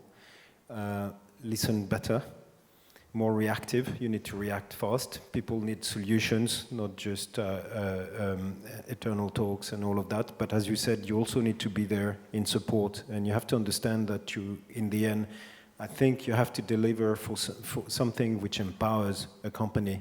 And ideally, in our case, what we try to do is for people to actually then be able to do things by themselves, so that they can bed in a process And a lot of that, in the end, goes down to workflows and that sort of things, so that people can actually develop a tool. And HPC is an engine, just like a car. In the end, people want to drive from A to B, not really worry what the electrons or the or the fuel species doing inside the engine. Andreas, do you want to comment? You're asking a question actually that has a yes or no for an answer. But it's definitely... Are you doing enough? If you want a yes or no, there's a clear no, of course. Right. But so what could they do more? But the question is actually, you mean it differently. I would already start with the needs. What are the needs? Yeah? And if I have an SME, they don't have a need to do HPC. They have a problem they want to have solved. And so actually it's what... I would not say no. I would say we are trying to do our best to meet the needs as we see them. Right. But there is a lot of, I don't know, it's not uncertainty, but variation in there. It's not a straightforward thing. It's not something where we can make a plan and say, okay, this milestones, and in 5 years we'll meet all the needs. This will never happen. But I think it comes actually more down that we have to work on the way we work. As you said, to be more agile and to be more reflecting. And this depends a little bit also on the background of an HPC center. So talking about a research HPC center like HLRS, the purpose of HLRS at first is to meet the needs of the scientists. And of course, we are very much interested in also meeting the needs of the SMEs or the industry in general, but those needs are already different. And if we want to meet both, this is making it a hell of a lot more complicated. So this actually is a great question, which doesn't get a simple answer, but to think about that, I think that's what we are doing, and that's what's really important, and try to find the way that we can go that fits, well, not all needs, but meets the boundary conditions that we have. So we heard some needs, but they were only partial, and they've already taken quite a number of steps. And I understand that in all the Fortissimo experience, FF4EuroHPC experience, the first thing was say, okay, what's the business challenge? Okay, what do you need to solve it, and how do we bring these together, and what do you need to carry on with it, and so on. So there's a lot of learning going on in those experiments, but of course it's a bigger question and a broader question. And the topic of industrial end-user support within the JU's program is been brought up, so it's a very valid point. I just mentioned the JU, and this morning we heard about some interesting systems, and I see in the middle of the room there's this white thing, I think it's called the elephant in the room. And the elephant in the room is exascale. So we're in the industrial innovation, and I might get shouted out later about this, but we're in the industrial innovation session, the panel, and let's start to think about what are the issues that we need to solve or need to address for exascale to play a role for industrial innovation. This is a real tough question, and the elephant's sort of raising its what's it called, trunk and shouting. But anyway, so who would like to take that one first before I get booed off the stage? Nicholas, brave man. Oh well, first in line. Well, I think it's indeed a very big elephant. In thinking about it, the two things that jump into mind were applications and data. HPC, by definition, already at the scale it is now, can generate lots of data. Can all companies actually handle this volume of data? I have very strong doubts about that. So if you go to yet another level of machines, you will really, I think this has to be thought through very, very carefully, how the data and the interaction with these machines will go. But of course, the applications, there's volume, but there's also speed. So, applications which go much faster on exascale, I think, will be very much of interest to industry. Applications which just generate vastly greater amounts of data may be of interest to a restricted number of users. Does anybody else want to comment? Andreas. I think it's always been like it is now. So the extra scale of today, where research is active, is the commodity of tomorrow for the industry. And it's always been like that. At least I'm in this since '91, so to speak. And it's always been like this during that time. And I think that's also okay. This is a symbiotic, ecosystem. Because the research goes further and develops ideas and the applications, and we have Accelerate, and we are doing this. This is mostly in research. And industry, if they are looking a lot on ROI, we heard. So, and let's say, take one of the new exascale systems. Yeah, in order to make a business case out of it, of the exascale system, we would have to compute something like the cost of the system for an hour or a day, which I guess we are talking hundreds of millions of, so we are talking of at least 6, if not 7 digits. And in order to afford that, be able to afford it, you need a business case that is so big that these simulations can make the difference. And I would say there are not so many, and otherwise we would be probably flooded already with requests. But as I said, this is not a problem, because it's a combination of both that we need. And the industry will be guided to what's possible tomorrow by the things that we do today in the research and all the funded projects. And so the elephant is actually, it's not so bad. It's a nice elephant. It's Dumbo or something like that. It's shrinking a bit. It's shrinking, It's shrinking a bit. Okay. Maybe this is a nice time to ask the audience if they would have any questions. Also from the JU, if you want to throw me off the stage. Or do you have any comments about this last point? Or any questions the audience might have? But yeah, we'll start here. Yeah, so we have been talking a lot about like how to bring the know-how on HPC to SMEs. But there's this famous 3-letter acronym called KYC, Know Your Customer. So my question is, has anybody ever tried to put the know-how of specific verticals into the heads of the people that actually run the HPCs? I mean, we've seen so many IT systems and projects gone completely wrong because they've been designed by the database engineer, and then there's zero user acceptability. So that touches almost on code design, right? But I'm only here to moderate. I'm allowed to ask the questions, and I will pass on to our experts to answer. So have we been trying to put the knowledge into the HPC providers? Well, we have a modern society with, how do you say, Arbeitsteilung. So you separate the work. So different people do different things. And so running an HPC system is for first making it available. It's not preparing for use. But of course, this is a good question, a necessary one. You have to kind of bring this together. And now I forgot what I wanted to say. Yeah. But really, we are trying to achieve this, and I would go one step further. We probably should even try to put some of that knowledge into the infrastructure, into the, and this comes then probably a little bit to AI. If we can make our software smarter, not insisting on every boundary condition as it has to be in detail, that probably will be much more helpful, because you cannot train let's say the 10 people that run the HPC system at HLRS to cover every application case. This will never work. Anybody else? I mean, one of the partial solution for providing the user know-how, the user needs, is reflected by what some of the centers of excellence are doing.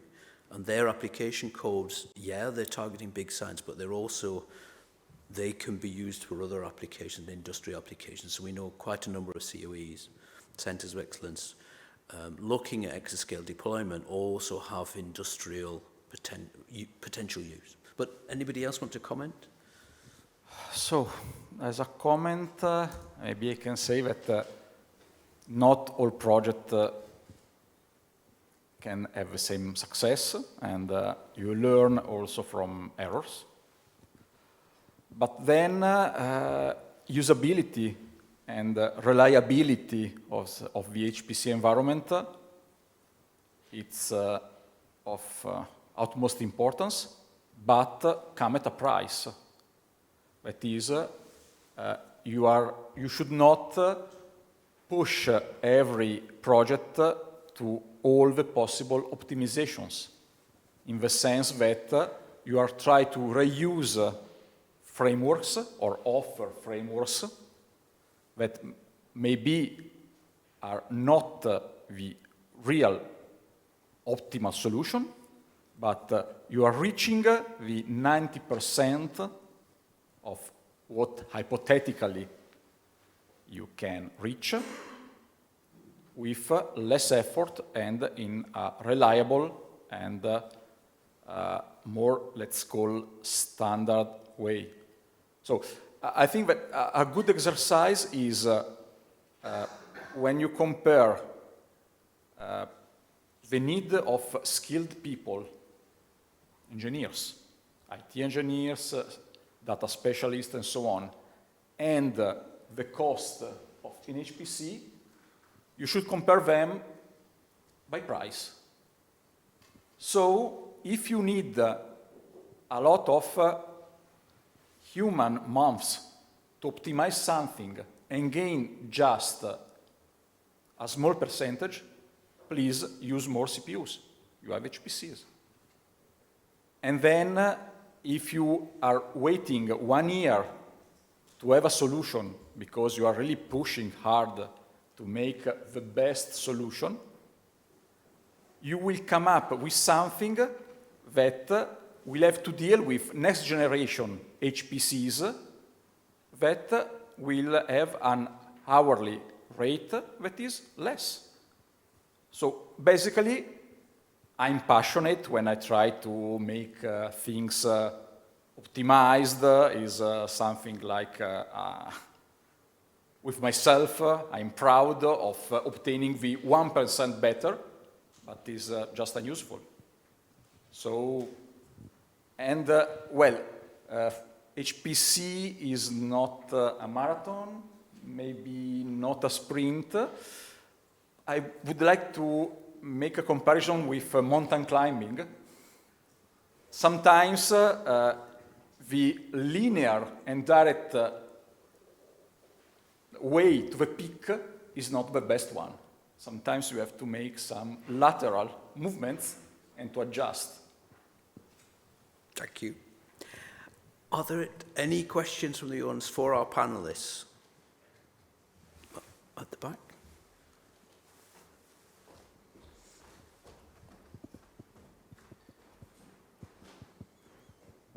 I think I have a question about this ROE. I totally agree with you that in the industry side, we often consider the ROE for the investment of AI projects or whatever. And if I combine what Nicolas said about the data volume, and could be that at some point we get into the bottleneck that with the increased data volume and the speed, we cannot reach a certain satisfied ROE.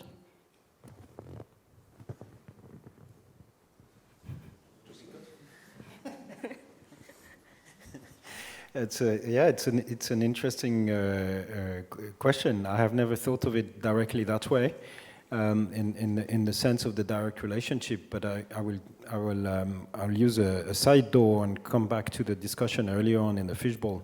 To me, this is where HPC and AI can work together. I actually, personally, my personal conviction is that indeed with HPC you can generate a lot of data. So I'm taking an angle of simulation, modeling, etc. And actually, we should probably get an order of magnitude ROI once we actually use the combined data over many simulations, over many activities within a large companies, which are, maybe using different models, maybe, bringing them together to do this sort of multi-physics, or it doesn't have to be physics. But associating more people to the data, I think, is very important as well. I remember a very early meeting I had years ago with a friend of mine at a house which was being renovated, or they wanted to make something with it, and he said, "Oh, this architect is showing us things from a computer software simulation. You should look at it. That's your world." So I went to look at it, and I talked to the guy, and first then he said, well, this was some software where you could predict, you know, the amount of light in a house at different times of the year, but also the heat and all of that. And I said, well, that's really useful. And he said, well, it probably is, but to tell you the truth, for one, I use probably 10% of the capability of this software because I don't know it all. But also what would really matter to me is if it did a cost calculation. Because if I design something where there's a glass panel or a concrete panel, it's going to make a very big difference on the price that I'm going to quote to my customer at the end. So I think that with the data, actually, we should also bring more people in. I've always had this vision that actually, you know, it's not because you do simulation that you shouldn't have an experimentalist actually also look at your results, and you can extend that all the way down to. And maybe in automotive, actually, it's very much taken because it goes back to the earlier question of integration. Do you have everyone actually look at that data? Are you designing a super fast car for someone who just needs to go do their shopping 2 kilometers away? Are you on the right target? I think that's more the thing to look at from the standpoint of data. Okay, thank you. I would also add that the ROI that you mentioned, actually this is something dynamic. This changes all the time, and I think there might be cases where the case you described is true. So if you need more data and you have a more complex model and compute, you look how much it costs, and then your business case probably hasn't changed, so it will not work now. But it might be that either computers get faster, which still happens in a way, or there will be software progress and the ROI that didn't work yesterday can work tomorrow. So this is really a dynamic thing that needs to be re-evaluated over and over again. Thank you. And I think the speed we talk about quite often, and there's also in another direction to think about how to reduce the data volume, because sometimes the storage problem, at least it's happened in our company somehow, because the data increasing dramatically. And we have get into one case that all the departments have to clean our data on the cluster because it's really quite full. And I don't know. I fully agree. So don't forget the storage. Would you like to come? Sure.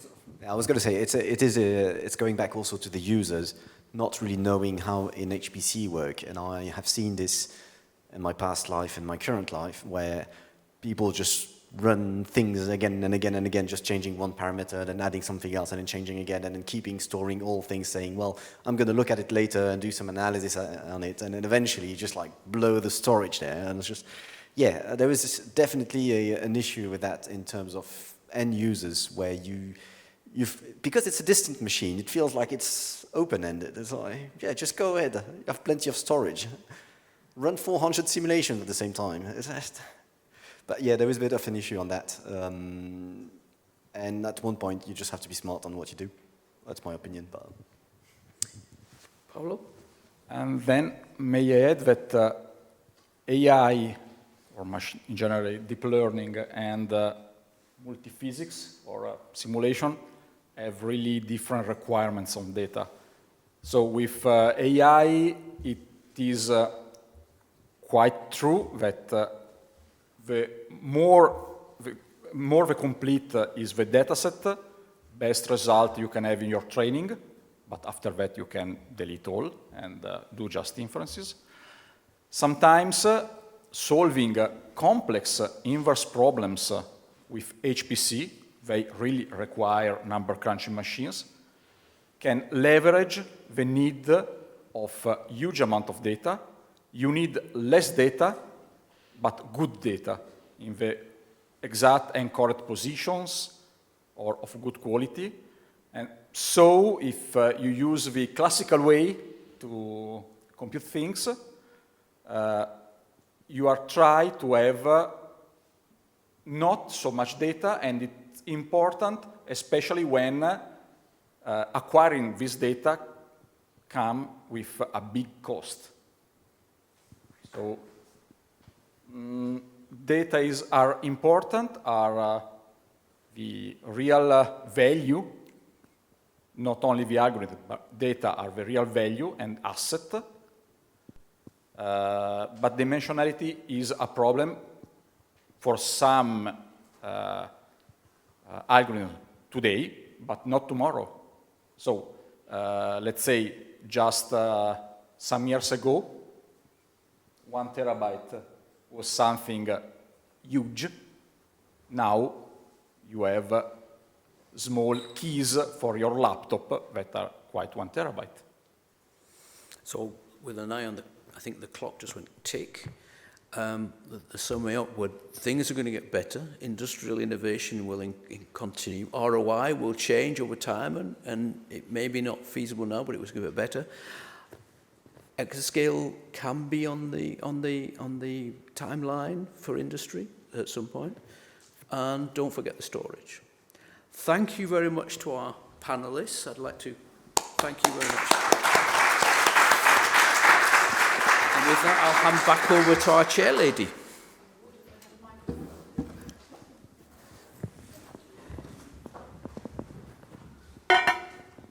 So yes, basically our last session for today and our last session altogether for the last 2 days will be a big question and answer session.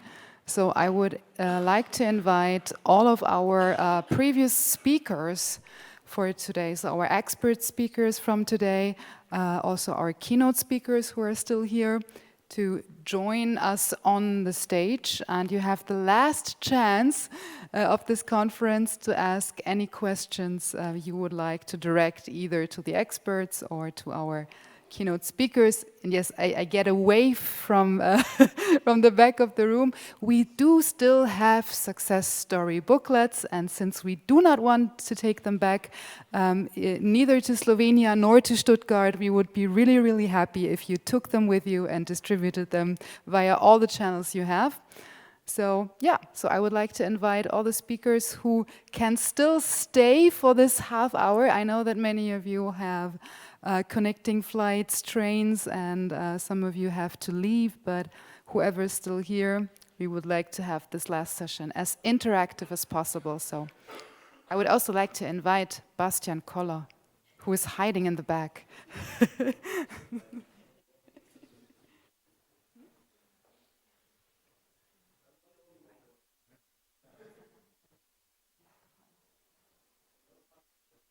I think if you don't come, no one else will go to the stage, so you have to be the first one.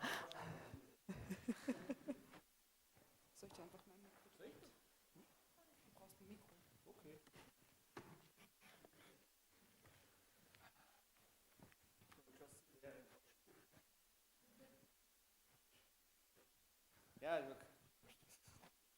All my friends come.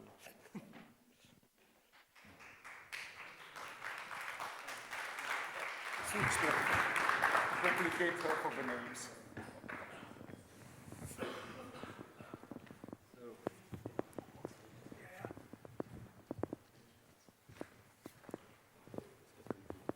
Chair sharing.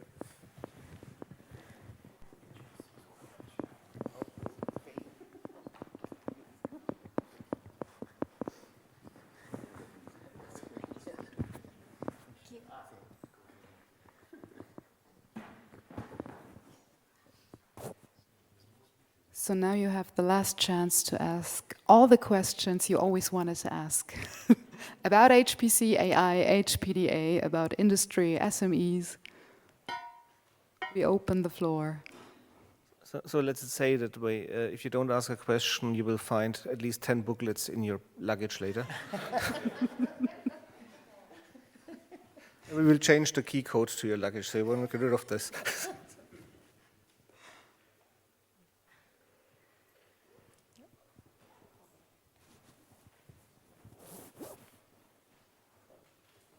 Hi, perhaps an open question to you all.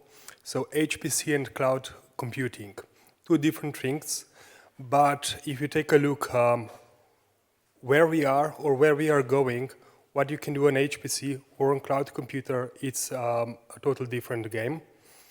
And in cloud computing, you have, let's say, international, multinational companies that we have to compete, or we don't. So where is the future? Where are we going? No one? I can start if you want. I think it's the other elephant in the room, and I'm very glad that you talk about it, because I was going to comment on something like this with regard to your question and other systems designed for users or for researchers. And I think it brings the bigger question, which is almost existential. Should HPC centers actually still exist? In my opinion, very much so, yes, because what we've seen throughout the 2 days is that it's not just hardware, it's also services, and it's the expertise around it in many, many different areas. And personally, I call this the glue. But when we have to talk to industry, to users, whether they're large and small, we always have to confront that question. And the other bit, and this is really a personal thing, I really think that a lot of this is better handled by mostly national institutions than by some wild Californian who in the end really just wants to make money.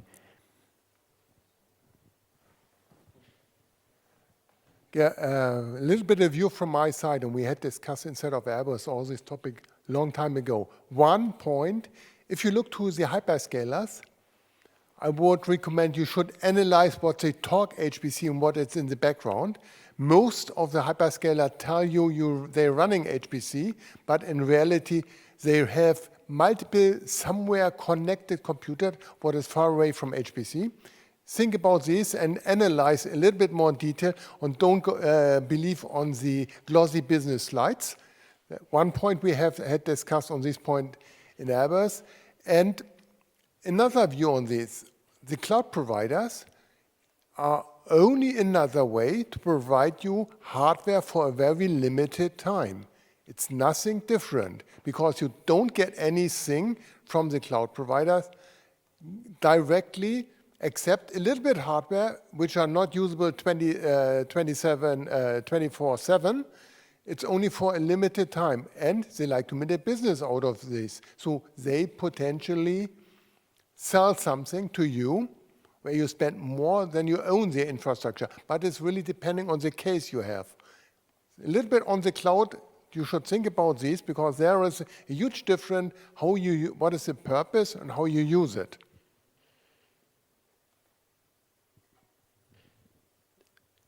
I know your question was about the future between these two things, and I have no idea about that, but I can tell you a story if you want.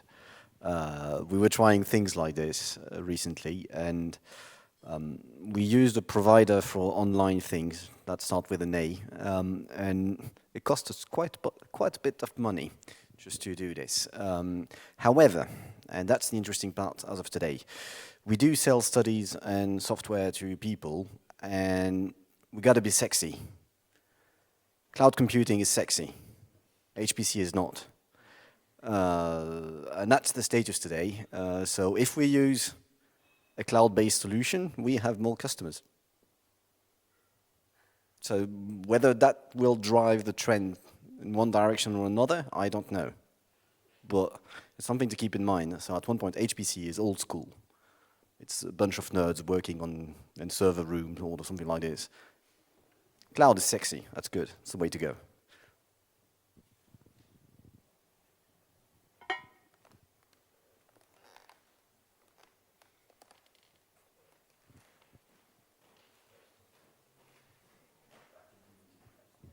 I have a question myself.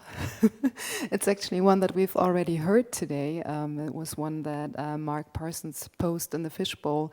So if you had 400 million euros, what would you... So Nicolas, you obviously already had the chance to answer that one, but all the rest of you did not. So what would you invest the money in to make the biggest difference at the moment in our HPC world?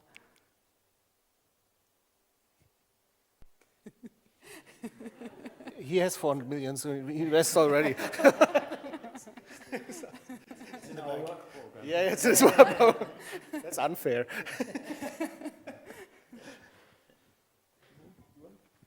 Should I go ahead? Then I'll start on training, education, and these things. A lot of people use high-tech things without actually understanding what's happening. Since it's being recorded, I'm probably not going to give names on that, but I have very close people to me who are not able to drive without using a GPS today. I find that a little bit disturbing, and they use new technologies in the way that they use any kind of high-tech tool today without actually understanding and all these things. So I think a really good investment would be about making sure people understand self-driving cars are not self-driving today. Whatever you want to do, any kinds of recognition AI-based tool is non-reliable. It has really good results, but it's not reliable enough, and you need to be aware about the risks about what you do. Someone mentioned ChatGPT with people uploading their data on it and not knowing that they're losing everything and giving everything away. All these things are very, very scary today, and I feel there is a lack of awareness in the general population on these topics. So probably, I don't know, I have no idea how much it would cost to have a broad audience for that, or training or school system. I don't know exactly who would implement this and what one would do, but I would definitely invest on that. There is too much risk today in terms of data being flown around and sent everywhere and not knowing what's happening with that and not knowing how to use these things. And I think it's quite scary today. A little bit of view from my side. I would invest it more to the humans for two cases.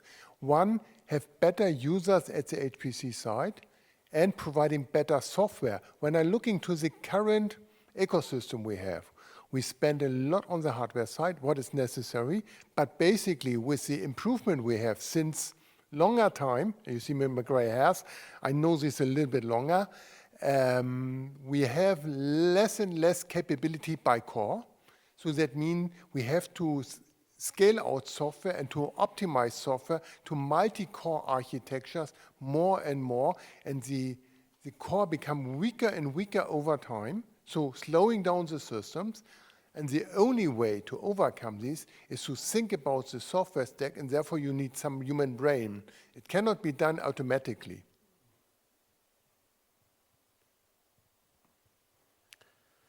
So my comment here would be, and I would like to refer a little bit on a slide that I presented earlier today on the HPC value chain, where we see the different actors working together to build the overall ecosystem.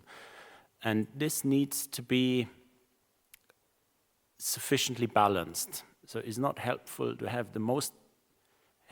produce lots of HPC user experts and there are no resources that can be used to run applications. It also doesn't make sense to invest billions in infrastructure, as we've done now, and not educating the users or developing the application. So we need to find the right balance. This is one element. So identifying the gaps and then trying to address them. The second is, when we speak about impact, what are our objectives and on which timeline? So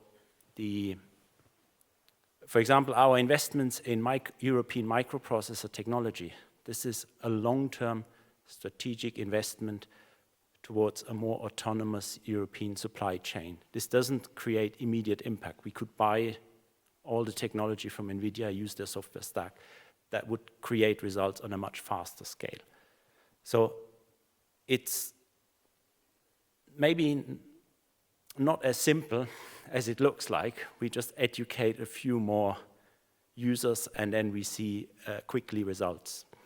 So this I want to point out. What's certainly clear is that skills is in fact one of the most sustainable investments, whether these are chip designers, whether they are software developers, whether they are advanced users.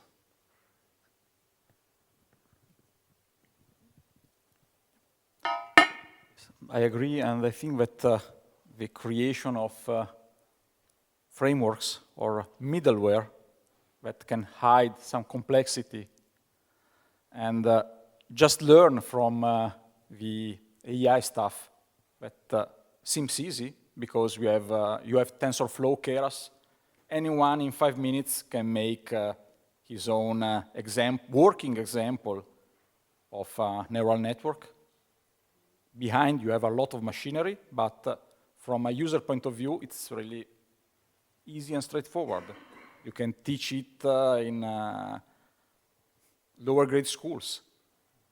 We are not there with parallel programming and HPC. So the creation of some framework that can be used by a lot of people, especially from SMEs, maybe not obtaining, as I was saying before, the real optimal performances, but reaching what you need. Just there is no need to make records, no price. But if you can diminish your time to market and upgrade or increase the reliability of your solution, you have a win-win situation for HPC. Thank you very much. So I'll turn around once more. Yes, we do have a question. Okay. So a bit of a selfish question from an ISV. Where do you see the place for commercial software and for open source? Where are the pros and cons of each in your perspective? So let me go first. I think at the end it depends. Let's say what kind of evolution, let's say especially the commercial software will have in licensing model, because it's the old discussion that we have. Let's say obviously there's a market behind that, and there's, let's say, a business model behind this. Obviously, many people would like to have, let's say, a pay-per-use license or something like this, just when you need it. Obviously, from the other side, so not you personally, but okay, you personally as well, because you wouldn't have a job if the money wouldn't come in. But you would also like to make it as much profit as possible. And the problem is with the, let's say, what I say is we have a lot of open source license, like OpenFOAM, things like that, which is for me a good example, let's say, what kind of monster you can create when you have a community code. So I said OpenFOAM is used in a lot of places. We are now involved in some actions, let's say, to improve the whole thing. There's a potential behind this. But it's hard to expect from a community to constantly work really on the improvement of such codes, because it's very time consuming. That's, by the way, with the 400 million I would put, it was similar to what Daniel said, a good bunch of money into the code development or code refactoring themselves, depending on what I'm going, the porting of code, etc. Because I think at the end the applications are very important. So as I said, pros and cons. Pro is obviously behind an ISV, you have the necessary, let's say, manpower or womanpower to invest in improvements. On the other hand, you can take your time with improvements because nobody else will do that. On that, so it's let's say a question of what the market really demands. And with open source, obviously, you can do a lot of improvements there, but it's very tough then really to keep it on a clear strategy going forward there. There's some companies which do this, let's say, in a dual way, which works somehow. But I would not say the one or the other is evil or not good. For me, I think the most important part is to see what will really the future need of that, and how can this be addressed by a combination of both. I discussed these points with Danielle already during a break. Looking a little bit more from industry perspective on this point, when I look into current jobs, it becomes more and more that software is close to 50% of the cost of an overall job. The other 50% is for the hardware and operation. And this is something we have to stop, because as the costs become have from capability point of view less and less efficient, the cost for the same calculation increase. And this is not affordable from industry point of view. So the question is, Do we change somewhere the license model, which is somewhere from the 80s, 90s last century, what is really with slightly beautifying a little bit the license model, but it's not really changing. But we have to rethink this. And if this will not change, there's a high probability that we may go for other ways to do this and changing the ecosystem. Because at the end, the solution, and we come back to the discussion we had on return of invest, it's not affordable from industry point of view. So we have to rethink how we do the job. It's very simple, the question, you have to turn around this. And I think also the ISV have to rethink. I know that on ISV side, refurbishing the software and make it more efficient, you have to spend money for. At the end, industry will buy less licenses, and you lose double time some income for you. I know the problem, but at the end we have to change it because otherwise it will block the whole ecosystem. Yeah, so I think the point is that in certain sectors we observe very dominant actors that can insist on unjustified high and perhaps, as was pointed out, a little bit outdated but profitable licensing models. And this kind of market failure is obviously certainly in some sectors a problem. The question is, what can be the solution? Should we fund more open source software and with potentially commercial services around it? I think we have to accept that HPC centers rely on professional services that can only be provided by companies. So there are certain support services that need this. And I think this is a discussion that also the user community needs to have among themselves. What fits best their requirements? Are they willing to work with open source software that they can, in principle, manage themselves, but probably many of them don't want to? Is there a chance to build an ecosystem of services around this? And are there sufficient customers willing to pay for this?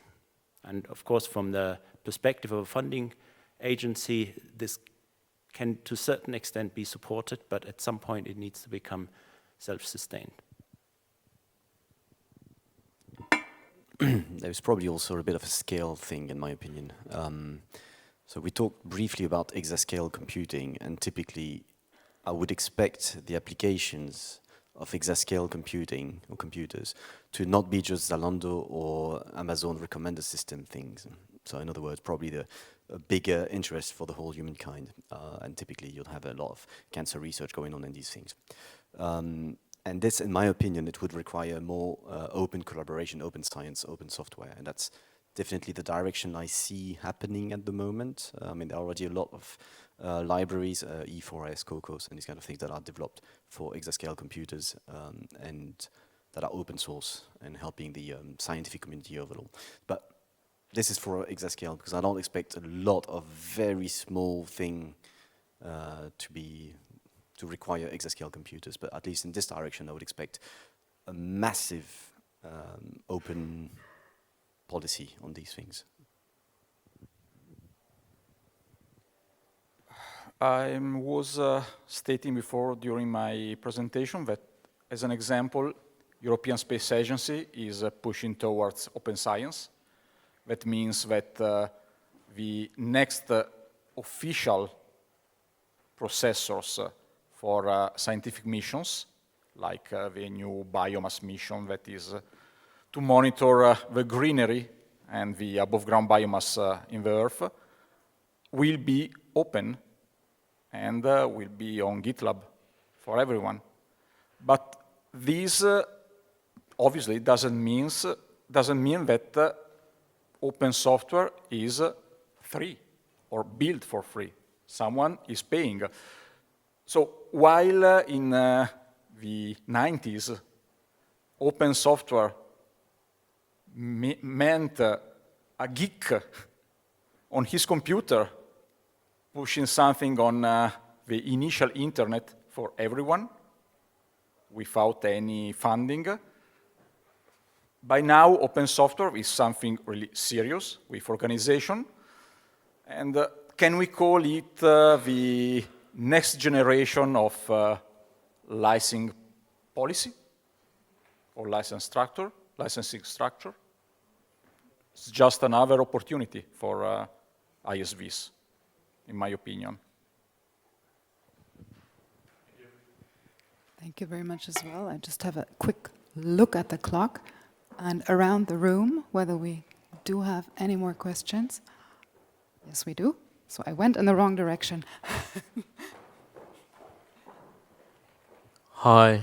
It's a very simple question. After these 2 days of conference, is there something that's been said in the panels or in the cases that are being presented? Is there something that has surprised you? Is there something that you don't agree with? Or is there something that has made you rethink your strategy for the years to come? Yeah, what's your go-home message?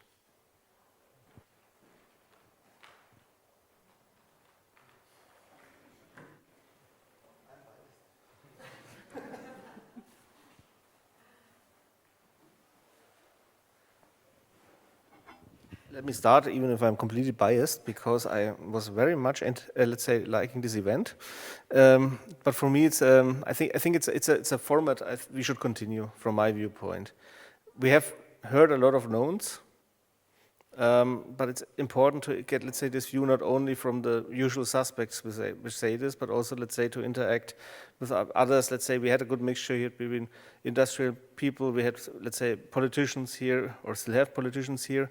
We have, let's say, people which had a common interest really to see and learn about our industrial use of HPC. And I think it's important not to have this, let's say, like every 6 months or every 2 months, but really, let's say, have a point when there's something to show. So we had a good opportunity now with the success stories and everything like this, which was something which was not repeated now several times, but really something new, giving some push forwards. And in some conversations, I had the feeling that there were some points also coming up which were not expected probably, or where people said, "Oh, I didn't think about this beforehand," which is already a good input. And because we all have, obviously, we're all the best. And we all know best what we do. But there might be a small potential also to think out of the box in some areas. And I think with the current situation of saying, yeah, HPC is not sexy, cloud is sexy, AI is more sexy. At the end there will be, let's say, universe technology contest, where everybody brings in its contest because it's the best one. And we are all just trying, on the other hand, to work on solutions. Ideally knowing what our users want, which is sometimes not that clear.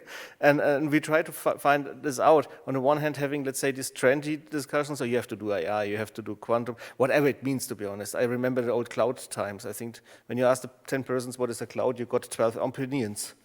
What the cloud is, from storing pictures somewhere up to really, let's say, offering HPC resources via the cloud from whatever.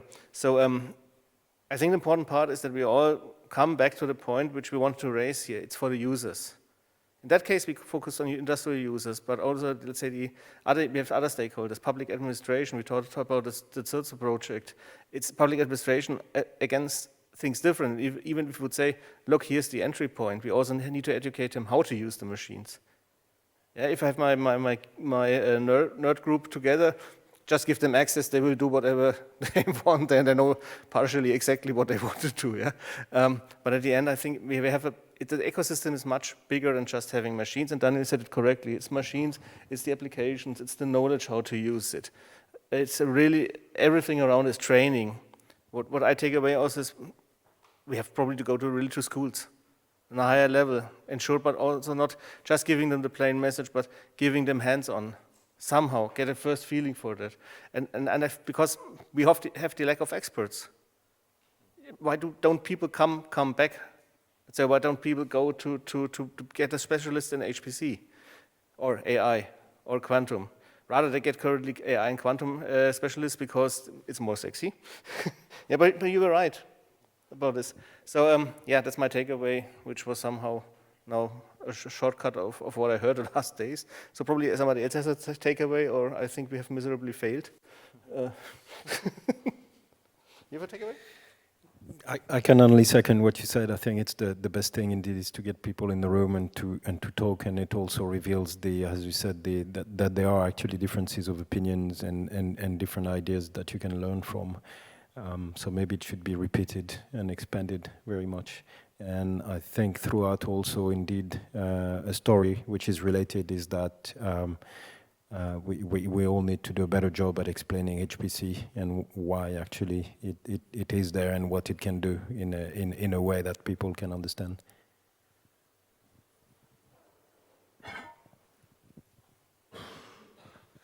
I can only agree what Bastian said before. It is a great community, and a lot of the ideas has been discussed. And there's one point I learned a little bit from the history, and we may have all think together on. And I learned it more from the quantum side. We have to think about the problem we have to solve, and maybe think different how we do it. Because that I learned globally in the quantum area. We currently go more to have a standard solution and try to make it better, faster, and following always the same thread. Why not starting rethinking the problem? Can we tackle the problem with another way? That is typically what we're doing in the quantum area. And we should do similar things also in the classical compute area. It's a little bit a call to rethink what we're currently doing. I'll probably add a little bit of something also, because I'm new to this community and all these projects, but I realize all these success stories also help in presenting or making it sexier again, and presenting new ideas and ways to use it, and making it a little bit more public, and then showing off all those booklets that we now have to throw everywhere around the office and these kind of things. At least people will get to know these things a little bit more and more and more, and then hopefully it will go back and distract and probably bypass the appeal of cloud computing, where it's just, I think you were saying, just swipe the card and get your results, but not really knowing how much it's going to cost because you need to wait until the end. Whereas you could go talk to HPC experts, and then they'll help you out a little bit with that. So basically, all this publicity that we are doing, or the JU did there, I think this helped also in bring it back, and bringing the spotlight on HPC. I think that's also a very good thing, and I'm very pleased about that, by the way. Thank you very much. I think these were very, very good concluding words for this session. So I would like to thank all of our experts today, those on stage and those that presented today and also yesterday. And maybe I could walk to the front. I have one more thought before you all go. I think something really important was also mentioned a couple of times today, that we need maybe to rethink the notion of who actually is an HPC expert, and maybe there is different types of HPC experts that we need now and also in the upcoming years, because it might not only be the programmers you need and the software experts you need. You might need many, many more people who are helpful to the whole ecosystem. So we heard about we may be needing more salespeople, for instance, that can actually sell the ideas. We definitely need more people to help us raise awareness, disseminate information, communication, also for events such as this one. And we may also need to convince managers that HPC is still useful, even if there's other solutions that are currently more in the media and more of buzzwords. So yeah, so maybe this who actually is an expert and who should be an expert, and whether we need different categories of those, could also be a thought for our next meeting that might be coming up soon. Thank you again for participating.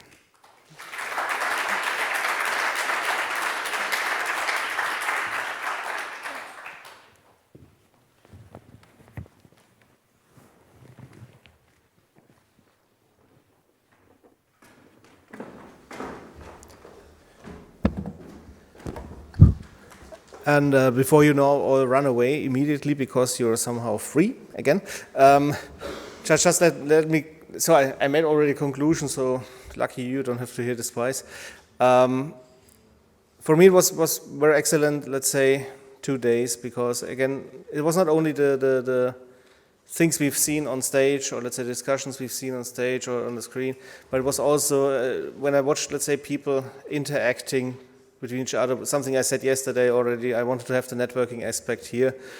We really managed to more or less have all the breaks as we planned them, or even sometimes longer. So I think this was not because we were too lazy to work, because I think a lot of work and a lot of discussion has happened in the time. So I was happy also, let's say, for all your openness to simply say, okay, this was this guy talking or this lady talking about something, let's discuss about this. Final statement, yes, we think about doing this again. We will inform the community, and the good thing is with, let's say, having access to 34 NCCs, nobody will really escape of getting the message. The other thing, obviously, I have to say thank you to the team which organized this in the background. It's quite easy to stand here and say, welcome, all is fine, look, everything is well.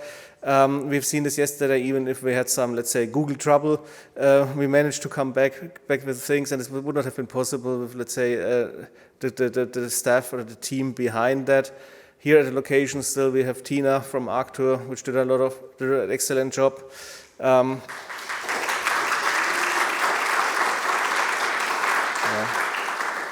We have Natalie, who moderated very well.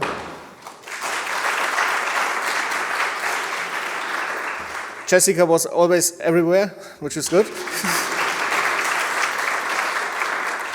I don't forget you, Sophia. You're in the background, can hide, but you're still there.